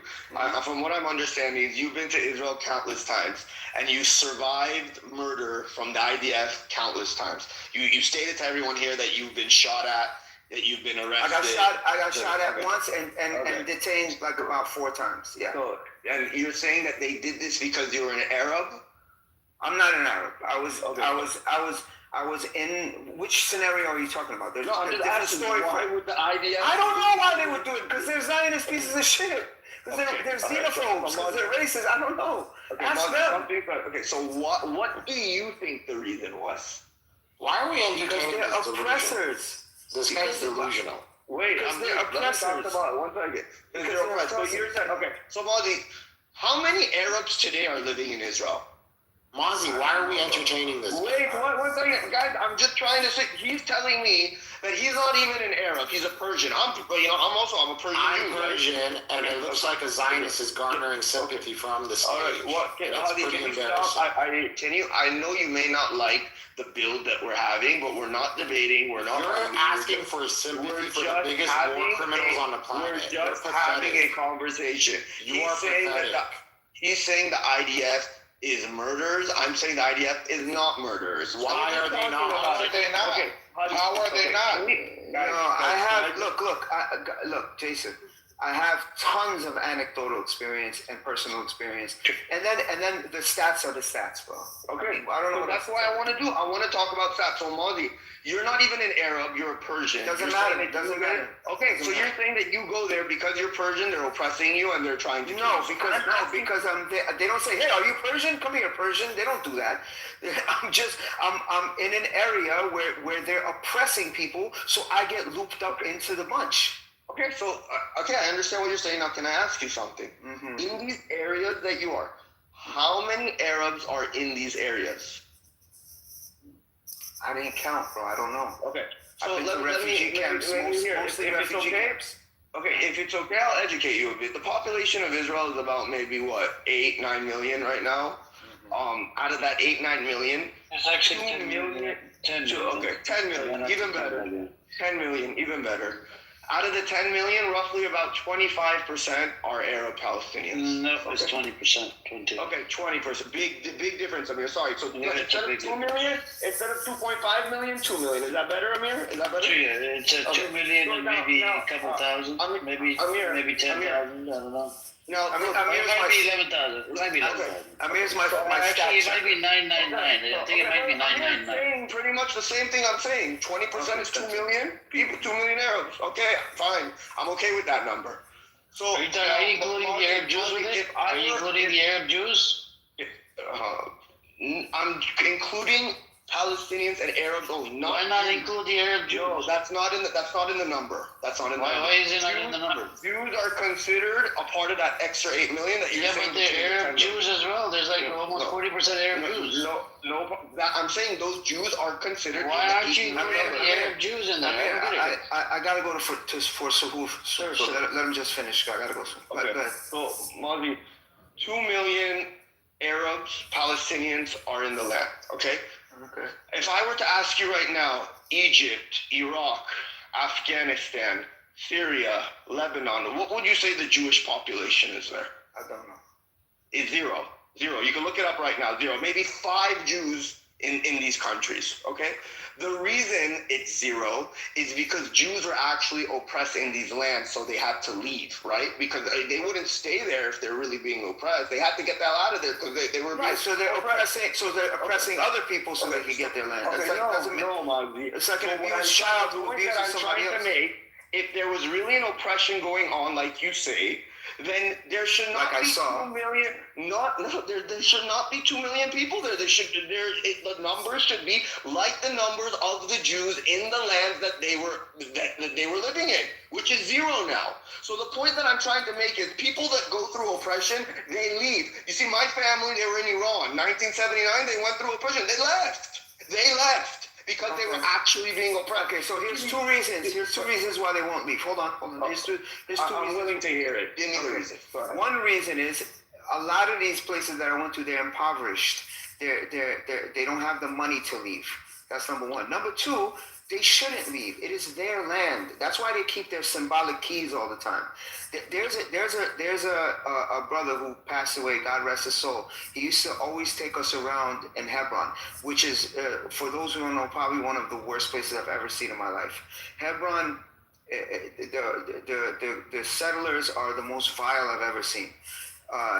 So there was this one brother who used to take us all around. He had a nice little humble house in Hebron on the side, not the side, on the side with where the Abraham Mosque is, and the side where those settlers are.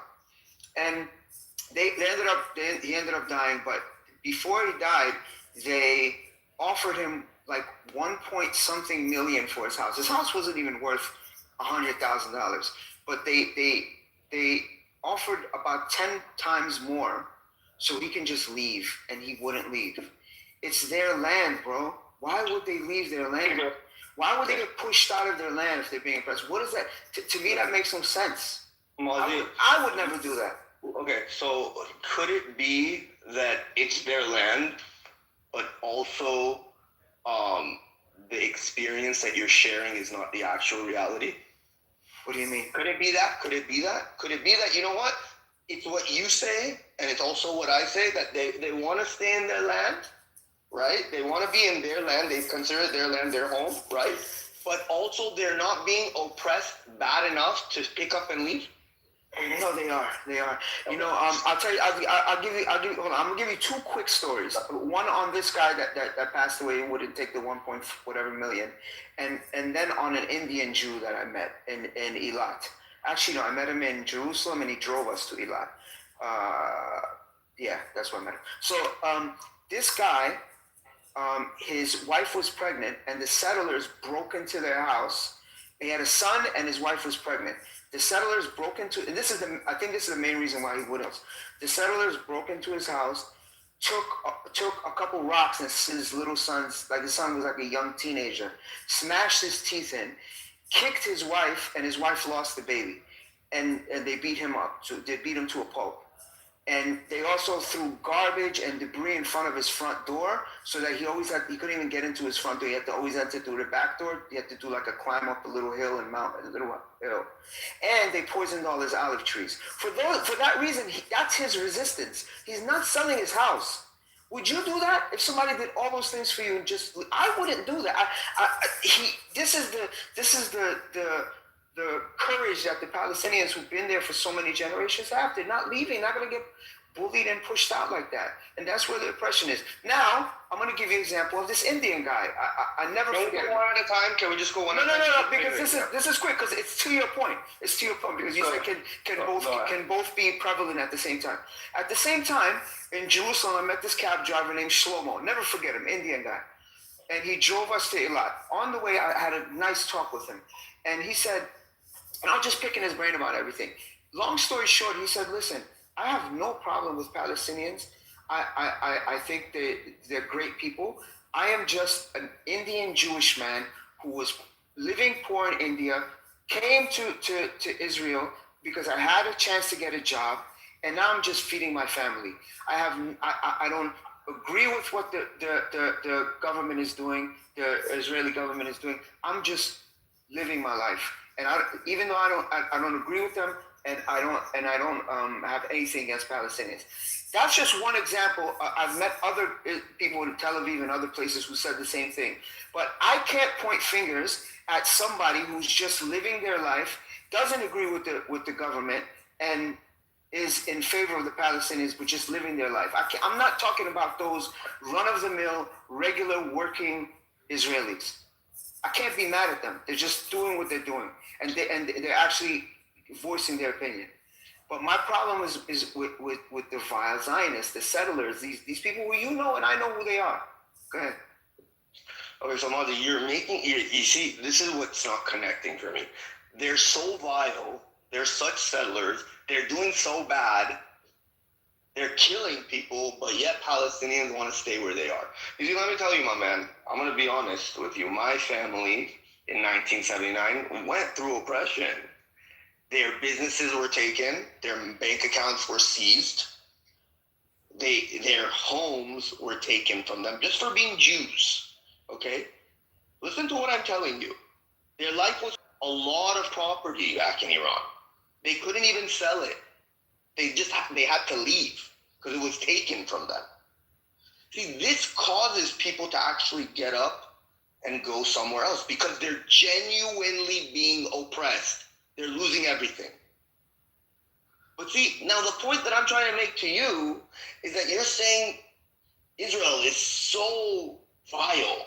Yes. So bad. Yes. So disgusting. But yet, I mean, Palestinians, they make money. They have their houses. Mm-hmm. They're living with their families. Mm-hmm. See, the point that I'm trying to make is reality, bro. Reality check. If someone's being oppressed the same way my family was, they lived it, they had to book it, they had to leave. They didn't want to leave. They were living there for hundreds of years. Established a very wealthy family that had like really life is set. They have to start from scratch leaving that. What is your Iranian people kicking you out has to do with Palestinians? What does that have to do with it? So I'm getting to that. This is the point. Why are you playing the victim card? It's always a victim card. No victim card, bro. My family persevered. It's the same thing they say Holocaust. Like, what did the Palestinians do? Fucking Holocaust. Wait, Amir, let me finish. Jason, what city is your family? You're not gonna. Tehran. Okay. So look, the point that I'm trying to make, okay, is that people that are actually being oppressed, money being taken from them, houses being taken from them, livelihood being taken from them. Literally, there's stories There's stories of stop. You don't look. I'm being respectful. Go ahead. We're having a respectful conversation. Yeah, we are. Go ahead. I didn't say that. See, I'm sitting here telling you the Islamic Republic actually went to my family's business and took over the factory. So they couldn't make income anymore. They had to leave. Yeah.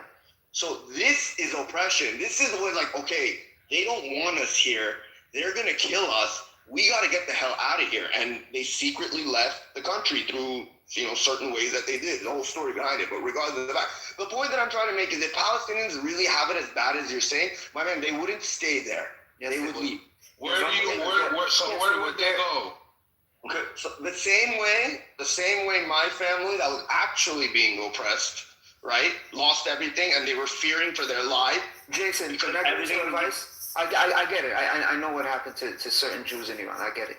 Thank you for admitting that. I wouldn't deny something. It is. It's reality. Just so you know, last time I was here on stage, you weren't in the room. They denied it. There were people on the stage denying what the Islamic Republic did to my people. Right.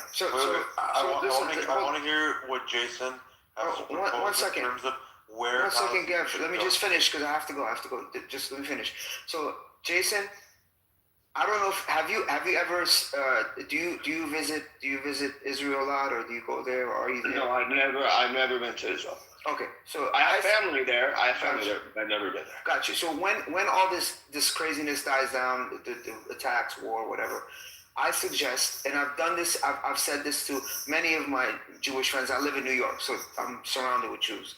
So my suggestion to you, and this is a sincere suggestion, advice.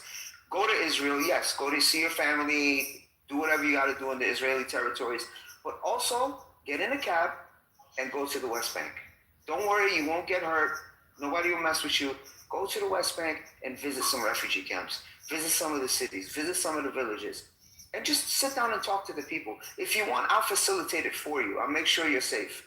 You're not going to be harmed, but if you need somebody to like give you like a tour and just take you around, I'll facilitate that for you. But please do it, and then come back and tell me if you feel the same way. So, Mozzie, you're making the same deal that I tried to make with Amir. I told Amir, let's go to Israel together, me and you, and we'll see what's actually going on there, right? Amir's busy in Compton. I'll go with you. Mozzie, just because I haven't been there doesn't mean I'm not affiliated with any of the people there, and I don't know what's going on. No, but you're not affiliated with the people in the West Bank. Let me explain. Listen, my family personally, they get along with Palestinians real well in Israel. They live together. They that's together. The 48. I'm not saying the 48. Literally, I can screenshot you WhatsApp groups right now that I'm in 48, bro. with Palestinians and Zionists in the same WhatsApp group talking about daily life and what's going on and how they're getting along, living together. Because that's the 48. They're not hindered by the settlers and all the other things that's being imposed on them. The 900 checkpoints, all that stuff. Please, bro, I implore you to go to the West Bank. I will facilitate it for you. I might even go with you. But Mozzie, what should we do? We don't have checkpoints, right? So should we let people? No. I just want you. Because I want you to change. I want you to hopefully, God willing, change the narrative of saying if they're oppressed, they should leave. Like that's not the narrative that we should have. Their mere existence is their resistance. Okay, but Mozzie, that's the point that I'm trying to make. You're saying that it's so bad, that it's so vile, that it's so disgusting that like you can't even fathom it. My response. I didn't say you can't even fathom it. I didn't say that. Okay. So, but you said it's vile, meaning it's pretty bad. Okay. My point to you is, if that is the case, the same way it was very vile with what the Islamic Republic did to the Jews of the time in 1979, then they would get up and leave. But that's why I'm telling you to go visit. That's why, so you can see that that's not so simple. It's easier said than done. That's why I want you to go visit. So if it's easier said than done, then how did my family do it? You want to different countries and different situations. Mozzie, let's be real here. The Iranian. Hold on. I'll tell you how. The Islamic revolution that happened in 79 was maybe, if you're really stretching it, a 2-year stint. Maybe. It's not even a 2 years. It's like a year and change, maybe a year stint, right? And let's say 2 years. Bro, the Palestinian situation has been happening since 1948, 1947. It's two totally different situations. Then, Mozzie, if that is the case, why is there 2 million Palestinians living in Israel? See, when the Iranian Revolution happened, my friend, there was roughly about 150,000 Jews in Iran at that time. You know what's that number now? 15,000.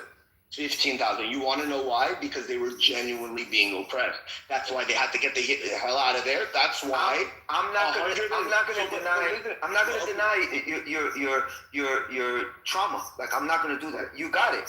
I'm giving that to you. But Mozzie, it's not about. I appreciate that. I appreciate you respect what my family's been through and stuff like that. But the point that I'm trying to make is, in 1948, there were 600,000 Palestinians. Today, there's 2 to 2.5 million Palestinians in Israel. I need a freaking river, dude. I can't hear you speak anymore. Like, Mozzie, end this guy, man. This guy's full of it. Reality hurts, bro. That's why you can't. You don't live in reality. Jason, so I'm giving you facts. Mozzie just agreed with you. You don't live in reality, kid. Jason, you know why I went to all those places in Israel that I went to? You know why I went to all those cities outside of the West Bank? Is because I wanted to see things for myself. Experience is the best teacher. And not everybody has the opportunity to do that. I was blessed with the opportunity to be able to see as many places as I could in that region. And that's why I'm telling you, please, when you get a chance, get up and go to the West Bank. Molly, I'm very familiar with what's going on there. How Again, can like I you said, be I have familiar if you've never been there? You're not qualified. So Molly, can you tell me one thing that you saw there that it was pure oppression and it bothered you and you can't stand it? Just one thing. I could tell you a bunch of things. I could tell you. Just tell me But one. I could fill an hour and maybe 2 hours with You stories. mentioned checkpoint. You mentioned checkpoint. Okay, cool.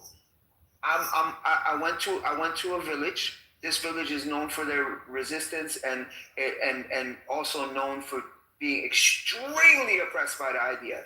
So I get there, and we got there the night before. We slept. We woke up the next morning, and when we woke up, there were Israeli tanks. They're not even tanks. They're like armored G.I. Joe looking fucking things. They're like tank truck hybrids. They look even crazier than tanks. So there's like 3 or 4 of them there right at the entrance of the village. And the house that we were staying at was right across from one of the tank thingies. And the tank was maybe 50 yards away. Yeah, about 50 yards away. So I take a nap. One of the young kids, since there was about 8 of us. So, you know, the Palestinians are very hospitable. One of the kids, he was like 13 years old. He got up. He said, "I'm going to go to the store and get like snacks for everybody. So after breakfast, lunch, whatever, we all have snacks." He went to the store. He got carried back by 3 dudes because they hit him with a bunch of rubber bullets or whatever you call them. He was pelleted just for going to the store and getting us snacks. That same day, I'm taking a nap at like noon, and they sound bombed the house. Have you ever gotten sound bombed, bro? Sound bombing is fucking crazy. It feels like an earthquake, and it sounds like 100 firecrackers at the same time. We got sound bombed. Then later that evening, I step outside with 2 of my black friends. One was from Nigeria, one was from Ghana, one was Jamaican. We step out because we were doing one of them had a camera, and he was just filming a couple B-roll shots of the Jamaican guy. We had nothing to do with anybody. We weren't doing anything wrong at all. We step out. One of the IDF soldiers, I told you, was 50. They were about 50 yards away. The white IDF soldier pulls out the Ethiopian IDF soldier, tells him something in his ear, points at us, and laughs. And he made the Ethiopian soldier, because he was black, shoot at the black people that were outside. It was me and the other 2. I'm not black, but the other 2 were. And he made the Ethiopian shoot at us, and we had to run back inside. Live ammunition, by the way. So that's 3 in 1 day. That's 3 in 1 day. I have hundreds of stories, bro. Okay, so Mozzie, so here. And that's me, and that's us. We had British and American passports. Imagine what the Palestinians go through every fucking day. So Mozzie, listen, I sympathize with that story, and if it really happened, you know, I'm gonna take your word for it. Don't do that, Jason. Don't do that. Okay, no, I'm saying it's wrong. If it happened, then it's wrong. But my point now is don't give me that F. Okay, so it happened, right? It happened. You're telling me they live with this every day, right? Yes. Okay. Listen, my man. Someone who's oppressed like this every day is going to get up and leave. My family was oppressed every day. They got everything taken from them. They got up and they left. So it's very hard. On the land is the resistance, dude. Where are they supposed to go? Let me finish. Let me finish. The point that I'm trying to make is that it's not happening the way that you think it's happening. Leave. That doesn't make like 2 million Palestinians. Merad, 1 second. So let the numbers speak for themselves. In 1979, 150,000 Jews were in Iran. Now there's 10,000. Mozzie even said the number. So yeah. In 1948, So you're saying like because that happened, also Palestinians that have been oppressed, they have to go. Where should they go? They should be displaced. My man, I don't want them to go. I don't want them to go anywhere. They're more than welcome to live here with us. Whatever we can work it out together. On that land is resistance. Okay, so I do want to add something here. If what you're saying is the truth, if what this is the truth, explain to me how the population has multiplied 2.5x. Yes, hold on a second, hold on. Jason, you made that one claim early on, right? About there's 2 million Palestinians live inside Israel, and I'm on the WhatsApp group. My family's on the WhatsApp group. Do you know the actual historical fact according to the historians? The historians say that they didn't leave because they were scared that they might not back into this land called Israel Palestine, whatever they called it afterwards. This is why, and guess what Israel did after they won the so-called war? You had the UN mediator come around, right? The burned out. He wanted to mediate the situation, and guess what? He got killed. He got assassinated by the Jewish militias, and he did not want to give you guys Jerusalem. He was a threat to the Jewish militias, to the Jewish state, this brand new Jewish state that you just created. And do you know what happened to the people that were left? Where'd he go? I'm here. Yeah. So the people that were left in there, it was about 150,000 or 200,000 that were left inside Israel. Do you know what the IDF did? They kicked them out of their villages and sent them to a different unknown village inside Israel, so the brand new state called Israel. And do you know they were under heavy military rule from 1948 up to 1966. You should look into it. These are historical facts. Their movements was controlled by the Jews. Everything they did was controlled by Israel. Where were they going? They were literally controlled, and they had so many checkpoints. It's just like how they're doing in the West Bank. They would control every aspect of their life. All right, and then after 66, they didn't even give them the citizenship. In the beginning, they gave them citizenship after 1966. You should look into the historical facts instead of talking out of your behind. You like to talk out of your behind all the time. And in the West Bank, forget about Mazi, thank you for the share. I'm saying I'm not taking that away what he shared. That's his experience. It's very sad. But forget about the experience. If you look into the actual facts, just ask Google Baba. How many checkpoints are in the West Bank? It'll tell you minimum about 879 up to 950 checkpoints. They have checkpoints on the flying chopper. They'll plant the fucking checkpoint. Yeah, I didn't even get into checkpoint stories, Amir. That's a whole Yeah. And guess what? I'm going to school you today about the West Bank. Since the 7th of October, they've installed 1,000 gates. They close up the gates. They open the gates for fucking 2 hours, and then they'll reopen it like in middle of in the next 24 hours or whatever. Somebody left for work out of that town. They can't get back in. They have to find a detour to get back in. Yet you have disgusting Zionist terrorist Jewish settlers that are terrorizing the fuck out of the Palestinians in the West Bank day in, day out. Who has given them the weapons? Ben Gurion and Smotrich. These motherfuckers. And Daniela Weiss, that fucking cunt. She teaches them how to take over people's properties, how to steal sheep, how to steal fucking this and that. Amir, not only that, Amir, one second.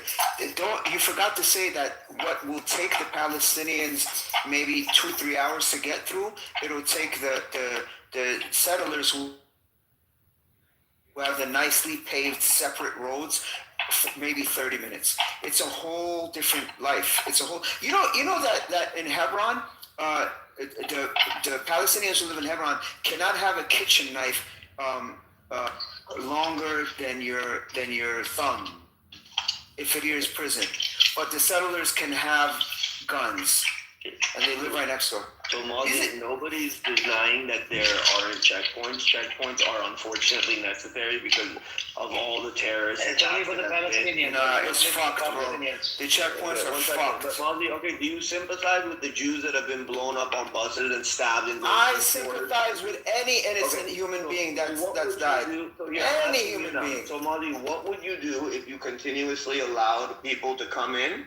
Right? gave free passes, and then on a weekly basis, there were buses being blown up, stores being blown up, and people getting sacked. What is there? First of all, that's hyperbole. Second of all, do you know? Hold on. I'll give you an example. You know, more people have died in Israel from peanut allergies than bombs that came from Gaza, missiles or bombs that came from Gaza. Did you know that? What is the point? I'm saying the amount of checkpoints and the oppression and the chokehold that they have on them is disproportionate. It's improportionate. Where's the person on stage that just said if one person died, yeah, but it doesn't equate. All that matters. It doesn't equate to what what they're doing to them. Do you understand? It doesn't equate. It's bananas what they're doing to them. I asked my Palestinian friend right now, honestly, through WhatsApp, why he would want to stay in Israel. I'm saying I'm talking to a bunch of people. Can you give me some reasons? And this is what his response was. He goes, because I'm able to go to university and I know that I'll get a job here. And he goes, any other country around, I wouldn't have that opportunity. Right. And he's I'm giving up. This is a Palestinian. He's a 48er, bro. We're not talking about that. Because, hang on a second, Mazi. Because, why would he stay there? Because. Okay. So because what? Because what? Can you please? He said, because I'm able to go to university, I'm able to learn, and I'm able to get a job and employment. Whereas if I went somewhere else, I wouldn't have that opportunity. Can they get a job? Okay, can they go to the university in the West Bank and get a job over there? So what are you asking? Are you saying only universities in the West Bank can do it? So should I ask him that? My question to you, he likes living over there. He's enjoying. Hold on. And I wouldn't even call him a Palestinian at this moment because he doesn't have a Palestinian passport. He has an Israeli passport. I would call him up, basically what the government calls him, Arab Israeli. Israeli government doesn't even call them Palestinian. I don't know who called them Palestinian.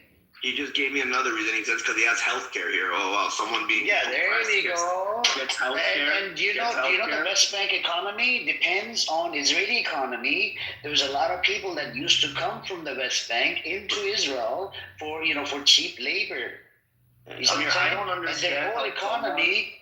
Amir, please explain to me how someone who's being oppressed and getting vile treatment has access to health care from the oppressor. Okay. We're not talking about the 48er. Those are Arab Israelis. I don't look at them as Palestinian. They don't have a Palestinian passport. Well, this guy is 27 years old. They don't have Palestinian. And by the way, they have their struggles and their fucked up shit too, but that's happening to them. But we're not talking about them. We're talking about the West Bankers in Gaza. He's telling me, so I'm trying to understand oppression, right?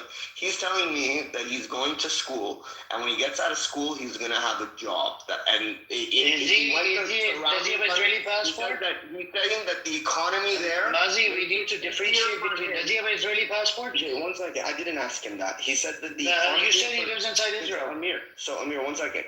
He said that the economy is stronger for him there than it is in the countries around, which is why he's staying. Amir, we don't need to ask that. We just need to ask where he lives, and then we'll know. Okay, wait, 1 second. Wait. Can I finish, please? Can I finish? Sure. So, I'm comparing this to what happened. Before you go, I need to know, where does he live? Okay, well, I'll ask him where he lives. He can say exactly. Well, you don't know where he lives, and you're going to Palestinian. I told you I'm in a WhatsApp group with a bunch of Palestinians. I'm on the WhatsApp group, but what's a WhatsApp group? Would be Zionist, and I see people talk. I'm telling you, I messaged him directly. I said I'm in a chat right now with people that say that you are being oppressed in Israel. Can you tell me about this? We never said. Hold on, Mazi never said about Israel. Okay, we were talking about Palestinians living in the West Bank and Gaza, and East Jerusalem. We weren't talking about the Israeli Arabs. Okay, so I'll ask him if he lives in the West Bank. Such an idiot! You're all over the place right now. You're just a shapeshifter, bro. Well, 1 second. Let me finish what I'm retard, man. Seriously. What do you mean? Why are you calling me a retard when I'm just giving you truth? I just told you. Bazi never talked about the Palestinians living inside Israel. Okay. Okay.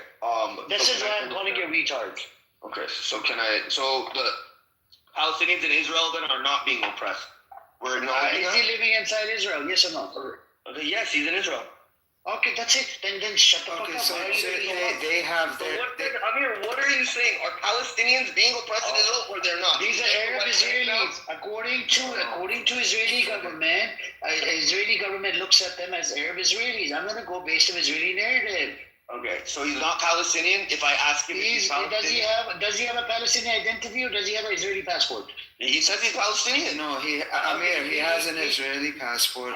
He is considered Palestinian, but he has an Israeli passport, and that's not who we're talking about. That's not who we're talking about. Yeah, that's not. We weren't even talking about that. Such an idiot, man. This guy fucking all over the place. He did it on purpose. No, man. He's trying to pull a fast one. I know Jason. This is believable.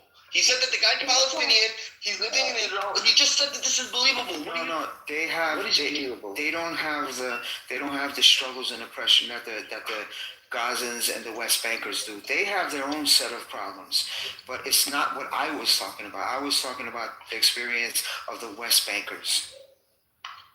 Yo, you guys should have just heard Black Rabbi and what he was saying in the last room I was in. He just made me so fucking angry. You know what he says? He says, we're going to go into Iran. We're going to change the name of Iran. We're going to split it up. We're going to... why would you give him a mic time? Man, I kicked him down multiple times. It wasn't my room. It was Prince's room. He says, we're going to unleash hell on them. We're going to go in there. We're going to flatten the entire thing. It's going to be like nothing they've ever seen before. And he's like in a euphoria about this. Don't listen to him. It's not the mutual consensus of what Zionist Jews believe. I don't know how many times I have to be clear about that. Amir, you heard me call him out on stage publicly. Don't listen to what he says. Zionist Jews do not think that way, bro. No. You will find psychos. You will find that. Listen, I'm a Zionist Jew. I'm sitting here telling you, no one innocent should be killed. Palestinian, Jew, listen to what I'm saying. Everyone innocent does not die. That's it. So the Palestinians that were killed were not innocent, is what you're saying, right? My man, Hadi, maybe you never have heard me. If you're a Persian, you'd not have Hadi. Yeah. Okay, so maybe you've never heard me here before. I mean, unfortunately, during war, people die. It just happens. Even people that are not involved in the war, if they're in the area, they die. It happens in every war around the world. It's not just Israel and Palestine. Every war around the world, it happens. Okay? So it's unfortunate. Honestly, we pray for the innocent that died, Jews, Palestinians, whoever they are, even the ones that are not Palestinians that they got innocently killed too. Not just Palestinians there. It happens during war, bro. What do you want to do? Jason, has Israel ever done anything wrong? In sense of what? Any sense. So you got to be more clear. Tell me something specific. Criticize Israel for me. Criticize one thing about Israel. I don't know, and I've told this Amir. You're a dumbass. Why are we wasting your time with this guy? He doesn't know. He doesn't know. He's a gaslighter. He gets paid to come here to be a dumbass on other nation. Criticize. You have a lot to say about Iran, boy. You have a lot to say about Iran. Say something about Israel. Say something about Israel. 1 second. Can I finish? No, you're gaslighting. I want you to answer my question. I don't want to hear your monologues. I'm answering. You're not letting me answer. I know you get very sensitive. Criticize Israel. Go ahead. So let me give you an answer. I don't know any other nation that prior to them attacking their enemies, they put pamphlets out from the air, they text message, they send phone calls. Oh my God, they're so kind. They tell you I'm going to be kind. Yes, because when you're at war, they send you a text message and then they blow up your house and your hospitals. Oh my God, I'm only praying with you. When you're at war with someone, how long before what kind of bullshit are we listening to, guys? What are we subjecting ourselves to? We use him as a punch. Hold on a second, guys. Hold on, we use him as a punching bag, Hadi. Yeah. You know, we need somebody on the stage to go back. I realized you got bored with Sky and Bruce, so then you pulled me up. Sky, I moved them down. You know why I moved them down? Because they don't provide sources. Look, I'm going to give you a chance to redeem yourself so that we didn't waste your time, right? So, criticize Israel. Hadi. Criticize Israel. Hadi. Azizak, if you're a man of your word and you're an honorable man, Gushkon, Okay, If you're a man of honor, you will find one thing to criticize about yourself. So look, I don't know what to say in the sense of you not understanding that during war, people die. It doesn't discriminate. It doesn't war. Has Israel ever done anything wrong in the last 72 years? Let me finish. Not war. Let me finish. Have they made any mistakes? Let me finish. Oh gosh. Can I finish, please? Go ahead. Okay. If you can find me another country prior to them going and attacking somewhere, warning the people beforehand in a war, please present it. Until then, if you don't, listen, I'll give you the opportunity. You can Google it if you'd like. Try and find one. Until you don't, please don't put down an army that literally gives you the heads up prior to striking. Okay? Because look, at the end of the day, this is what it is. If you're going to attack me, do not expect me to sit down. I'm not going to sit down. I'm going to defend, and I'm going to go on the offense. I want to bring something to the table. Hang on. It relates to the army. I got to give you something to relate to the army. Moshe Boogie Alon, former Israeli defense minister, said IDF is not the most small army in the world, and he said Netanyahu is ethnically cleansing Palestinians. And you can look it up. His name is Boogie Alon. Moshe Alon. You're going to find Jews. I just wanted to what Amir just said.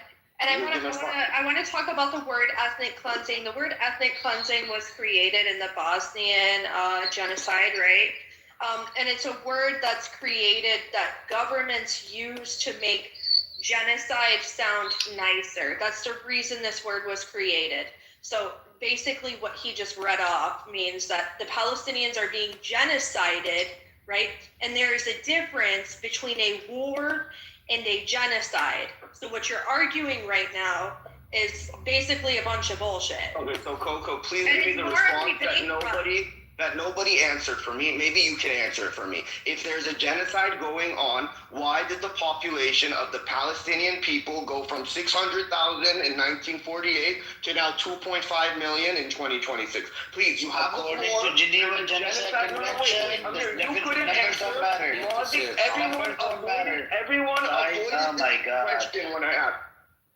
I told you this number of times, Jason. Why are you intellectually dishonest piece of shit? I told you this number of times. The genocide. The word genocide. The genocide was coined by Raphael Lemkin. It was a Hungarian-Polish lawyer, and he was a Jew. In 1944-45, he's the one that coined the term. He's the one that coined the term genocide, and the numbers. He did not put numbers on the definition.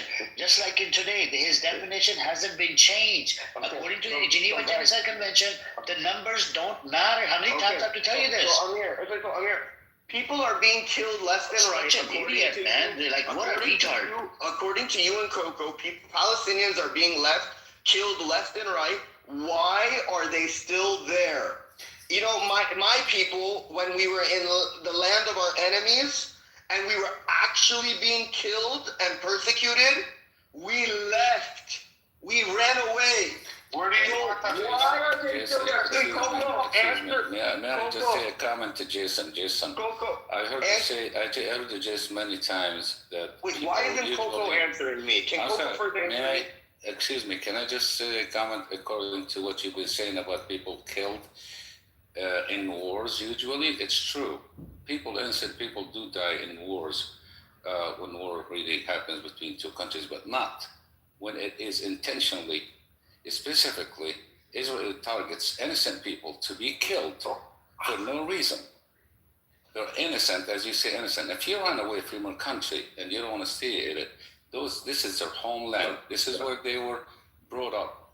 They're not leaving their country. Period. Okay, so Abu Bakr, listen to real quick what I'm going to tell you. Israel has the capability to completely annihilate the West Bank with one press of a button. Listen to what I'm telling you right now. They have the capability to take their finger, the prime minister can take his finger, press a button, and kill everyone in the West Bank. But he doesn't do that.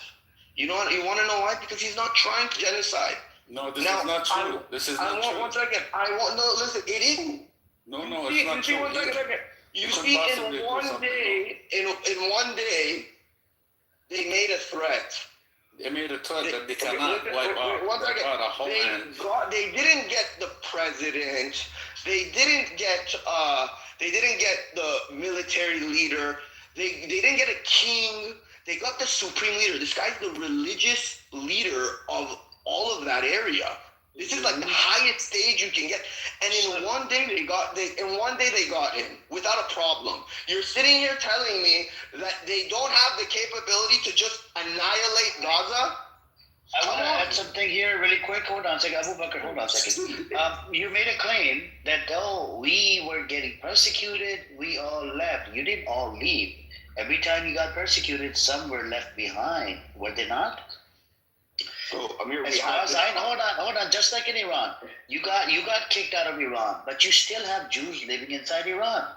Whether it's 15,000, 10,000, 5,000, it doesn't matter. You still got Jews living over there. Just like that. Palestinians are still there. They're not going to leave. You killed a whole bunch of them, but they're still going to stay there. And some of them did leave because they're under refugee status. Why are they refugee in Gaza? It's thanks to your disgusting Zionist criminal state called Israel because of fucking Nakba, the catastrophe. Okay. I told you this multiple times. Okay. I debunked your bullshit claim, but you never acknowledge, you never concede. I'm going to keep on arguing over bullshit. So here, tell me now why, answer the question. You're saying that in all these areas, people still stay. Tell me why, when it comes to the Palestinian people, not only do they stay, but if there's a genocide going on, why did their population increase after these 70 years? 2.5 million. Wow, hold on a second. Hold on a second. Going to answer this? Hold on, Abu Bakr. I've been quiet all of a sudden. Hold on a second, please. Hold on a second. At the Warsaw Ghetto, was there 600 Jewish babies born?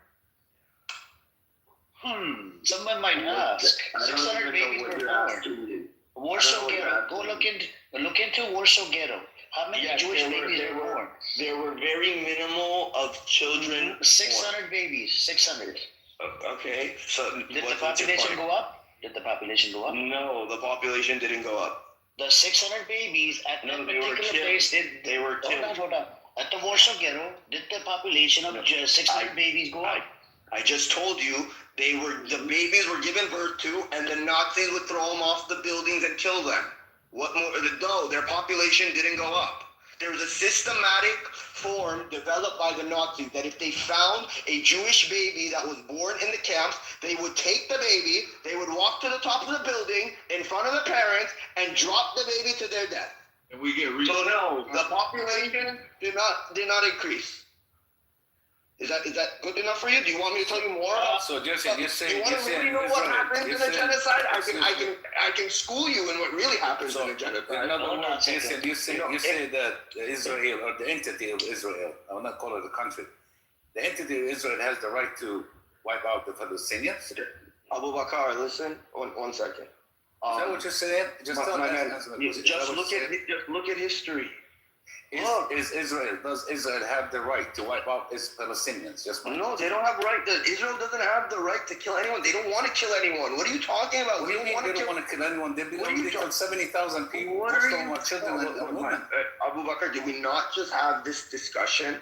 Did I not just say that people in war die? Like, it's just the sad reality? Yes, they do, but not intentionally. Why aren't you Okay, so are you going to go to Russia and UK right now? People do die in war, but not intentionally. Specifically targeted civilians and children and women. Listen, I'm a Zionist Jew. We don't want this. We just want to live peacefully in our land. We don't want problems. We want to get along with everyone. We don't want it. Abu Bakr, what do you want me to do? What do you... So the Warsaw Ghetto, hold on a second, hold on. I'm going to read it out to the people now here. What you said is fucking bullshit. The Jewish population in Warsaw Ghetto, it initially rose slightly due to forced refugee influxes, but then declined sharply due to deaths from starvation, disease, and execution after the ghetto establishment. Thank you. Yes. But there were Jewish babies were born. This is a real genocide. This is a real genocide. How many Jewish babies were born? Let me tell you what a real genocide is, guys. Can you please tell us? Hold on a second. How many Jewish babies were born? My friends, listen. I'm asking you how many Jewish babies were born. So, Amir, I just told you, when a Jewish baby was born, there was a systematic way to kill that baby. Do you not understand? Like, Okay. I want to tell the people. Hold on a second. Hold on. I want to tell the people about 7,000 to 7,500 Jewish babies were born in Warsaw Ghetto between the establishment in late 1940 and the end of significant births by July 1942. Okay, and now search if they were killed. They were killed in what year? I'm talking about when they were in Warsaw Ghetto, and then until they got killed. The population did go up, right? No, it didn't go up. How many times population did go up? Listen, the population of the Jewish nation at the time of 1909 was... There was no Jewish nation. What are you talking about, Jewish nation? We were Jews. Yes, what do you mean we were Jews? There wasn't a nation. We were just in a Warsaw Ghetto. We've always been a nation since 3,500 years ago. Please look at the history. There was no nation, bro. Okay. During the Holocaust, you were in the nation. You were in the nation. So my family, then you're erasing my family. And you're Persian. You're not Ashkenazi. You're Sephardic. Your family did not come from the Holocaust. Hitler didn't discriminate if you were Ashkenazi. Your family did not come from the Holocaust. So wait, one second, Amir. I have a question for you because it seems like we're not understanding that. So Hitler, that's really a genocide. Like if Israel was actually committing a genocide, like they would be the worst at it because as I said, how do you know it was a genocide? How do you know it was a genocide? Amir, 1 second, because I know it's not a genocide. How was it a genocide? Okay, so listen, Israel is probably the worst nation to commit a genocide because obviously the Palestinian population has increased to 2.5 million. You don't want to admit this. How was it a genocide? You were present at the Holocaust. How do you know? So 1 second. So let me because how do you know it was a genocide? So listen. How do I know? I need to know how was it a genocide? I have personal family members that survived it. Okay. How do you know you were present? How do you know it was a genocide? I have my great. How do you know it was a genocide? It doesn't matter. You want me to post picture? My great uncle has the tattoo on his arm that they gave him a number. That's a real genocide. When they tattoo you and they give you a number and now you're. I'm asking you, you weren't present over there. Just because of your anecdotal uncle's experience, you can't say it's a genocide. So, Amir, so no genocide? My question again to you, how did you know it was a genocide? Okay, so I'm going to tell you right now what the definition of a genocide is. You see, the Nazis... Let's go. Can you please read it out to the room? What is the definition of genocide? Amir, 1 second. Please relax. Because I want you to read out the definition. Everyone here is getting a reality check. I want you to read that. Hold on. I want you to read the definition. Oh my God. The worst country to be able to anyone to give them the crown for committing a genocide because the population of the Palestinians have. I want you to read up. Hold on, Jason. Jason, instead of talking, I want you to look it up right now and read it out to the room. What is the definition of genocide? When a people gets. No, I want you to read it from the Geneva Genocide Convention. I'm telling you right now. No. Geneva Genocide. I'm telling you it's a systematic slaughter. Geneva Genocide Convention. Of a people. Geneva. Because of. Let me finish. I said I want you to read it out from Geneva Genocide Convention on Google Baba. I'm going to read it out to the room now. Who cares about the? I'm going to read it out to the room. Hold on a second. I'm going to read it out to the room. Your authority. What makes you your authority? I'm gonna read it out to the room. Okay, but why is this our authority? It is. It's international. Why? So tell me why. Because it was coined by who? Raphael Lincoln. Okay, so what does that mean? Well, what does that mean? Okay. So just because somebody coined something, it becomes our authority? So why was it? How did you come up with this? Hold on a second. How did you come up with the conclusion that it's a genocide? Why did you use the word genocide? Why didn't you use something else? What are you, Amir? Because Amir, it was coined and it was coined. Hold on. It was coined and defined by Raphael Lincoln. What is a genocide and what is not a genocide? You should get your facts straight, retard. Amir, please answer my question that I laid out for you and Coco. If the nation of Israel is committing a genocide, they're obviously really bad at it. Explain to everybody here why the numbers have evolved so dramatically. They have not declined not one time since Israel has taken back their land. Why has it evolved so much? Coco, do you want to answer? Because Amir doesn't want to answer. I'm going to go to the, hold on a second, I'm going to read it out to the room. Just give me the answer to that question. Hold on, no, I'm going to read it out to the room.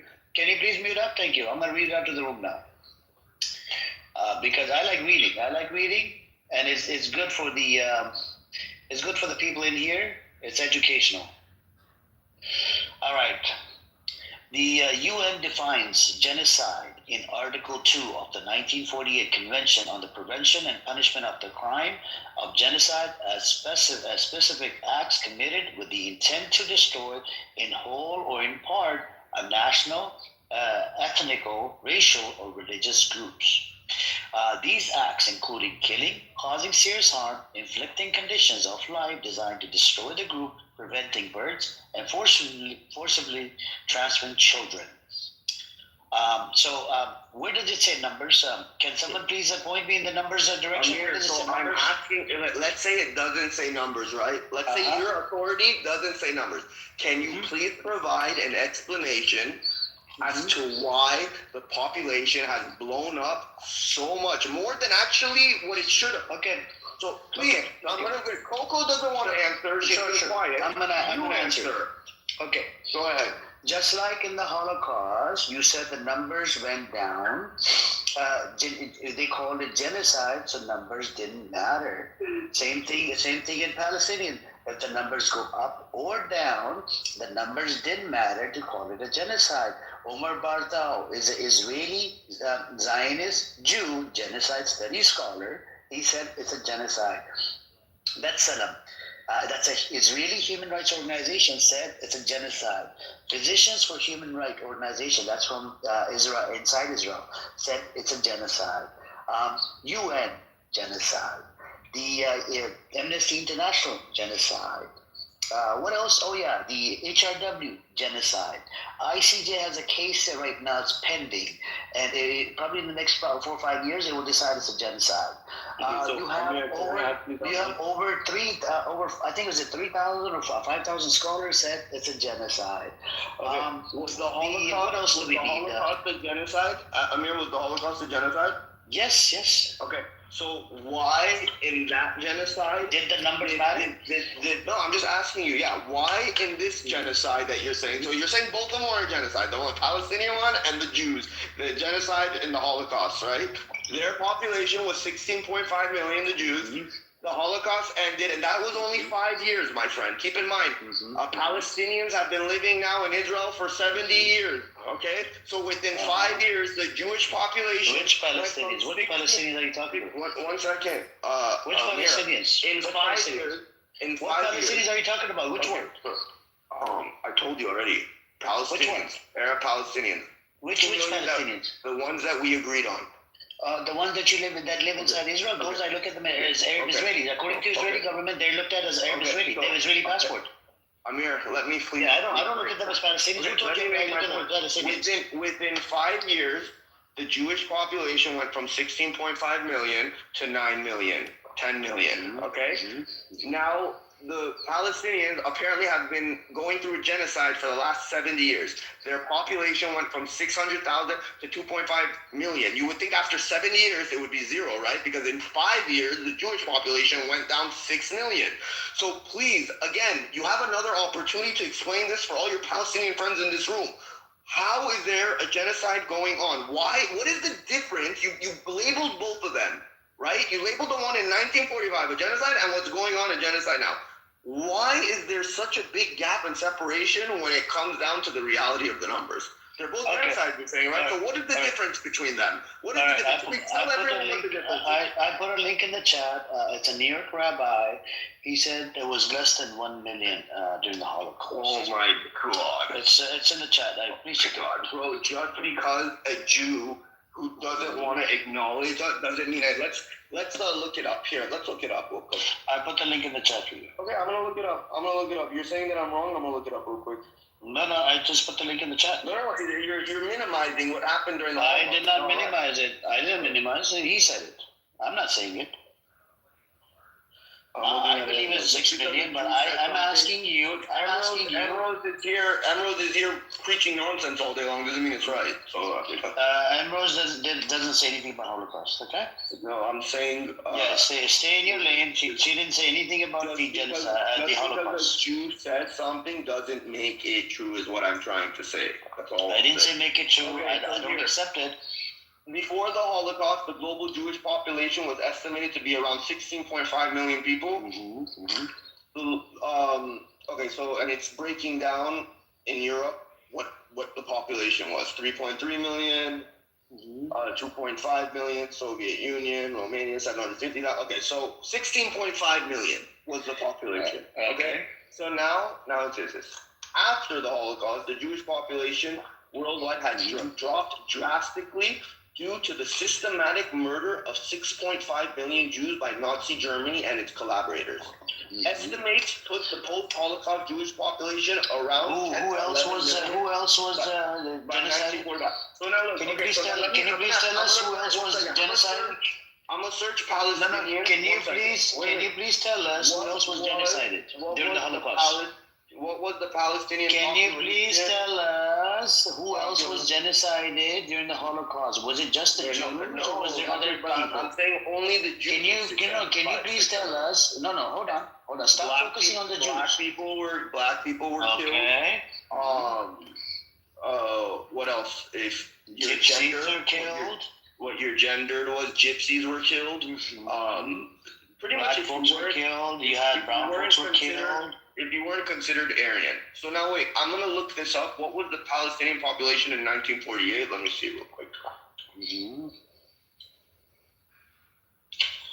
I put the guys in the audience and up here. I put the link in the chat.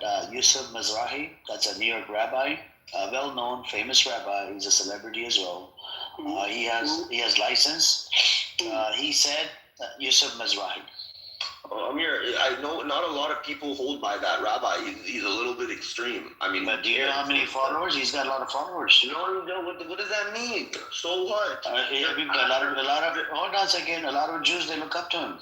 I mean, no, that's not true. Nobody in my community looks up to him. What are you talking about? Boy, that's your community. Okay, all right. I don't know what you're saying. Okay, let me look it up. Let me look up. People that look up them. But wait, why are you distracting me from me reading this? I'm genuinely trying to see if I'm wrong. Times of Israel. Hold on. This. I posted a link in the chat. NY Rabbi. He said not even 1 million Jews killed in Holocaust. His name is Yosef Mizrahi. Claims high assimilation rates, inflated estimates. He doesn't know. Amir, you're not getting the context of what he's saying. He doesn't consider, that rabbi is so extreme, he doesn't consider Jews that don't keep Torah to be Jews. That's why I just told you that I don't hold by him, or many people don't take this guy as who you think they take him as.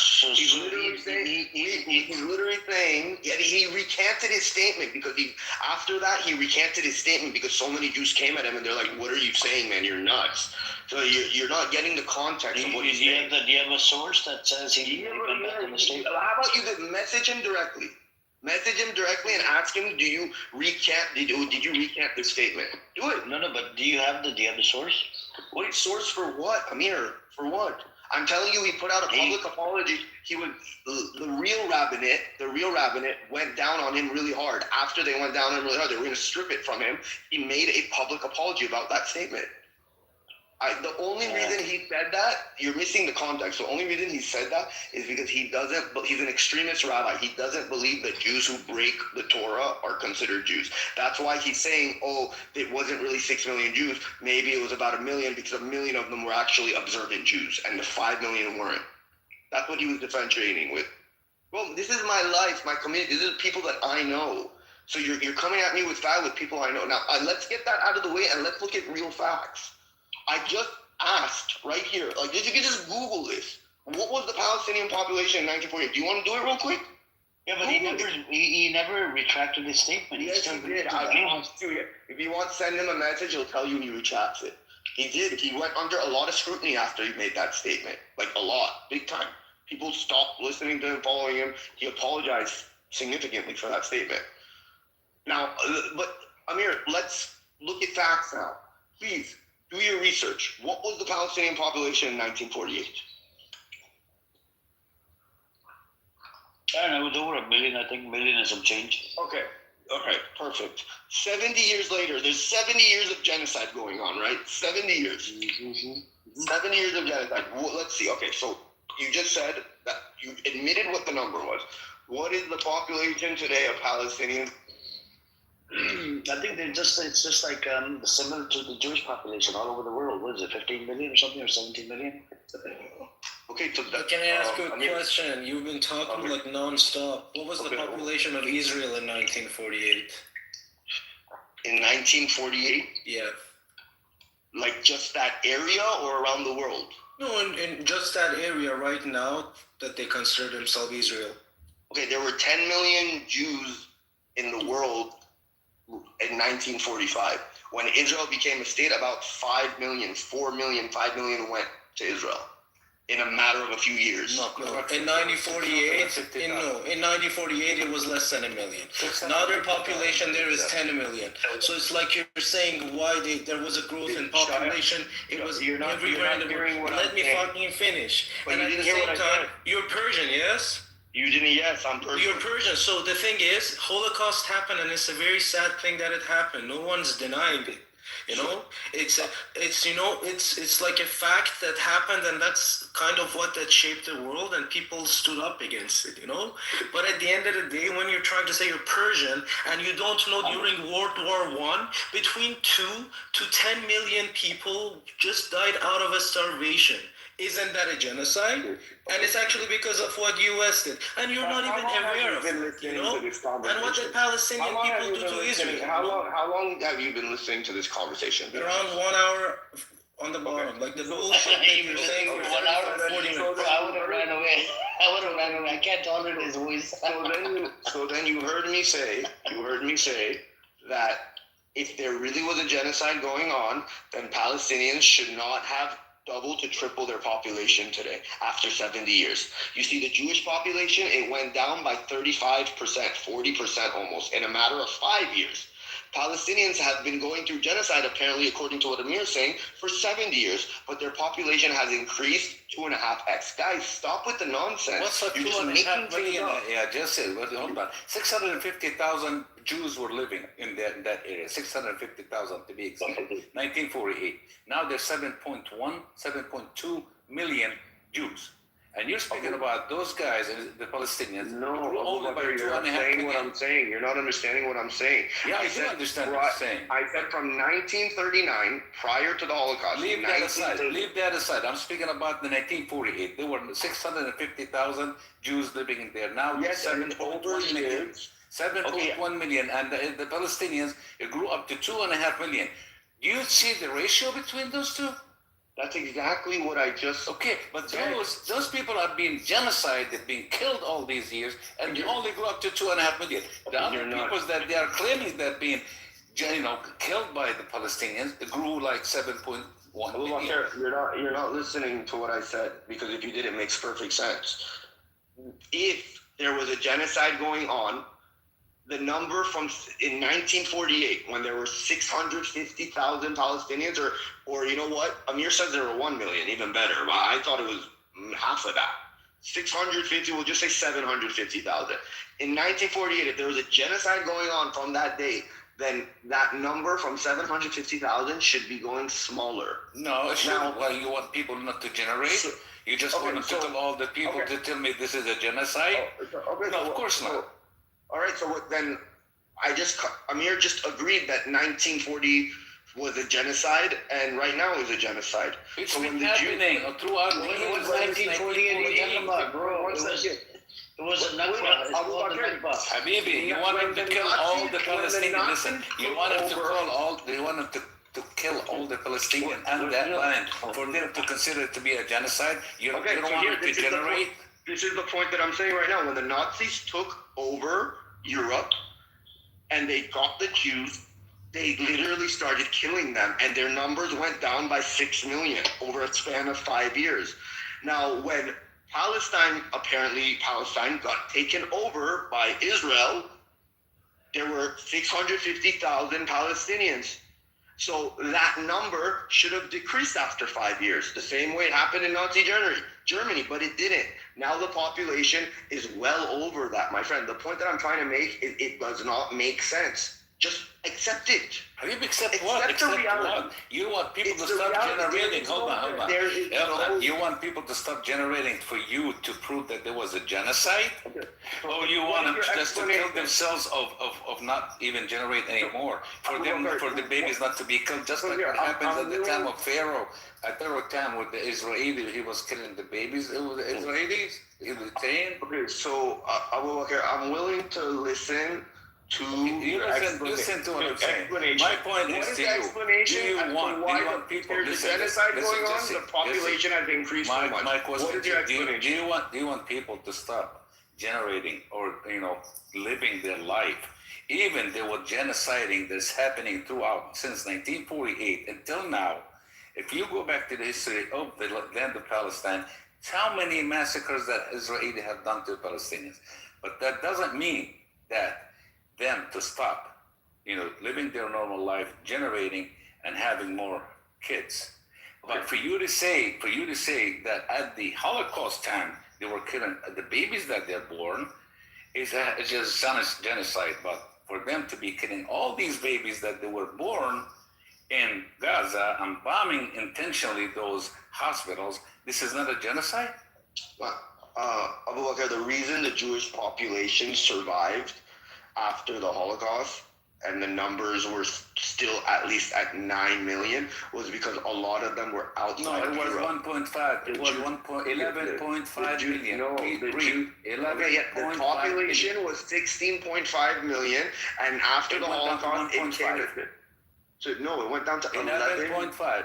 Okay, and I say 10, you're saying 11. Okay, 5, 6 million. The number decreased, right? And the only reason it stayed at 11 million was because there were Jews outside of Europe living around the world. That's it. Have you looked at they were just a little, for a period of time, but we're talking about 70 years. Okay, so here, that's the point that I'm trying to make. 70 years, people only generated to 2.5 million. Only 70 years. You know what the ratio is? 70 years. Okay, so again, within 5 years, 6 million were killed because there was an actual genocide. Fine, 5 years. Okay, stop right there. Okay. 5 years. 5 years. Hold on. Stop right there. 5 years.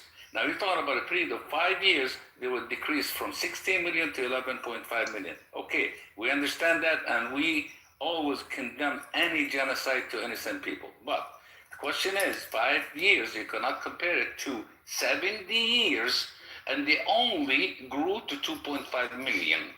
70 years. Divide the 70 years of the 2.5 million, that's 70 years.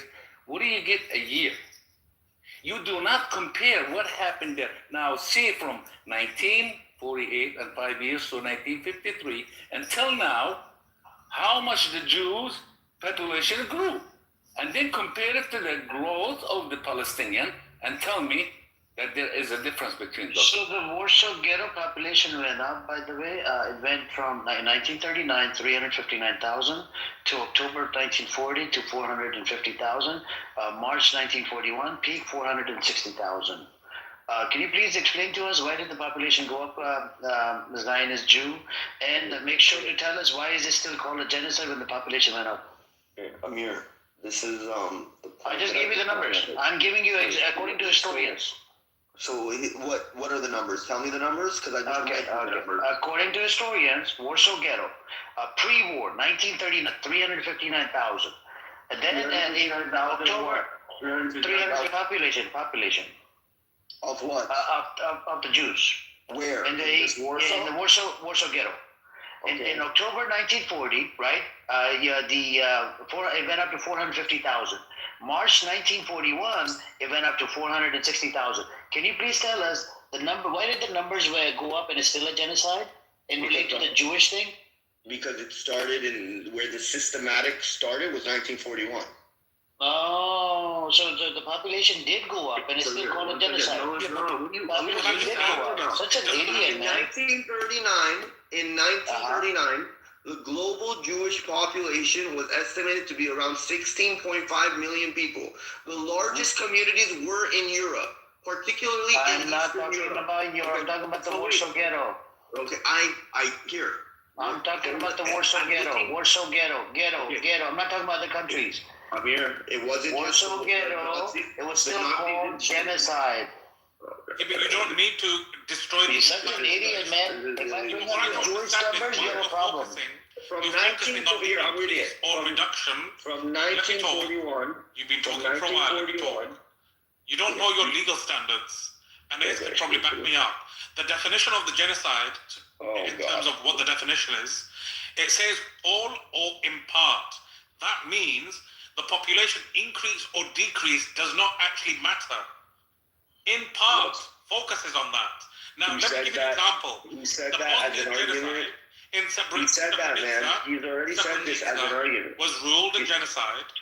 Even though the population wasn't really moving, they were still committing massacres, mass killings, bringing about conditions to destroy the people. Now, just like in Gaza, mass killings, bringing out conditions to destroy the people or make their lives difficult to exist. He's already brought up this as a way to try and defend the position. It doesn't need to be defended. We don't need to be defended from someone that doesn't know the law. I proposed the question to Coco. She didn't answer.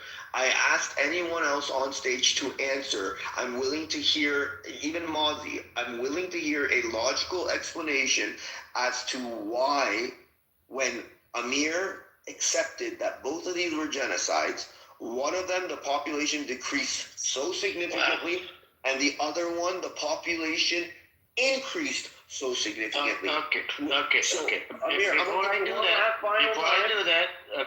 do that, I need you to explain why did the population pre-war 1939 in Warsaw Ghetto was at 359,000. October 1940 went up to 450,000. March 1941, 460,000.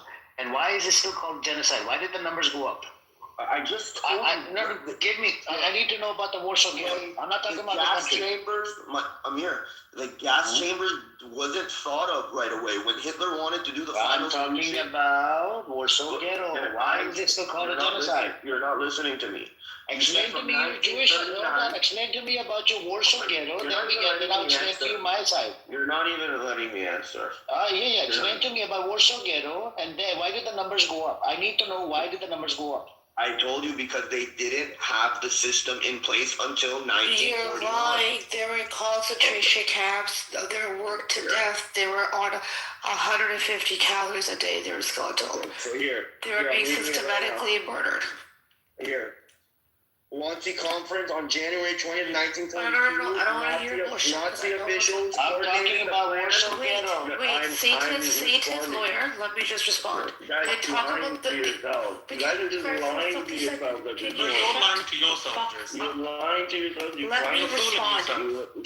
Respond. Mute everybody. Mute everybody. I'm gonna respond and mute up. You guys fucking discuss. Finally, you're okay, talking. Satan's lawyer. By the way, why do you hate me so much? No, I don't hate you. You're annoying. Okay, so that's the difference. Yeah, exactly. So the difference is the rate of genocide cannot keep up with the rate of birth. In the other scenario, the rate of genocide superseded the rate of birth. So what wants to do? Thank you so much for finally proving that there's no genocide. No, I said the rate of genocide could not keep up. Should not be happening. No, it can. No, it can. You cannot stop someone's reproductive system. Ace, you just proved my point. You cannot stop someone. And also, and historically, stop. Historically, factually, it's shown that times of war, there has always been an increase of birth rate. That is something that is just prevalent across the world. And during times of war, there's also genocide. I'm going to give you a fire emoji because you just... No, I did. I proved you wrong. Thank you. I'm so glad. Agreed. the rate of genocide could not keep up with the birth rate. That does not mean that genocide did not occur.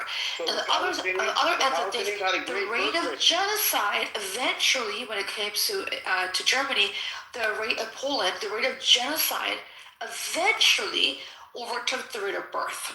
I'm gonna give you would you want it to be? Says lawyer replied. Would you want it to be would you rather see millions gassed like they were in Nazi Germany? Okay, Is that what you like for you to think it's a genocide? Are you admitting that? Do you know the definition? You're a fucking lawyer, you're a bitch ass. Do you know the definition of genocide? Why are you confident? Because you're an idiot. He's a dumb retard. He's an idiot. Do you know international law? To define genocide, hold up, be quiet, man. You're really fucking annoying. Okay, in order for it to be a genocide, it does not mean the rate of birth has to be higher or lower. The population has nothing to do with it. Alright, guys, I think I'm gonna bow out. Ace just really put the nail in the coffin. Bow down, because who would have put a nail in your coffin? I put a nail in your coffin. You cannot argue with me. Please, unlike you, I actually am an attorney. The difference between you and I is I actually am an attorney. Now, what you are, a Satan's lawyer. Let me respond. Shalom.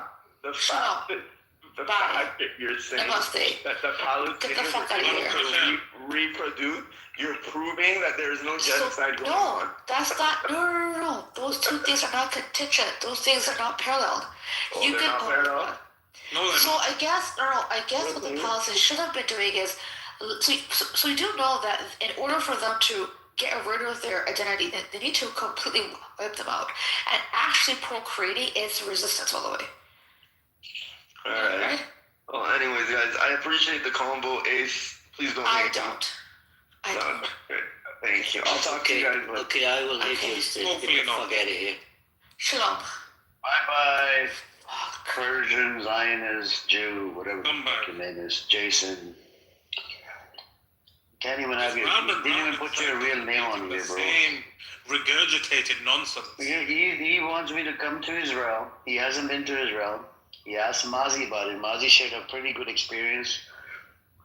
What he saw in person, how he was treated inside, by the IDF and whatnot. And oh yeah, his experience was really messed up. All that happened in one day. It was a very good experience. What Mazi went through. Yeah, Mazi, what he had to go through in the West Bank is disgusting. In one day. These Zionist animals are disgusting. Yeah, but there's many Jews that have been to Israel and Palestine, as in being Zionist initially, and they've come back and said this is a racist apartheid system. And they've changed their mind and they've become anti-Zionists. Not all of them. You have the settlers going there all the time, bro. No, there's many that go from the West, as in, visit. Bro, haven't you seen a settler documentary? Yeah, but they're hardcore Zionists. Bro, they're literally disgusting animals. They're wild creatures. Brother, if there's people that have a conscience, and then people that don't have one are radicals, because they will see injustice and look the other way. And then you have people that will see injustice and call it out. Two different kinds of people.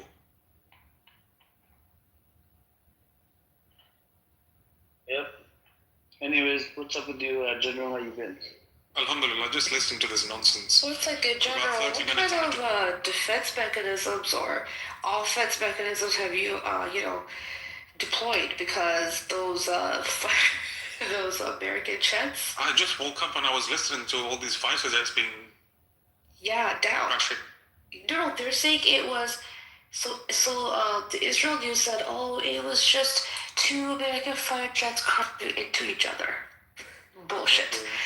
There were not one, multiples. That's crashing, and then I think some of the pilots ejected themselves. It wasn't just one. It's multiples. It's actually been confirmed news now. Anything's possible. Hey, so it's your mechanisms that you've been deploying up here, so. No, I'm not deploying anything. The Iranians are not deploying anything. Oh, no. It's just we don't do anything. The it's cloud. God's work. Yeah. God's plan. We don't do anything at all. Yeah, so this is just going to get worse. They're not going to negotiate. Yeah, they've started.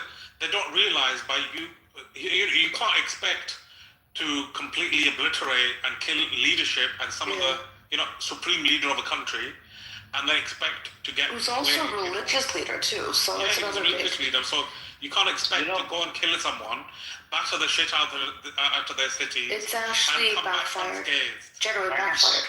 I mean, today Well, this is the price you have to pay. If it means burning the whole region, this is the Americans and the Israelis are responsible for this. No one else.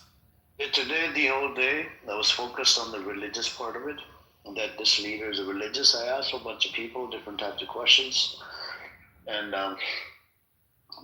turned out that some of these people, they have left the religion.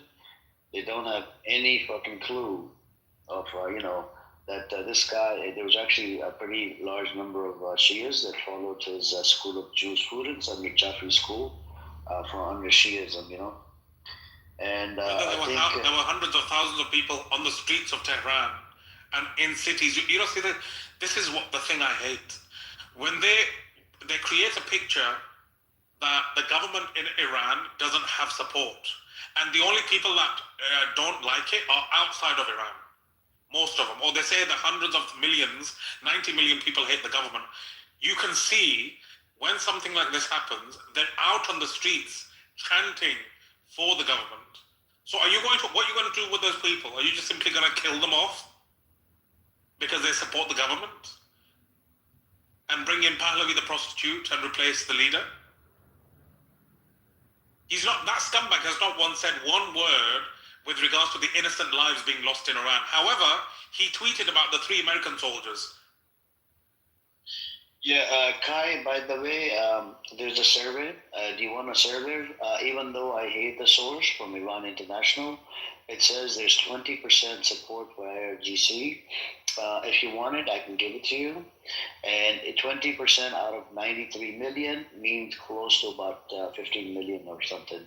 So, and what I've heard from these Reza Pahlavi supporters, you might, if you want to come up, I'll send you an invite if you want to come up, okay? Yeah, the Iranian government doesn't have any support, but when Western media is reporting people on the streets chanting in support of the government, but they don't have any support. Make it make sense. Yep. And the IRGC, I think we had the brother Abdullah in here. He said IRGC it's very heavily involved in a whole bunch of government entities. So it's hard to get rid of IRGC out of all of these places. You see what I'm saying? Like health sector and other sectors, which is interesting. I mean, that was an interesting opinion. And then I had retards up here. There's this one girl, Sky, and this other retard, Bruce, that Islamophobic piece of shit. Making up claims. You know what she said? She said, I've seen it. I work at the hospital. I'm like, you seen all these bodies? 40,000 bodies? Like a literally retard emotional argument. I'm like, and then we went over the numbers and and I think Mazi said, she's coming from a good place. And then she showed her 2 fucking colors, called me, what she said, she called me a bastard child or some bullshit. Fucking bitch. There's so many of them on this app, they're fucking, They've got nothing else to do. They're twiddling their thumbs. Yeah. What else are they going to do? Tomorrow's going to be a day 4. Today, the room went up to 160 people, I think. That was crazy. Oh, wow. And how many little girls? They're saying it's 150 who've passed away, unfortunately. Yeah, killed, not passed away, killed, murdered. I know, I'm just, you're right. Murdered. Fuck. Yeah. You want to come up, Kai? And you know what they're saying? They're like, there was a military installation as a defense. Then don't blow it up during school hours. Pieces of shit. I'm sick and tired of this so-called. See, but this bullshit. It's bullshit, General. It's there was bullshit, a military installation. General, even if that were true, then the logical sense would be to destroy it at night, not during the day when the kids are at school. If that were true, which obviously it isn't. We have Kai here. Kai? Hi. Do you mind telling I was just wondering, why do you support Reza Pahlavi? I am not supporting him. We are not looking for another dictator. We are just. What did you say? We are just the original government, right? Not supporting Reza Pahlavi. Oh, you don't support Reza Pahlavi? No. He is this. But you wrote it in the chat something else, don't you? Let me see. No. I don't think. Sorry about that. I can just text. Thank you very much. And hopefully you have a good time conversation. And Iran, there's some brave people, not really, some of the people supporting him, but they don't know him. He is the same as Khomeini. Sorry about that, sir. That is not personal. I got you. Your voice is kind of low. And do you support the attacks on Iran, Kai? By America?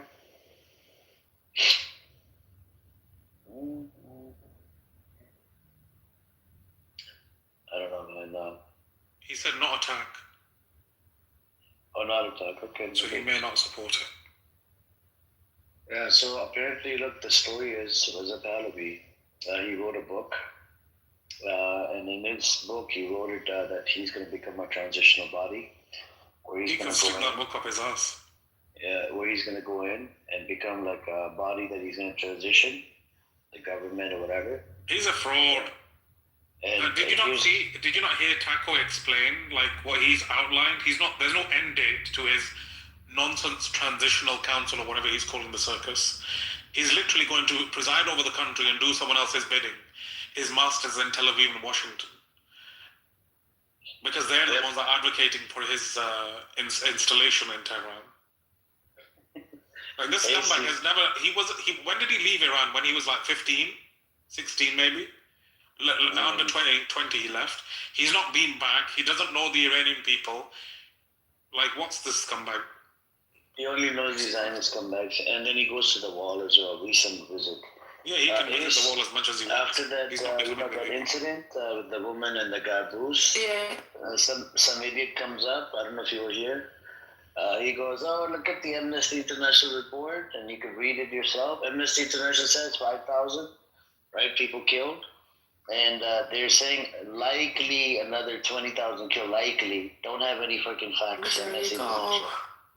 And then the guy says it in Farsi, barks. He goes, "Oh, everyone should leave, and this is Reza Pahlavi, IRGC supporter, blah blah blah." And then the bitch fucking ran away like a little cunt he is. You know, the funny thing is, this is the irony. The same people that wanted evidence for each and every death in Gaza, are now telling us to believe the deaths in Iran without evidence.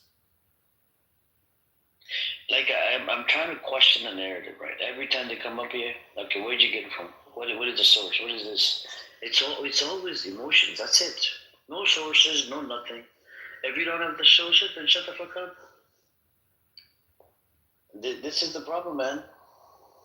And Black Rabbi, I kicked him down like a couple times. I moved him down. Once or twice, I'm like, I didn't even allow him to speak. Foaming at the mouth. Because I can't have, when I have this many people in the room, I can't have a retard coming up here and, yapping and hugging the mic. Listen, one day of all days, you should have listened to Black Rabbi, unfortunately. Oh, Haz, good morning. Morning. What do you say? He's telling people in the other room that Israel plans to break up Iran into 4 states, and they're all yelling at him he's full of shit, but he's speaking the truth. That is the intent of this. Haas. He named it the Mordecai Band, or whatever the fuck his name is, doctrine. He named after himself. He made it up. Oh, dear. Obviously, he's obviously spinning it in his own retarded way. But what annoyed me was we've got this guy Omid who is against the IRGC, and he's saying they've been warning them about that. So the Iranian leadership are trying to warn their own people, and they're accusing them of lying and spreading Zionist propaganda. So these idiots in Iran are digging their own grave. I said to him, look, listen to the warning.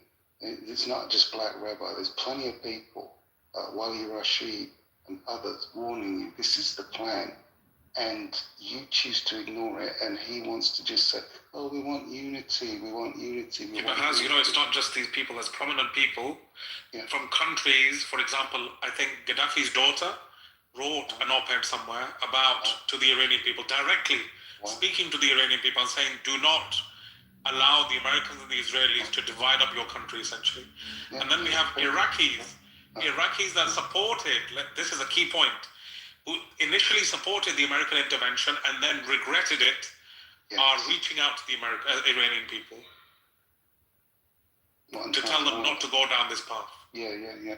But the Kurds are up for it.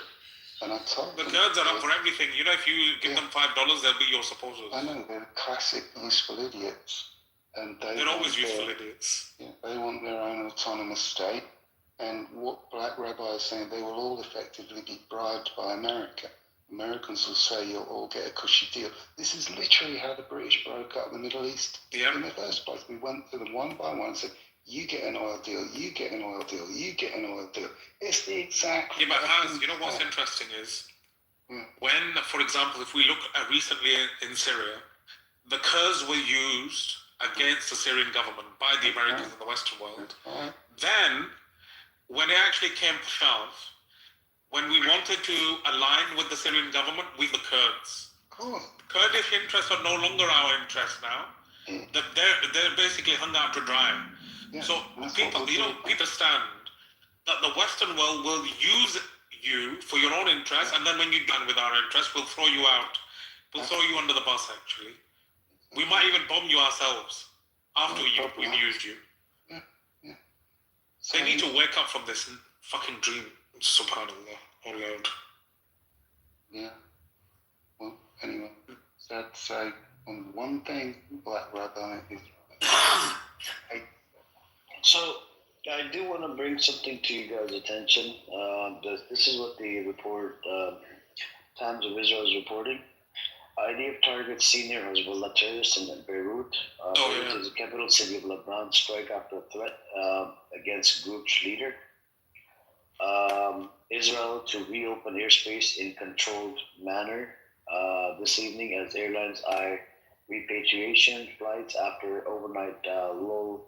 Iran launches new missile drone strikes in Israel. Gulf states oil refinery hit in Saudi Arabia. You have the Home Front Command says no change in restriction until Wednesday evening. Sirens sounding in central Israel amid Iranian missile attack. Turkey denies reports U.S. base on its territory was hit by Iran. IDF says it's downed dozens of Iranian drones since start of war. What else do we have? And Hezbollah is started to fire rockets at northern Israel and first since November 2024 ceasefire. Hezbollah condemns strikes in Iran but stopped short of pledging to attack Israel. 4 of 9 victims of Iranian missile strike on Beit Shemesh named by authorities. Okay, we got 9 victims on the Israeli side. What else do we have? Oh yeah. Now there's a reporter. This guy is, I think he wrote an article. He goes, everything is gone. Deadly Iranian strike on Beit Shemesh leaves residents reeling. 9 people are killed. Dozens are wounded in city after a ballistic missile brings chaos and destruction to a quiet residential street. Beit Shemesh, we were in the safe room and suddenly we heard a massive blast and saw shrapnel inside the house, standing in the middle of a previously quiet street now strewn with broken glass and shattered lengths of metal.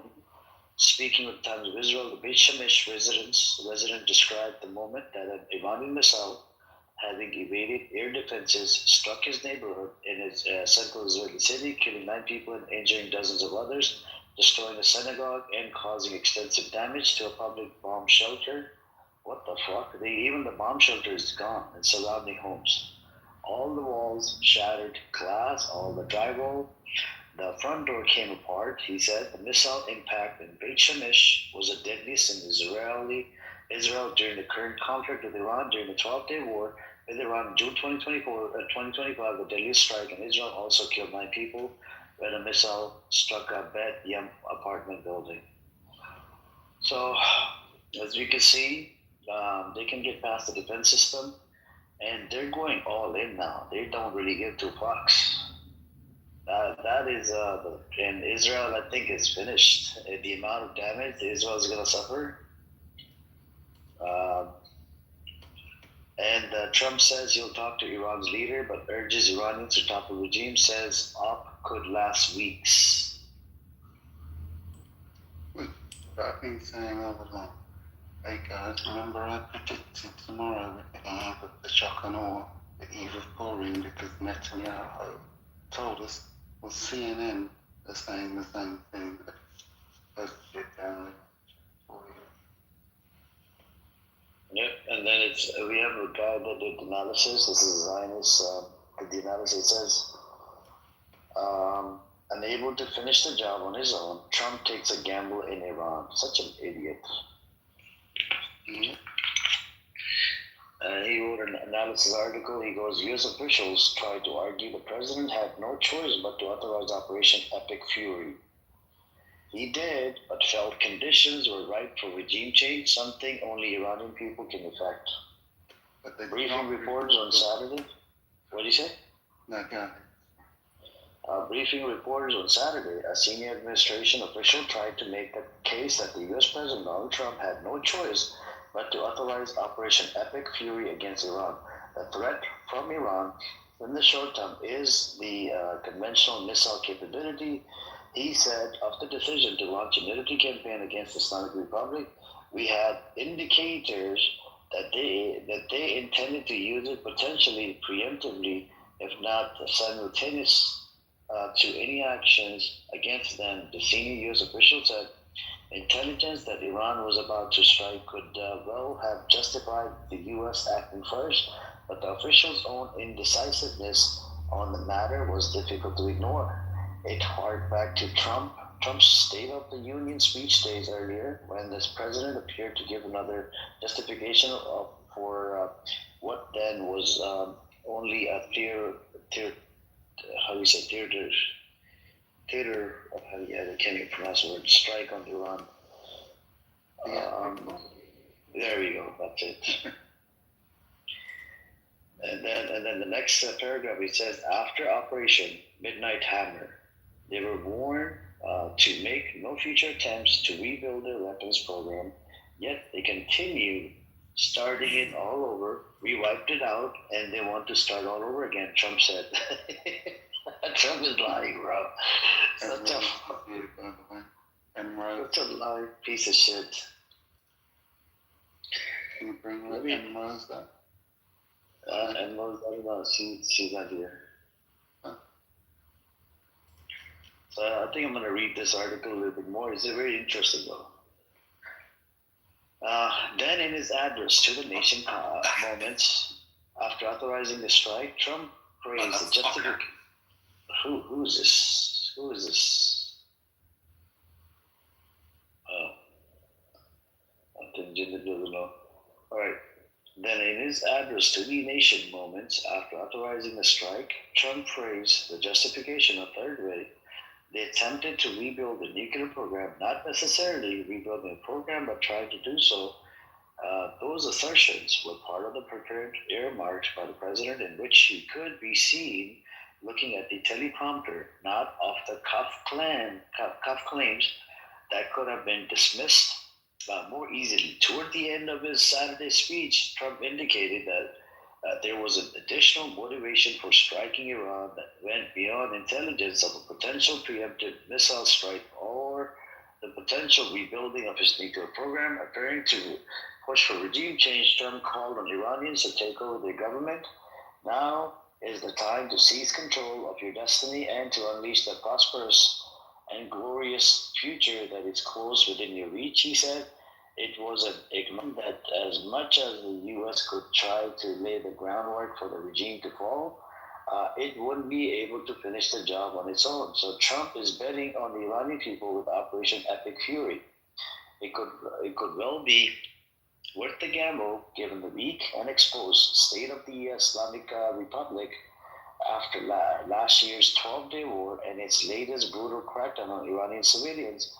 But it's still a gamble. He faces a regime that prepared for this very scenario, including by putting contingency plans in place for who would make decisions in the event that Supreme Leader Ali Khamenei was killed. A senior Arab diplomat told the Times of Israel on Saturday, hours after Khamenei's death, the regime knows that Trump wants Operation Epic Fury to wrap up quickly after having campaigned against getting the U.S. become entrenched in Mideast conflicts.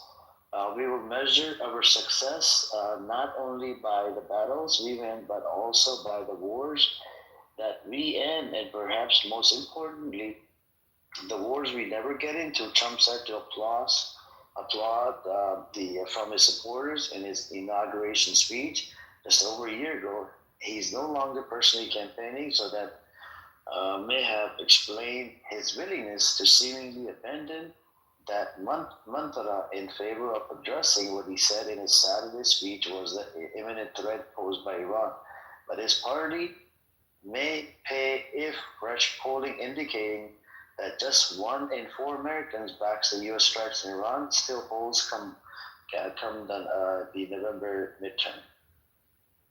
So as you guys heard it, there's a big problem. Trump, such an asshole, such an idiot, didn't even know the religious threat. You see what I'm saying, Rolf? In Pakistan, in other countries, a lot of people are pissed off. They're going after the embassy. Yeah. I mean, here's the thing. I know you may not want to hear this, but I think America wants all of this retaliation because the goal here is not regime change. The regime change is the cover story. The main goal is war. They want to destroy. And so they welcome all of this conflagration. And I also think they're using this war to allow Israel to take more territory in Lebanon and to also extend the war into Pakistan because they claim Israel is Pakistan and Turkey next. I think we'll see a continuous war bleeding into both those countries. So I hate to say it, but Trump is to deflect and to confuse. The real military planners want all this to happen in Lebanon, sadly. I don't know, to be honest with you. I don't think any country is trying to get into this war.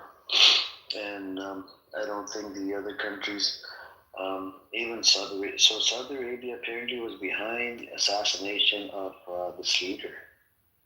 There's an article from Waros. I don't know if you've seen it. No. Yeah, there's an article from Washington Post.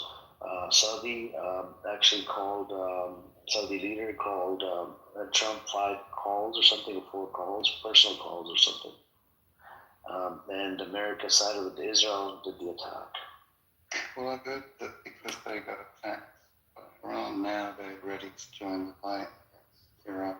So that really sucks.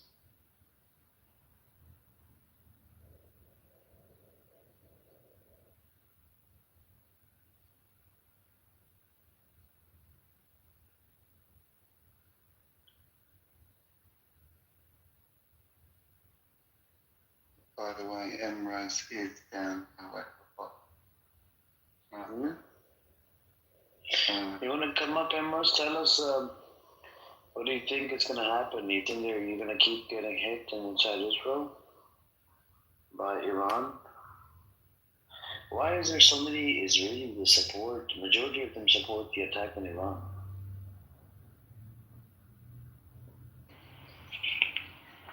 I look at it in a different way. I know right now